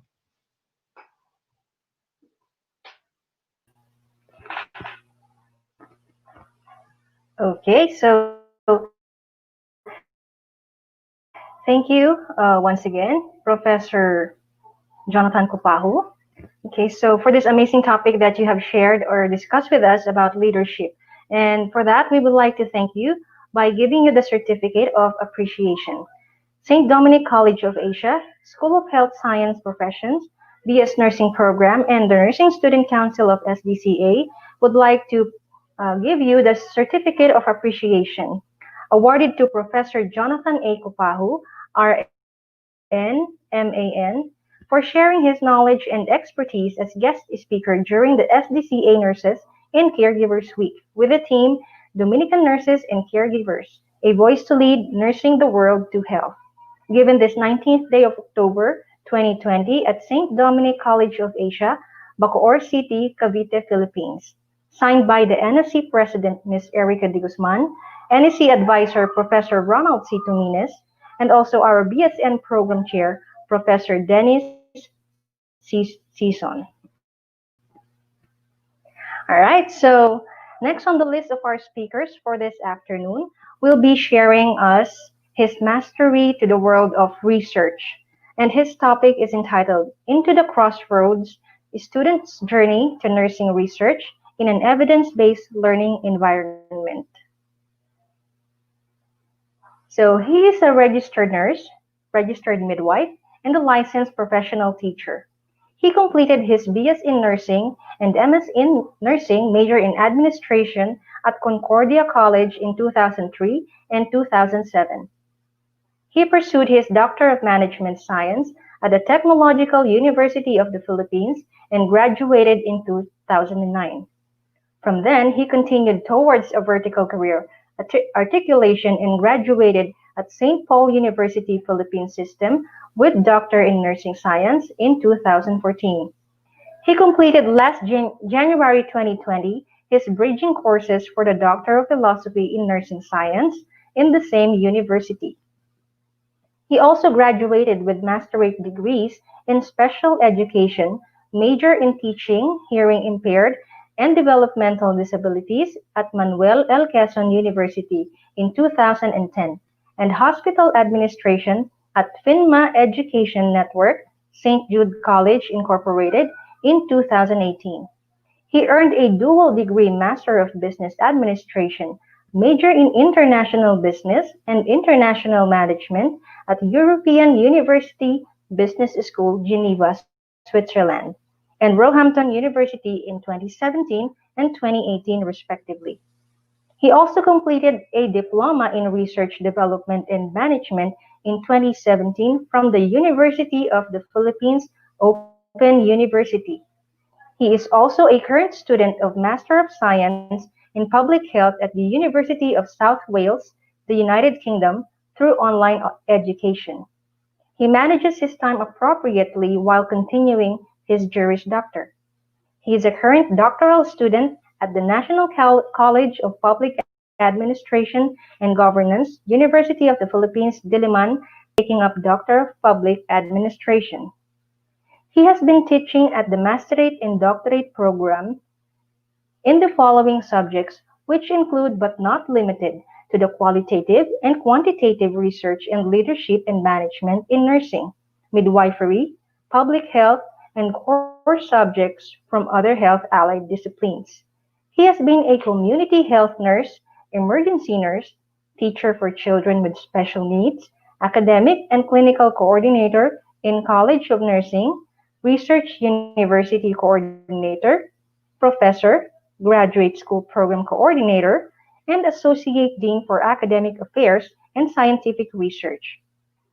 He is also a member of a national and international organizations including Philippine Nurses Association, Beta Nu Delta Nursing Society, International Network for Doctoral Education in Nursing, International Association in Nursing Philosophy, International Association for Human Caring, Sigma Theta Tau International Honor Society of Nursing, International AIDS Society, and Association of Nurses for AIDS Care.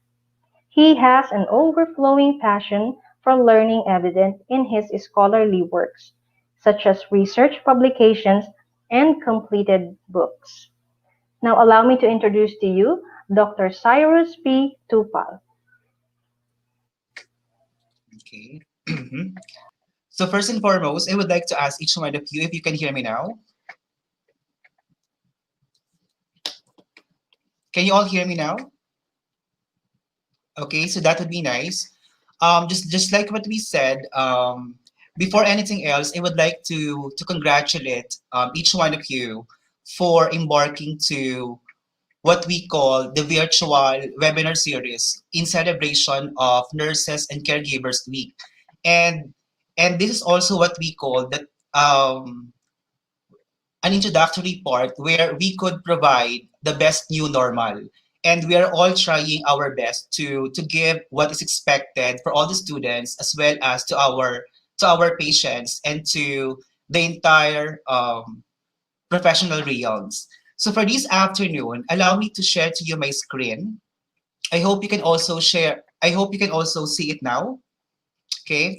So what I'll be sharing to you right now is not a theoretical or philosophical underpinning that talks about nursing research. What I'll be providing for this afternoon is more on a roadmap or into the crossroads where most of the nursing students, if not all, have already been through. And the moment that we have already completed our secondary years, we have already chosen our career path. We have already settled our mind that this is the primary course uh, that we might venture in. But of course, choosing nursing as a profession, choosing nursing as a career, is not just a matter of choice. It is something that we can say it comes from within because we have already observed different kinds of issues and challenges. And just like what Ms. Ga mentioned a while ago, that nurses are the eyes of are the eyes for the newly blind persons. Nurses are also the feet for all those who have already been amputated. And of course, a refuge or a home that we could call it the sense of homeness for those who are marginalized and underprivileged, most disadvantaged sector of the society. And by means of choosing nursing, we are already manifesting what we call the compassionate, what we call the compassion as well as the caring hearts. and not to forget the empathic accuracy and empathic understanding that we could provide to our patient. And that would serve as a prelude or a potent instrument that we could really survive towards the real life situations, what a nurse can do, what a nurse can really face along the way, and how could we possibly improve the practice of nursing. And the moment we have completed, or the moment we have entered the nursing school, we are now in the process of what we called honeymooning, because just like also the newlyweds, we are in the excitement, we are all enthusiastic, we are all elated that this is the family that I can provide, this is the family that I want to have, this is how I can provide to my family. And that honeymooning stage, we are also compelled to to understand that there are so many other problems or challenges that we could face. And as a nursing student, we are also bombarded with different kinds of classroom and clinical requirements that more often than not, we think that there's no that we might also experience the that we are in the verge of quandary or problem areas. But of course, as we go along with the with our journey as as nursing students, we might as well consider ourselves as a flower, and we might as well choose a flower that would signify life, death, reemergence, or survival. And that's why the nursing profession has also chosen the lotus as a symbol where it can really provide us the reemergence and the survival to whatever problems that we may face as we go along the latter stage of completing the nursing profession the nursing course. And of course, we cannot really deny the fact that as we go along with this journey, we might as well experience different kinds of challenges, like family related concerns, peer pressure, toxic environment, and of course the social world where we are experiencing different kinds of turmoil. And that would really help us to reemerge ourselves as to what kind of nurse that I will become in the next 5 years or in the next 10 years. Because this would serve as a ladder where we could really try to understand and try to emerge like what other nurses have been doing, right? And of course, as we go along now, these classroom and clinical requirements that we are bombarded with much problems, this would also lead us to tangled concerns or burned out learning. And this will really drive us into craziness. We might as well feel the apprehension at the same time the anxiety. And we feel that there's no other way out. We might as well think that nursing is not really for us. That nursing or being a nurse would not really meant as our career choice or as our future profession. But of course, we might as well say that it's okay not to be okay, right? And as far as we know, that we are all nurses who have already been able to develop the resilience and the adaptability as to whatever challenges or oddities that we are currently facing or that we might face in the future. We are able to handle those. And of course, these are all the basic concerns or the common concerns that we might experience. And in terms of the nursing research, we all know for a fact that nursing research has been conceived as an additional burden for all nursing students because this would not really require you to enhance your English, but of course, trying to develop our inquisitiveness and our innovative thinking because there's no other else in the profession that can really provide us towards improvement, towards development of knowledge or knowledge management or knowledge development, but of course, as nurses. So there may have different factors or barriers or commonly known as deterrents that we might as well encounter as we complete our nursing research program. And the student factors, as based on some literature, there would have some other factors that would really fall under into poor English, right? we might also have a common problem that talks about poor academic writing, low motivation, or even we view nursing research just for completion, right? And of course, aside from the student factors, why most of the students are really experiencing problem when it comes to research completion is also related to the teacher factors.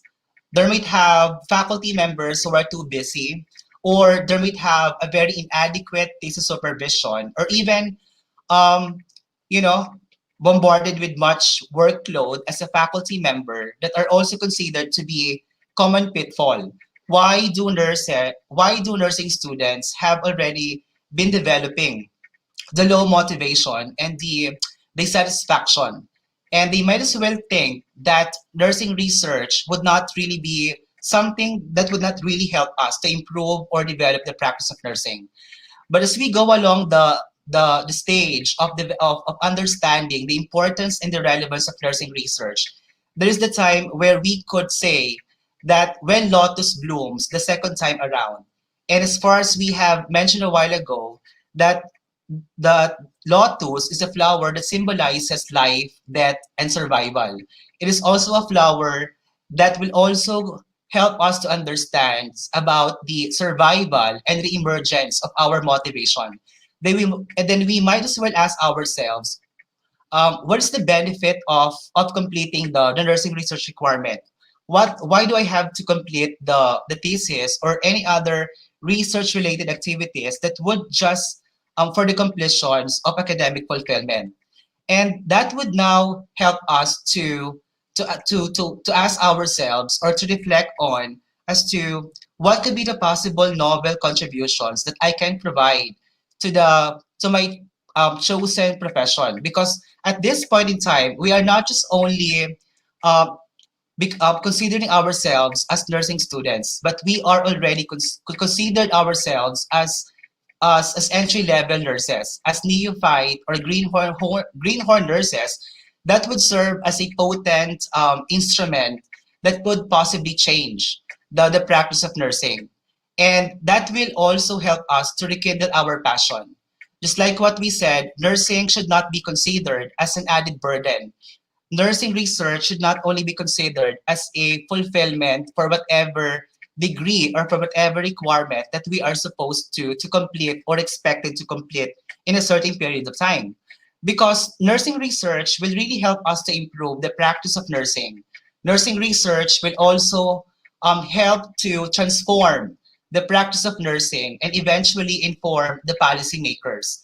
We are now in a state of quandary. We are now in a state of chaos because the nursing practice has already been considered as a something that can really provide us for economic gains. But just like what we said, try to go back what motivated you from the time you started nursing school. Because just like what we said, it is not just only intended for economic gain that would must be considered as a secondary gain, but primary is we have this something inherently exemplified or manifested, that we have something that we can offer to the practice of nursing, that we have this compassionate heart, that we have this empathic understanding or empathic accuracy that could really help us to improve, eventually develop, and transform the practice of nursing. And of course, that said now, the nursing research might also be conceived as a difficult subject. And nursing research has been considered as a one of the pillars that could really transform the entire practice of nursing. And the most identified factors that could really help us to establish the mindset that nursing research is not only intended for the fulfillment of any other degree completion, that might also fall under between two categories. We would have the student factors, that we are no longer considered ourselves as passive recipients of learning. Because here, in the new environment, in the best new normal, what we have to see ourselves and to view ourselves as nursing students is we are now active collaborators, because we know exactly how are we supposed to learn, what are the dynamics of learning, and what are the learning styles that we manifest, and how could we possibly integrate all of those learning into the real life situations. And as part of the faculty members or teacher factors, we are not just considered as something that would really propel or motivate our students, but we might as well consider ourselves as co-learners because we learn by teaching, and teaching is to learn twice, right? And that would really help us to boost the moral, to boost the motivation, and to boost um, the the understanding that nursing research is really something that can really help us to improve the practice of nursing as we go along. And of course, after we have completed the nursing research thesis or any kinds of research related activities, that will be the time it will provide us a deep-seated psychological award or accomplishment, right? Since we are now in a world where interprofessional collaboration, teamwork, and collegial participation are being provided by St. Dominic College of Asia, it's about time for us to learn the fact that we must work as a team, that we must consider ourselves as instruments towards change, or we might as well consider ourselves as advocates for societal transformation. And the moment we completed our nursing degree, it is not just only getting the degree itself, but we might as well ask ourselves and reflect on what can I do for nursing practice. And there's no other prof- in this world that can really help us to improve the practice, but nurses alone. And we might as well consider ourselves as a tabula rasa, because when we say tabula rasa, all the learnings that we learn, all the learned concepts that we have gained from the learning homage or learning institutions would be in past, right? Everything will be outdated or antiquated. So we really have to keep on learning. We really have to push ourselves to our limits, where we have to develop the progressive mindset, the progressive transformative thinking that only through research, that only through evidence-based practice, that we are able to bring something that is emerging and novel to the practice of nursing. And nursing research, and of course, we are now in the real life situation where we base our practice on facts, we base our practice on truth, and we base our practice on evidence. And that is what makes it evidence-based practice in nursing. Because we cannot really just follow the hunches, our own subjective feelings, our intuitions, the trial and error practice, but we might as well base the practice itself on truth, on facts, and on evidence. So despite the fact that we are all having difficulty and we are all constrained with different kinds of resources towards the completion of nursing research, we really have to go back again to the first basic question, right? Bakit ko kinuha ang nursing? So what is this nursing that can offer me? And we might as well ask ourselves what I can do for the betterment, for the further reemergence and rebirth of the practice of nursing. And only through nursing research that we are able to come up with the best practices. We are able to learn the benchmarking practices, and we are able to leverage the nursing practice. And of course, we really have to consider the empathic understanding, the resilient thinking, the adaptability, and not to forget um, the that we are all considered to be as the heart of the nursing profession, and that would be the nurses alone.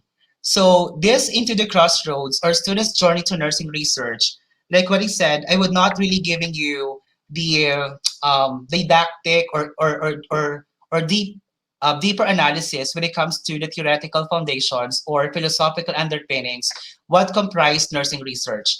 But just to give you the basic steps, the basic realization that when I was a student, I really hate nursing research. But from then on, since I have been immersed to the problematic areas of the practice of nursing, I am able to appreciate the wonder, what research can do, what research not only just to help me professionally grow, but of course to be personally well developed, to become a better person, to become more caring, to become more radical in terms of thinking, right? And of course, we might as well try to develop that resilience. And these are all the basic phases that a nursing student may also experience as he or she completes the journey towards nursing research. So to that end, we might as well try to help one another to build what we call fluid learning. And just like a river that flows, it has to be non-stop, it has to be non-barricaded, but it has to be smooth flowing, because that is also what we are trying to achieve right now, to establish, to help you, and to provide you um, the environment where learning is not barricaded, where there must be a fluid learning when it comes to appreciation, the wonders and the beauty of what nursing can do for us, personal and of course professional development. So I hope I am able to share with you the basic concepts of the student's journey to nursing research. So that ends my presentation. And if you have any other questions, then later on, then we could also provide you the platform where you can ask some related questions that would really help you to better understand the real life situations of becoming a nurse researcher instead. Okay, so thank you very much.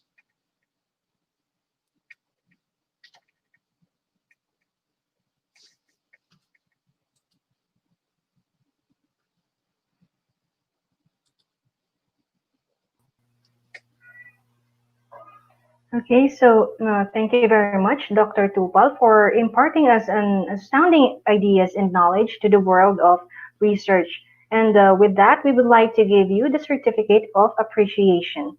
St. Dominic College of Asia, School of Health Science Professions, BS Nursing Program, and the Nursing Student Council of SDCA would like to give you the Certificate of Appreciation. The Certificate of Appreciation is awarded to Dr. Zyrus P. Tupal, RN, RM, LPT, for sharing his knowledge and expertise as guest speaker during the SDCA Nurses and Caregivers Week with the theme Dominican Nurses and Caregivers, a voice to lead, nursing the world to the health. Given this 19th day of October 2020 at St. Dominic College of Asia, Bacoor City, Cavite, Philippines. Signed by the NSC President, Ms. Erica de Guzman, NSC Advisor, Professor Ronald C. Tumines, and BSN Program Chair, Professor Dennis C. Sison. Okay, so last but definitely not the least on our speakers for today, so to share her expertise on the community extension,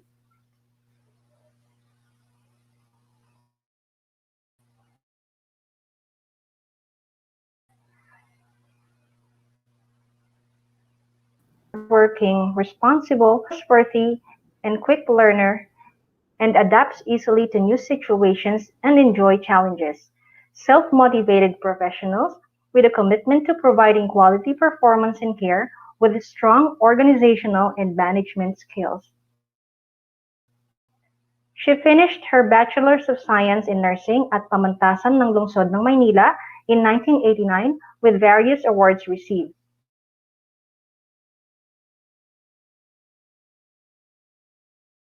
Leadership Award in Philippine Award for the most valuable member of the invaluable services given to the Filipino people. She is also licensed in midwifery since 1991. She obtained her Master's of Arts in Nursing at Pamantasan ng Lungsod ng Maynila in 2002. She was also a candidate for Doctor of Philosophy, major in Educational Management at De La Salle University, Dasmariñas in 2009. She also held countless positions on different institutions: Philippine Youth Health Program, Community Health Service-Oriented NGO, from July 1989 till September 1993. At Pamantasan ng Lungsod ng Maynila College of Nursing, October 1993 until May 1994. Makati Medical Center College of Nursing from June 1994 till November 2011. She was also part of the National Reviewer for Community Health Nursing and Communicable Disease since 2003 and 2011, and also in Manila Taytana College, formerly known as Manila Doctors College of Nursing, in November 2011 to November 2012, and also in Universidad de Manila, November 2012 to November 2015. Also at De La Salle Health Science Institute College of Nursing from January 19 to June 2019. She is also affiliated to a different organizations like the Philippine Nurses Association, Philippine Nursing Research Society, and Association of Community Health Nurses and People's Health Advocates Incorporated. Also now at the current year in St. Dominic College of Asia School of Health Science Profession, she is a faculty member, full-time contractual, as a health assessment lecturer in laboratory, healthcare ethics, RLE CHN Health Center and Immersion Delivery Room, and a CHN coordinator. Now let us all welcome Professor Evelyn Tadena. Hi, good afternoon. After three speakers, are you still with me?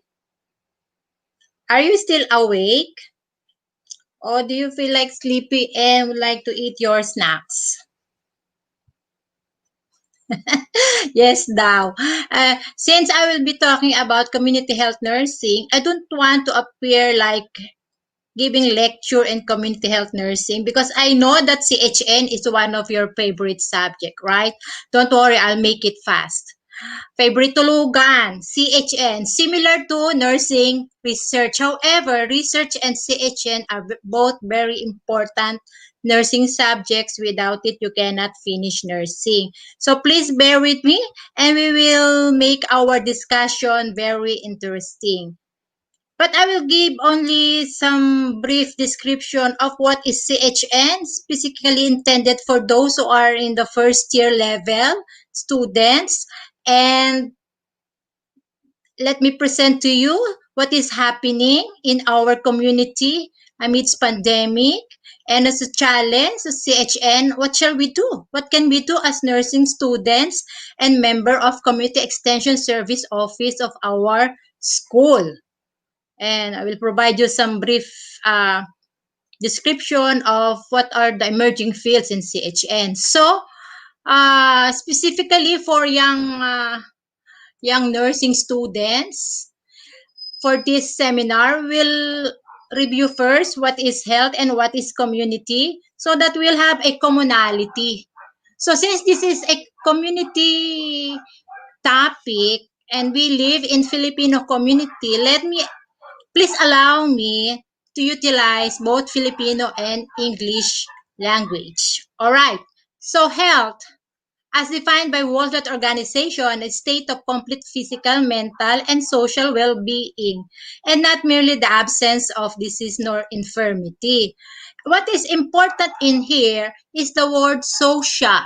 So what is social? Social means of or relating to living together in organized groups or similar closed aggregate and use in the context of units of people in communities who interact with each other. For example, those people living under the bridge, those people living home along the Riles, and those people living in Ayala Alabang. Is that considered as a community also? Ayala Alabang village? Of course, yes. Rich community. Next slide, please. Oh, these are examples of two kinds of community. As defined is a group of collector of locally based individuals interacting in social units and sharing common interests, characteristics, or values and or goals. So the one on your left is a picture of a rich community, like what I've said, Ayala, Alabang. And then the one on your right is also an example of a community, but a poor community example are those people living in the gilid of Ayala Alabang. Ayala Alabang village and Ayala Alabang gilid. All right, both of them are considered as community. Next, please. So what is the uniqueness of CHS compared to the hospital? The first sentence is the definition of our DOH as to what is CHN. It's the unique blend of nursing, public health practice woven into a human service that properly developed and applied and a tremendous impact on human well-being. In CHN, take note, first year and second year, either the nurses or you as nursing student will enter the environment in which people live and practice within the environment. In other words, aside from having your duty in community health centers, you need you need to conduct home-to-home visitation. That is what I mean by entering the community environment. And in your higher years, we do not know yet what will happen in the future. Given the time and the opportunity as allowed by our pandemic condition, we will have some immersion activities. When we say immersion, that is imbibing the life of people in the community. In Tagalog, pakikipamuhay sa komunidad. And also in the community, the word client rather than patient is used. That is to reflect a wellness orientation. So, pagdating sa community, we will not call them as patient. Patient pertains to sick client. Client is more on well client. And then our focus in CHN is aggregate focus or population focused. So we will be focusing on the group of elderly people, the group of mga senior citizen, the women's group or kababaihan, the youth group or kabataan, and the group of young children. Like when we promote the immunization campaign, we are focusing on age 5 years and below. And our approach is more on preventive and promotive care, prevention of disease, promotion of healthcare practices, and in the community, we care for different levels of clientele, not only one client, as in the hospital, you just focus on your pediatric client, on your adult client, pre-op, post-op client, DR client, OB patient, mga ganyan. However, in the community, we need to deal on our individual client, the family as a client, the population group as a client, and the whole community as our client. Therefore, what is the ultimate goal of community organizing? As one of our intervention is community organizing, is to help the community develop to become self-reliant. And since we are dealing with community described as poor, deprived, oppressed, and exploited sector of the society, of course, we will not go to rich communities as in Ayala Alabang village as our target community, but the poor people. So that we'll be able to understand their needs and problems for us to become community health nurses or for us to provide them effective nursing care in the community, we need to identify first their needs and problems. That is the reason why I incorporated in my slides some updates on Philippine health situation. Next, please. So take note, since our priority client are those people who belong to what we call marginalized sector of our society. In Tagalog, yung mga masa. When we say masa, those people belonging to lower socio-economic status of our society. So let us be reminded that health is a fundamental right and it must be treated as such. This is found in our Constitution. So this means that regardless of their race, native ba yan, Manileño, regardless of their socioeconomic status, rich, poor, regardless of their religious affiliation, Catholic, Iglesia, Muslim, Islam, regardless of their political affiliation, pro Duterte, against Duterte, we should treat them the same. We should provide them with same quality care. So that is their right, health right.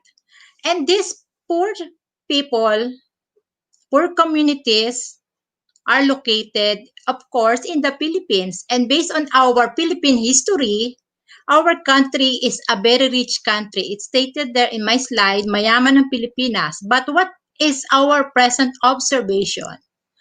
Ngunit naghihirap ang sambayanang Pilipino. Sambayanang Pilipino are the masses. More than 50%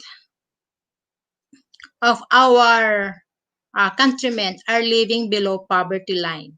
When we say living below poverty line, they could hardly reach the level of poverty. That means around 1,000 plus a day for them to have a decent meal and environment, for them to meet their basic needs. And what is the present minimum wage? In NCR, Metro Manila, how much? That is 537 pesos. In Cavite, how much? That is 373 pesos. And how much is your baon per day? Before the pandemic, not now. What is your usual baon that your parents gave you in the past pala? Maka 300, almost a one-day salary of our worker, our nurses. So, ma'am, rich ba tayo? Yes, because we have more than 7,100 islands in the Philippines.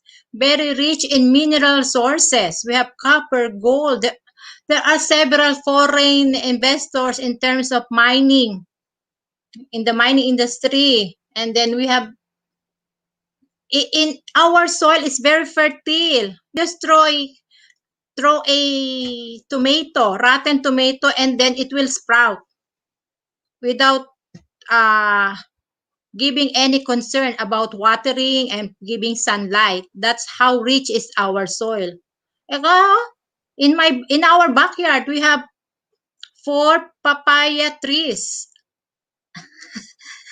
Tumubo lang yun, hindi ko tinanim. O malapit na magbunga. Hindi ko nga inalagaan eh. O diba? However, still, we observe and we feel, we view every night from the news that there are several people who are rich. Paano nangyari yun, ma'am? We are very rich, but our people are poor. Next slide, please. Oh, that is the socioeconomic. Now, let's be focused on our health situation. Our health situation is like this. There are some health determinants. Now, when we say sickness, it pertains to morbidity. Let us ask, how sick are the Filipinos?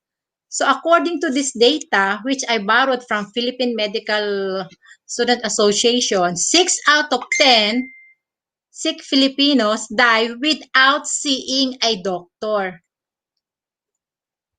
Why? Because of costly hospitalization and because of several related socioeconomic problems such as poor roads and bridges, transportation problem. In fact, during my younger years, I've seen a patient who died without seeing a doctor. And what is the cause of that? Simple flu. Of course, we cannot diagnose it without any laboratory basis.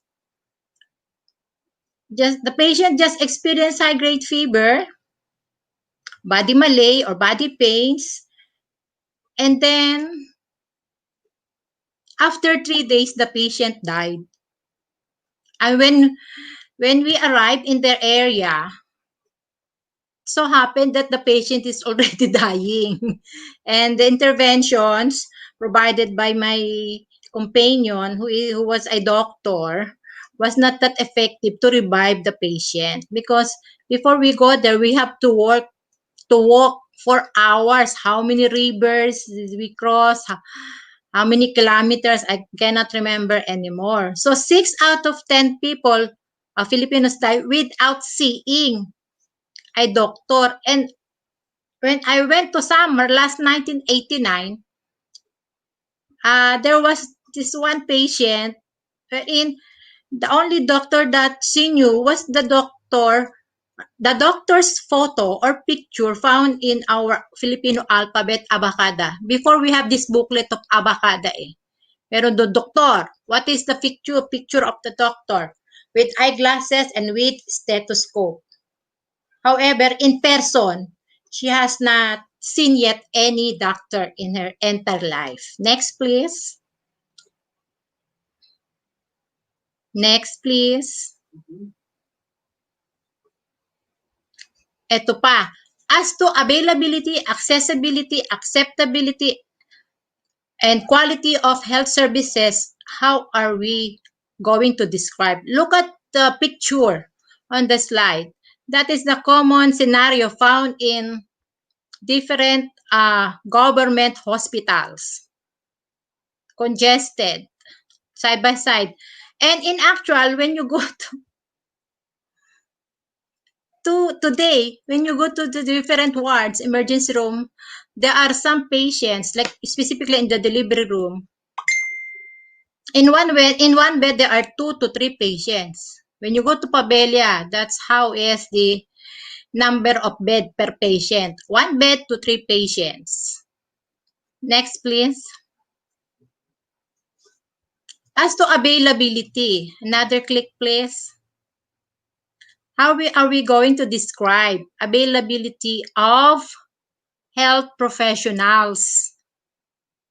Well, because of local government code, the health services was devolved from the national level to the local level. So what is the implication?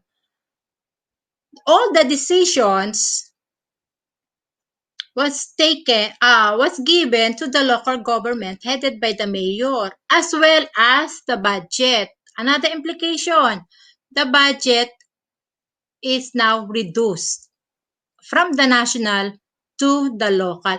There is a chain of effect starting from the budget provided for the patients, for the hospital, as well as the budget provided for the health staff, doctors, nurses, medtech, midwives, etc. So that is the effect of the devolution of health services. And what is the number of our private and public hospitals? According to this statistics, 5:1 ratio. It means that there are more private hospitals than public hospitals or government hospitals. What does it mean? It means that more poor people will become congested in government hospital, and more spaces are available in the private hospital. Why? Because there are more poor people than those people who can afford payment for hospitalization costs in a private hospital. Of course, in public hospital, supposedly it is service-oriented. Supposedly, services are given for free.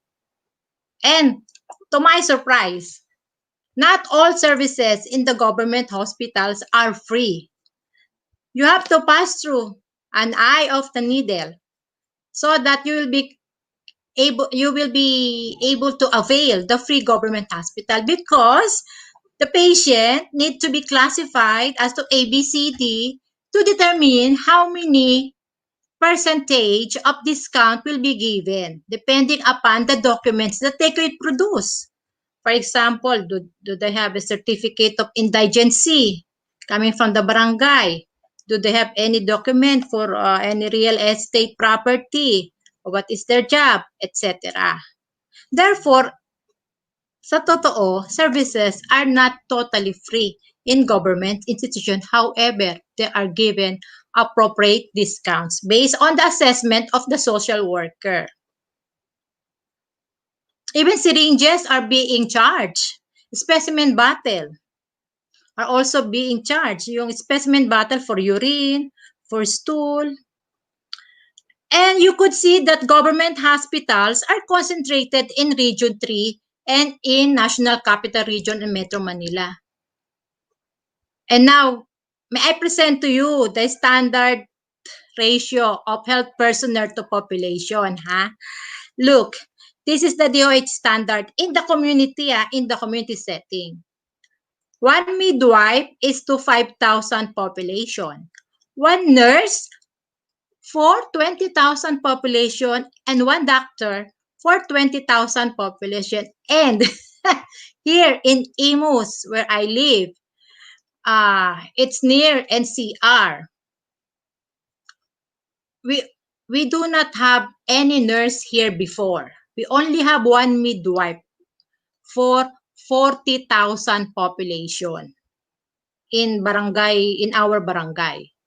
Now we have two special nurses. DOH has provided us two nurses, yung contractual nurses during this time of pandemic, but not permanent nurses. We do not have doctor here in our health center.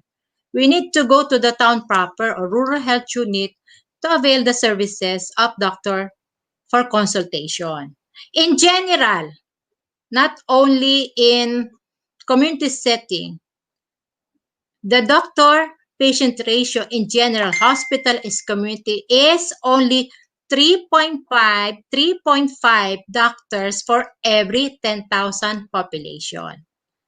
So, how can you expect for the availability of the services of these professionals? Unless you can afford paying 500 pesos consultation fee, then you may go to any private institution or clinic. Next, please. About the Philippine health budget, I did not include anymore the actual figure, but it's very low. It is equivalent to 2.58 per day per Filipino budget of our government. And what can you buy out of 2.58 centavos? 2 pesos 58 centavos. How much is Biogesic or paracetamol? Oh, you cannot buy 3 paracetamol or Q4 every 4 hours if you have fever. Only one with that budget. The health center access only 43,000 of communities have access. Actually, this figure of 43,000 out of 42,000 barangays, 43% lang ang may health center services.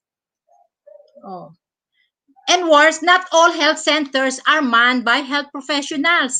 You try to visit health centers in far-flung areas. What can you see there? Sometimes, in my experience, you could see some goats with some poops in the health center. Nobody is manning the health center, full of spider web, etc. The midwife visits only the health center once a week. And that is considered in the 43% of health center services. See? Next, please. What can you say about the PhilHealth? Very controversial nowadays, the PhilHealth. We depend so much for our health expenses on PhilHealth. PhilHealth, this is a law. We, as employees, we are deducted around 200 pesos every month of PhilHealth. This is called term insurance.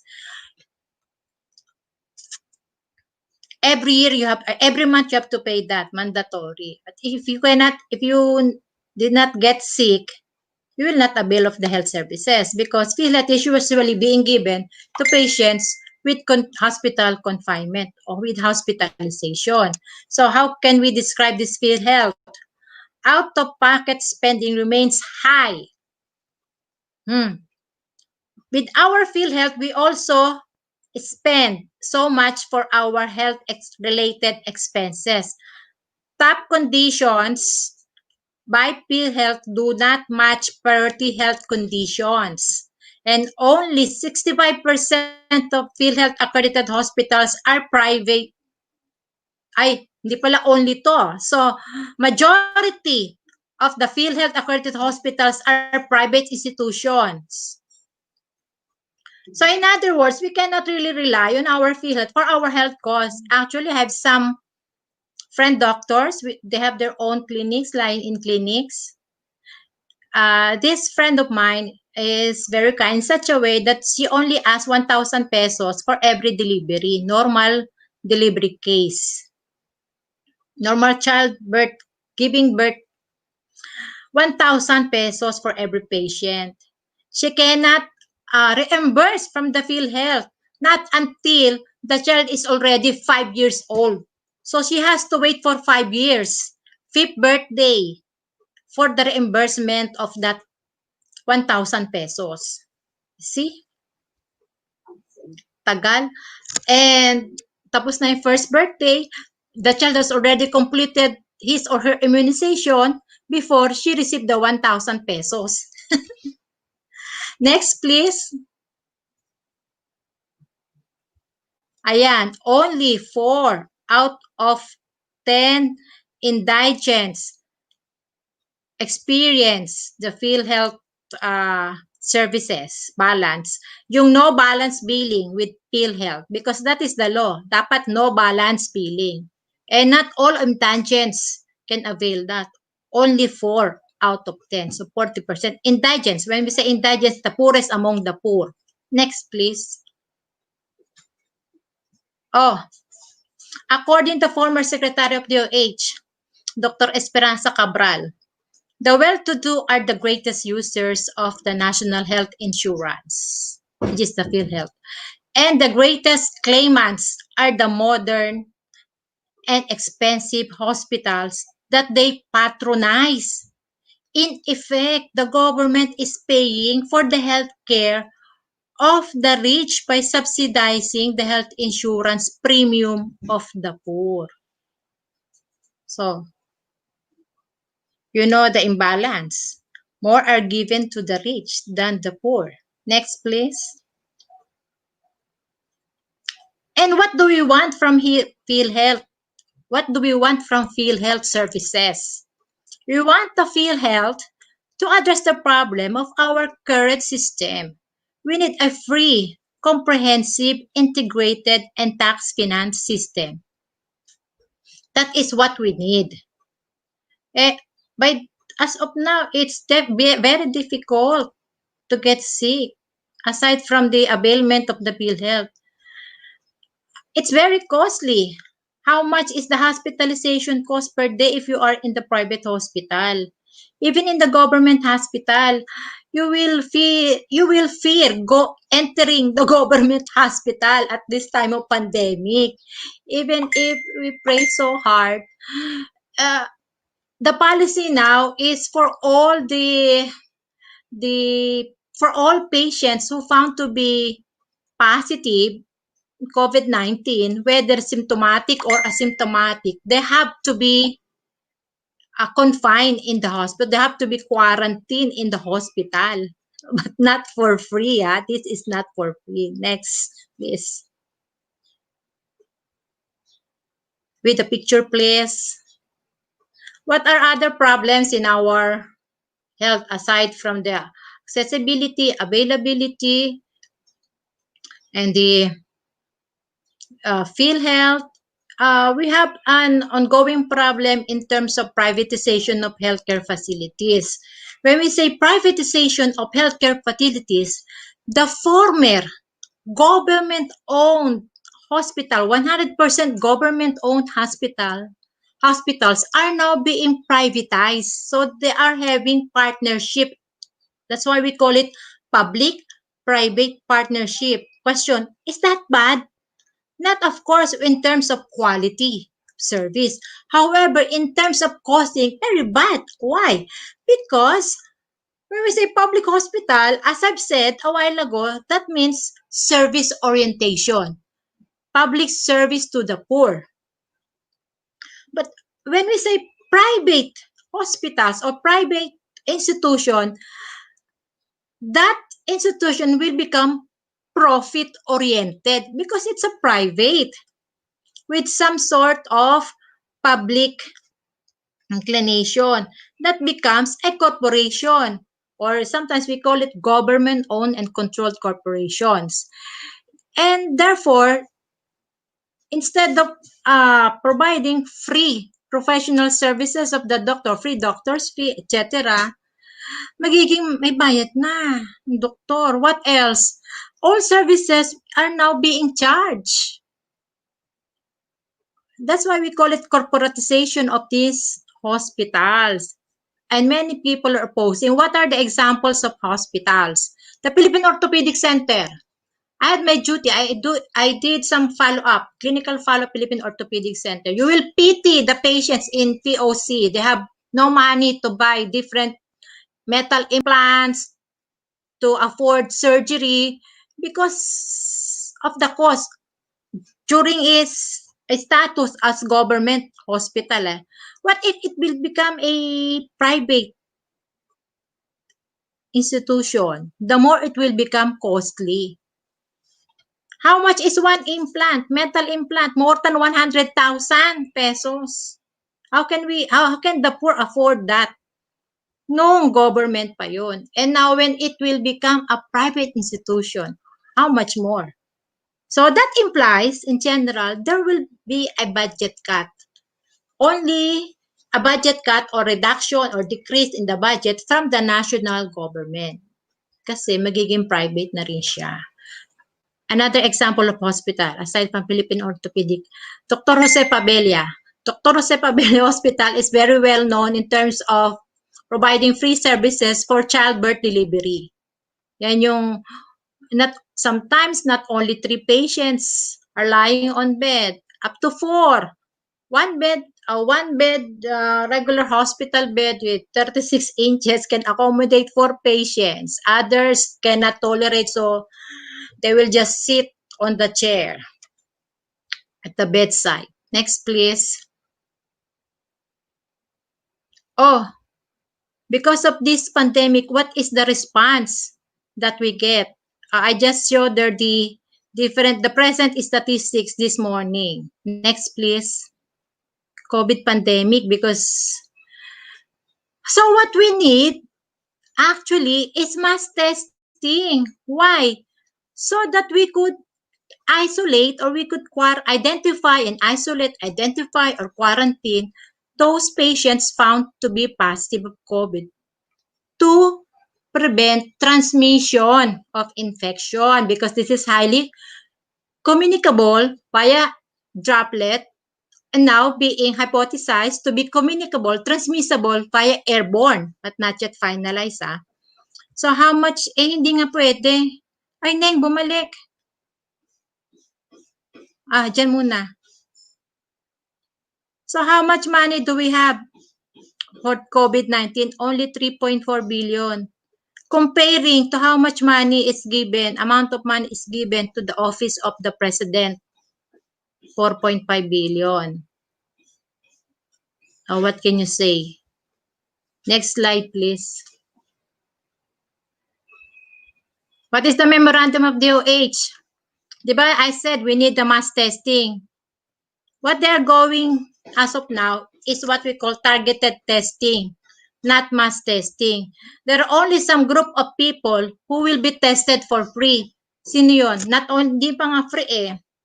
May payment muna eh, bago reimburse. Testing of individuals who are at risk of contacting COVID-19 infection. Who are they? Suspect cases. Who else? Individuals with relevant history of travel and exposure. Contact. Who else? Healthcare workers like us with possible exposure, whether symptomatic or asymptomatic. And all of these are subject to, not all pa yan subject to prioritization pa. RT-PCR as main test for the disease. So even all of these target population are needed to be prioritized. What about those people usually found in congested areas like wet markets?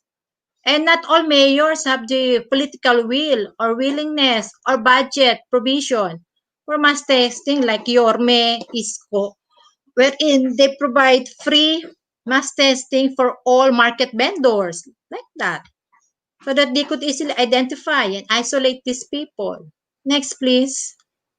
So therefore, we are all in danger of exposing ourselves. Oh, what can we say about the available critical care capacity comparing with other countries? Look at the figures. In the Philippines, what is our allotment for ICU bed? Only 2.2 compared with other countries with similar social status, socioeconomic status with us. Like Malaysia, they have 14 and others. Next, please. Sa atin, 2.0 lang allotment. These are the PhilHealth coverage. But when you ask the people who suffered and recovered from COVID-19, not all of them are receiving this. I've known some people, doctors and nurses, who have been recovered from COVID up to now, several months ago. They have not received any of this. Meron pang namatay. Mga magaling na doktor in the heart centers and others. They have not received yet any benefits, financial assistance from PhilHealth. Next, please. What about the condition of our health workers? Very evident that there is inadequate protection or PPE, protective equipment, in such a way to the extent that they have to, instead of making the PPE disposable, they have to wash it and reuse it because of lack of provision. And those staff, specifically in the government office, government institution, government hospitals, their duty is up to 12 to 24 hours. I have some neighbors here in our village working in government hospital. I know their condition. This is true, 12 to 24 hours duty. And the reduced period of quarantine and all the pay that they have been promised to are not being given. So therefore, they are underpaid. Understaffed because they are not hiring. They are not actually hiring yung nurses, regular nurses. They are hiring contractual nurses. Pa-konti-konti pa.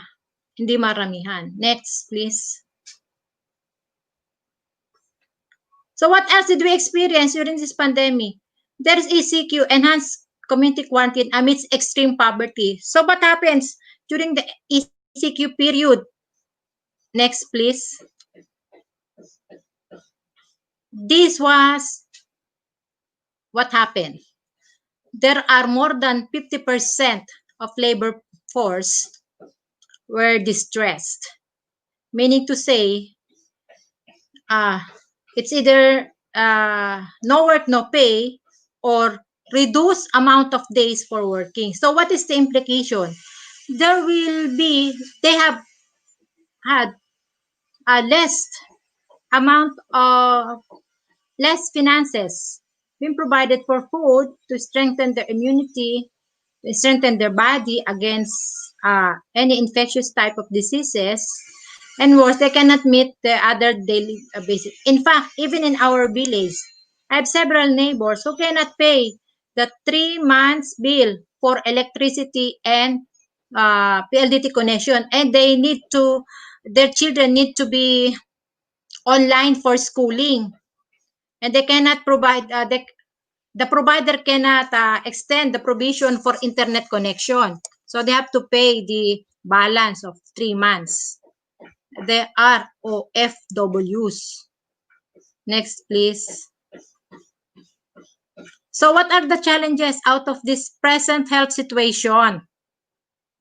Challenges for us and challenges for our government. What can we do? Can we do something? Us in the academe and you as student nurses, future health professional, can you do something? We could assist to a different, or we could help to a different extent. But this is what we would want to happen. We want to lobby a lot sufficient budget for testing, treatment, and control of COVID-19 and for public health services. It should be mandatory, free, routinary mass testing. And we cannot do that as of now because how much is one swab test? Ranging from 4,500 up to 12,000 pesos. One swab test. Even if they have lower cost for some leisure activities like going to beaches and resort, prior to that, you have to pay first for the swab test so that you will be given the travel authority. How much it will cost? And who are those people who could afford? Not the poor, of course. Adequate and equipped isolation and quarantine facilities throughout the country. Hindi ka matatakot. Hindi ka mangangamba, magkasakit ka man. We have adequate equipment, adequate facilities for this, and more COVID-19 specific hospitals nationwide, which we are trying to do as of now. Next, please. Another challenge. This is the number one for us in the health sector.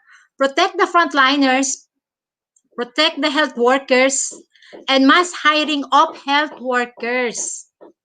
We need that because there are more and more health workers are getting sick and dying because of this increasing number of COVID patients. Increase national minimum wage. Increase national minimum wage so that we could have a decent living and healthy life. Ensure assistance and medical care to non-COVID patients who needs immediate health care and hospitalization. Develop and expand public health care plans and provide adequate economic support to vulnerable sector of the society. Vulnerable sector of the society, as I've said, are those people who belong to poor sector of our society. Next, please. What can we do in the SDCA, St. Dominica Challenge, College of Asia as challenge, specifically in the SHSP, School of Health Science Profession? We have this CESO. What is this? Community Extension Service Office. What is this office? This is the arm of our school in implementing its what we call a corporate social responsibility in providing different community outreach program to our target poor communities. This is headed by Sir Lodimer Hing as of now. And as of now, to update you, prior to this pandemic, we coordinate with the local government of Kawit for adoption of some communities wherein we could conduct our different health related outreach projects, community outreach projects.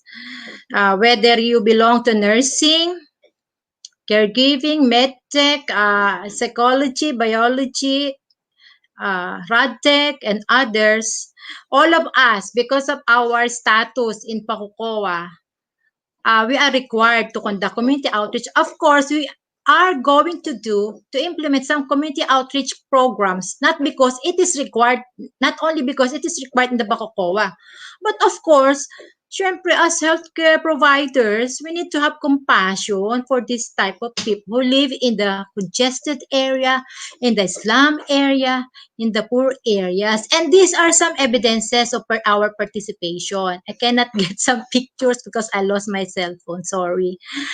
We have some cleanup drive. We have some planting of mango trees.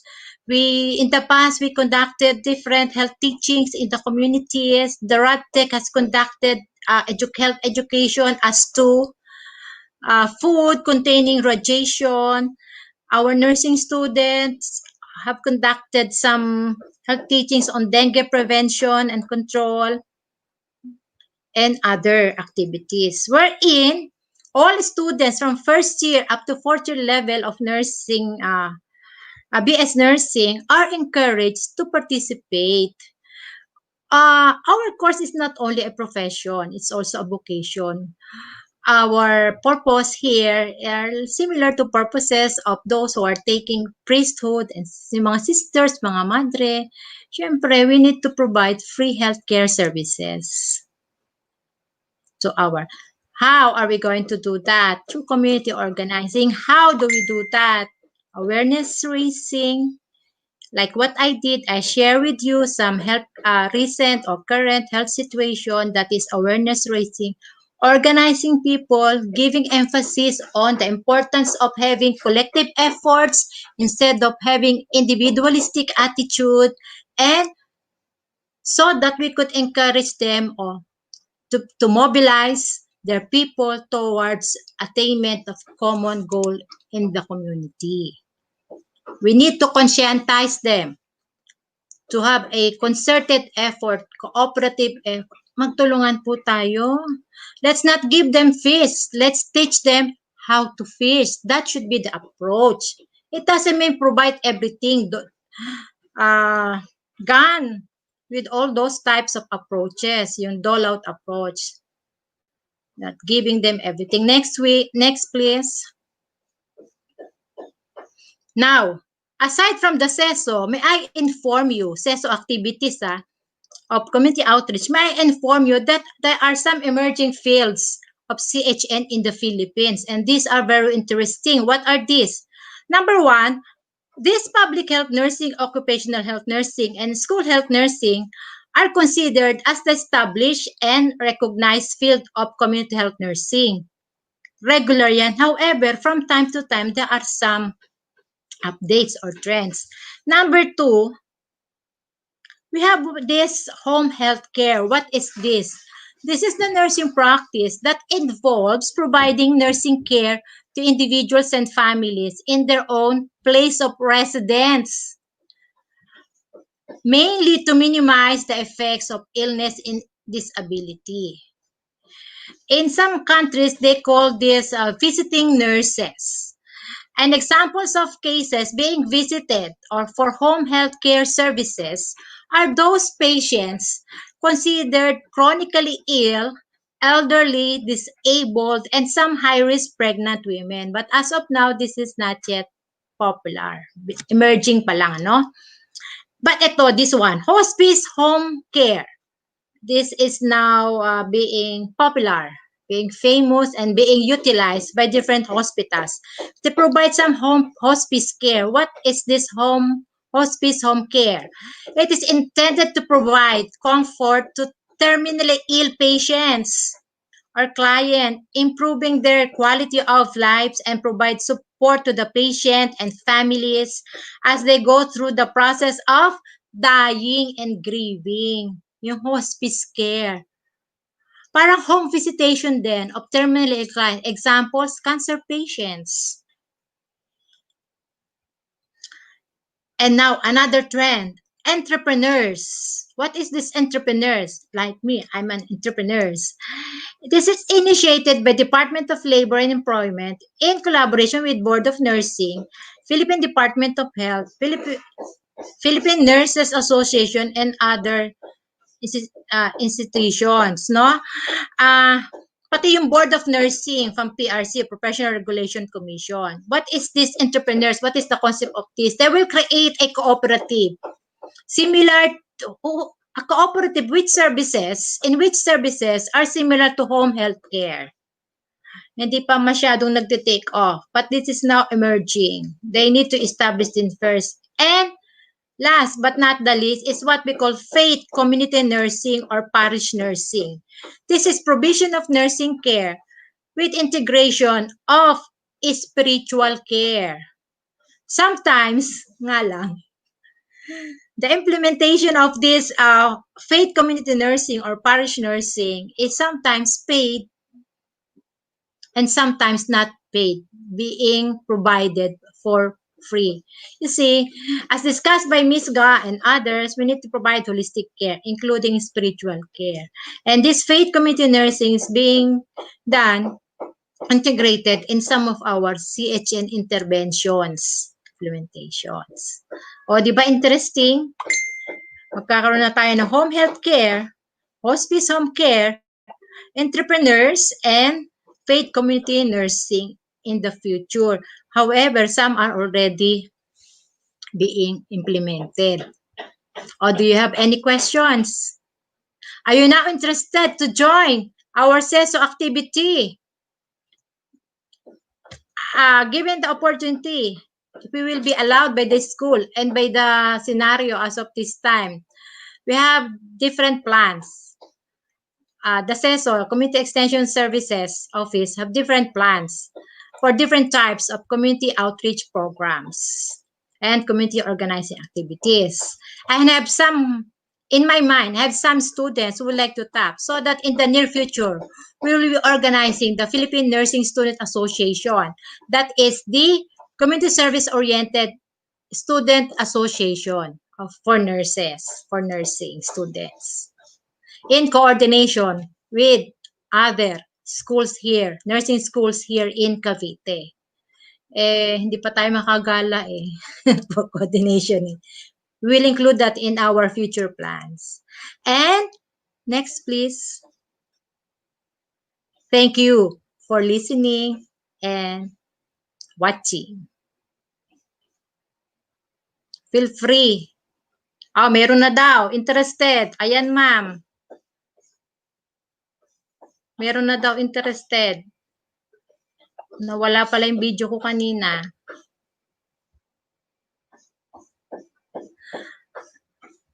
Any question?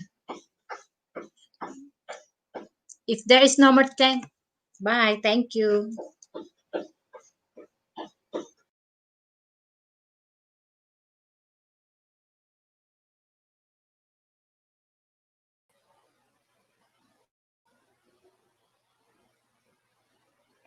Okay, so thank you very much once again, Professor Evelyn Cadena, for giving us a very informative topics about our community and also for inspiring everybody else about your full commitment towards our community-based services. And with that, St. Dominic College of Asia, a School of Health Science Professions, BS Nursing Program, and the Nursing Student Council of SDCA would like to give you the Certificate of Appreciation awarded to Professor Evelyn F. Tadena, RN, MAN, for sharing her knowledge and expertise as guest speaker during the SDCA Nurses and Caregivers Week with the theme Dominican Nurses and Caregivers, a voice to lead nursing the world to health, given this 19th day of October 2020 at St. Dominic College of Asia, Bacoor City, Cavite, Philippines. Signed by NSC President Ms. Erica de Guzman, NSC Advisor Professor Ronald C. Tuminas, BSN Program Chair Professor Dennis C. Sison. All right, so for today's nursing webinar series in this afternoon for imparting us all of your knowledge and valuable insights that will surely help us all to our future profession as a nurse and caregivers. So before we go on, we would like to ask everybody to follow this instruction to count your attendance via YouTube. Okay, so the first thing you need to do is to sign in on YouTube. Go to the link and then subscribe. Comment your complete name and your team if you're from Team Roy, Orem, Watson, Lininger, or Peplao. And also don't forget to type in your year level. This will officially count your attendance for this afternoon. And then you can start subscribing also to our SDCA YouTube channel. And also don't forget to follow follow and share our official Facebook page, St. Dominic College of Asia, SDCA Nursing Student Council, and also our Twitter, SHSPNSC Official, and our IG account, SHSPNSC. Okay,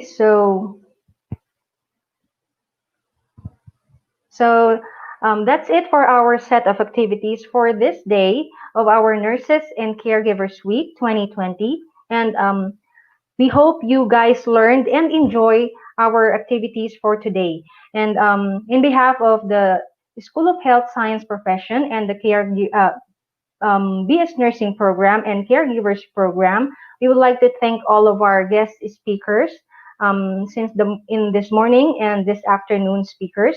We would like to thank everyone, all the students who participated, and also we wanted to see again all of you on our next set of activities for our day 2, which is going to be held on October 21. That is on Wednesday. We're going to be having a lot of different activities, e-games, quiz bees, and everything that surely all of you guys will love.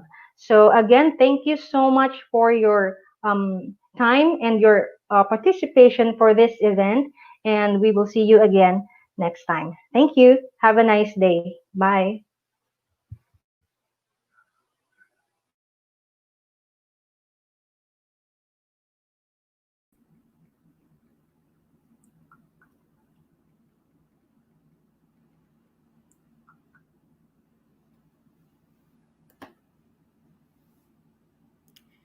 Hello, good afternoon, everyone. I hope everybody can hear me. To our President, Dr. Gregorio Andaman Jr., our Vice President for Academic Affairs, Dr. Mary Nelly T. Roa, our Dean of School of Health Science Professions, Dr. Joel Matamis, our Program Chair of Nursing, Professor Dennis Sison, our Caregiver Coordinator, Mr. June Refran, our guest speakers, Professor Gideon Nicolay Batigas, the Senior Director of Nursing Services of St. Dominic Medical Center, Ms. Margaret Meiga, our QIAE Officer, Professor Jonathan Kupahu, our Research Coordinator, Dr. Cyrus Tupal, our Community Extension Coordinator, Professor Evelyn Tadena, faculty, dear students, ladies and gentlemen, a pleasant afternoon to all. The theme of this year's Nurses and Caregivers Week, A Voice to Lead, Nursing the World to Health, was developed by the International Council of Nurses to showcase how nurses are central and vital in addressing a wide range of health challenges that we are facing now. Also, the World Health Organization has designated this year, 2020, as the Year of the Nurse and Midwife in honor of the 200th anniversary of Florence Nightingale's birth, and all of us are aware who Florence Nightingale is. She's the mother of modern nursing. With this, I believe that this is the perfect time for us to show the world our core values, as our Vice President for Academics Affairs reiterated earlier: care with our family and community, compassion to other people, commitment in our humble profession, and to show competence in what we do. This time is the time for us nurses and caregivers to proudly show the world how essential our profession is. To formally close this program, in behalf of the School of Health Science Professions College of Nursing, we would like to give our sincerest gratitude to all our guest speakers, Professor Gideon Nicolay Batigas, Ms. Margaret Meiga, Professor Jonathan Kupahu, Dr. Cyrus Tupal, and Professor Evelyn Tadena for sharing their knowledge and expertise to us today. We also like to thank our school administrators for their never-ending support to our college, and the organizers of this event, the Nursing Council, with their advisor, Professor Ronald Tumines, for their hard work in planning and executing this very successful celebration. I would also like to take this opportunity to remind our nursing and caregiving students to continuously support our activities for the entire week of celebration and to, of course, enjoy it. Again, thank you very much and happy Nurses and Caregivers Week, everyone. Thank you.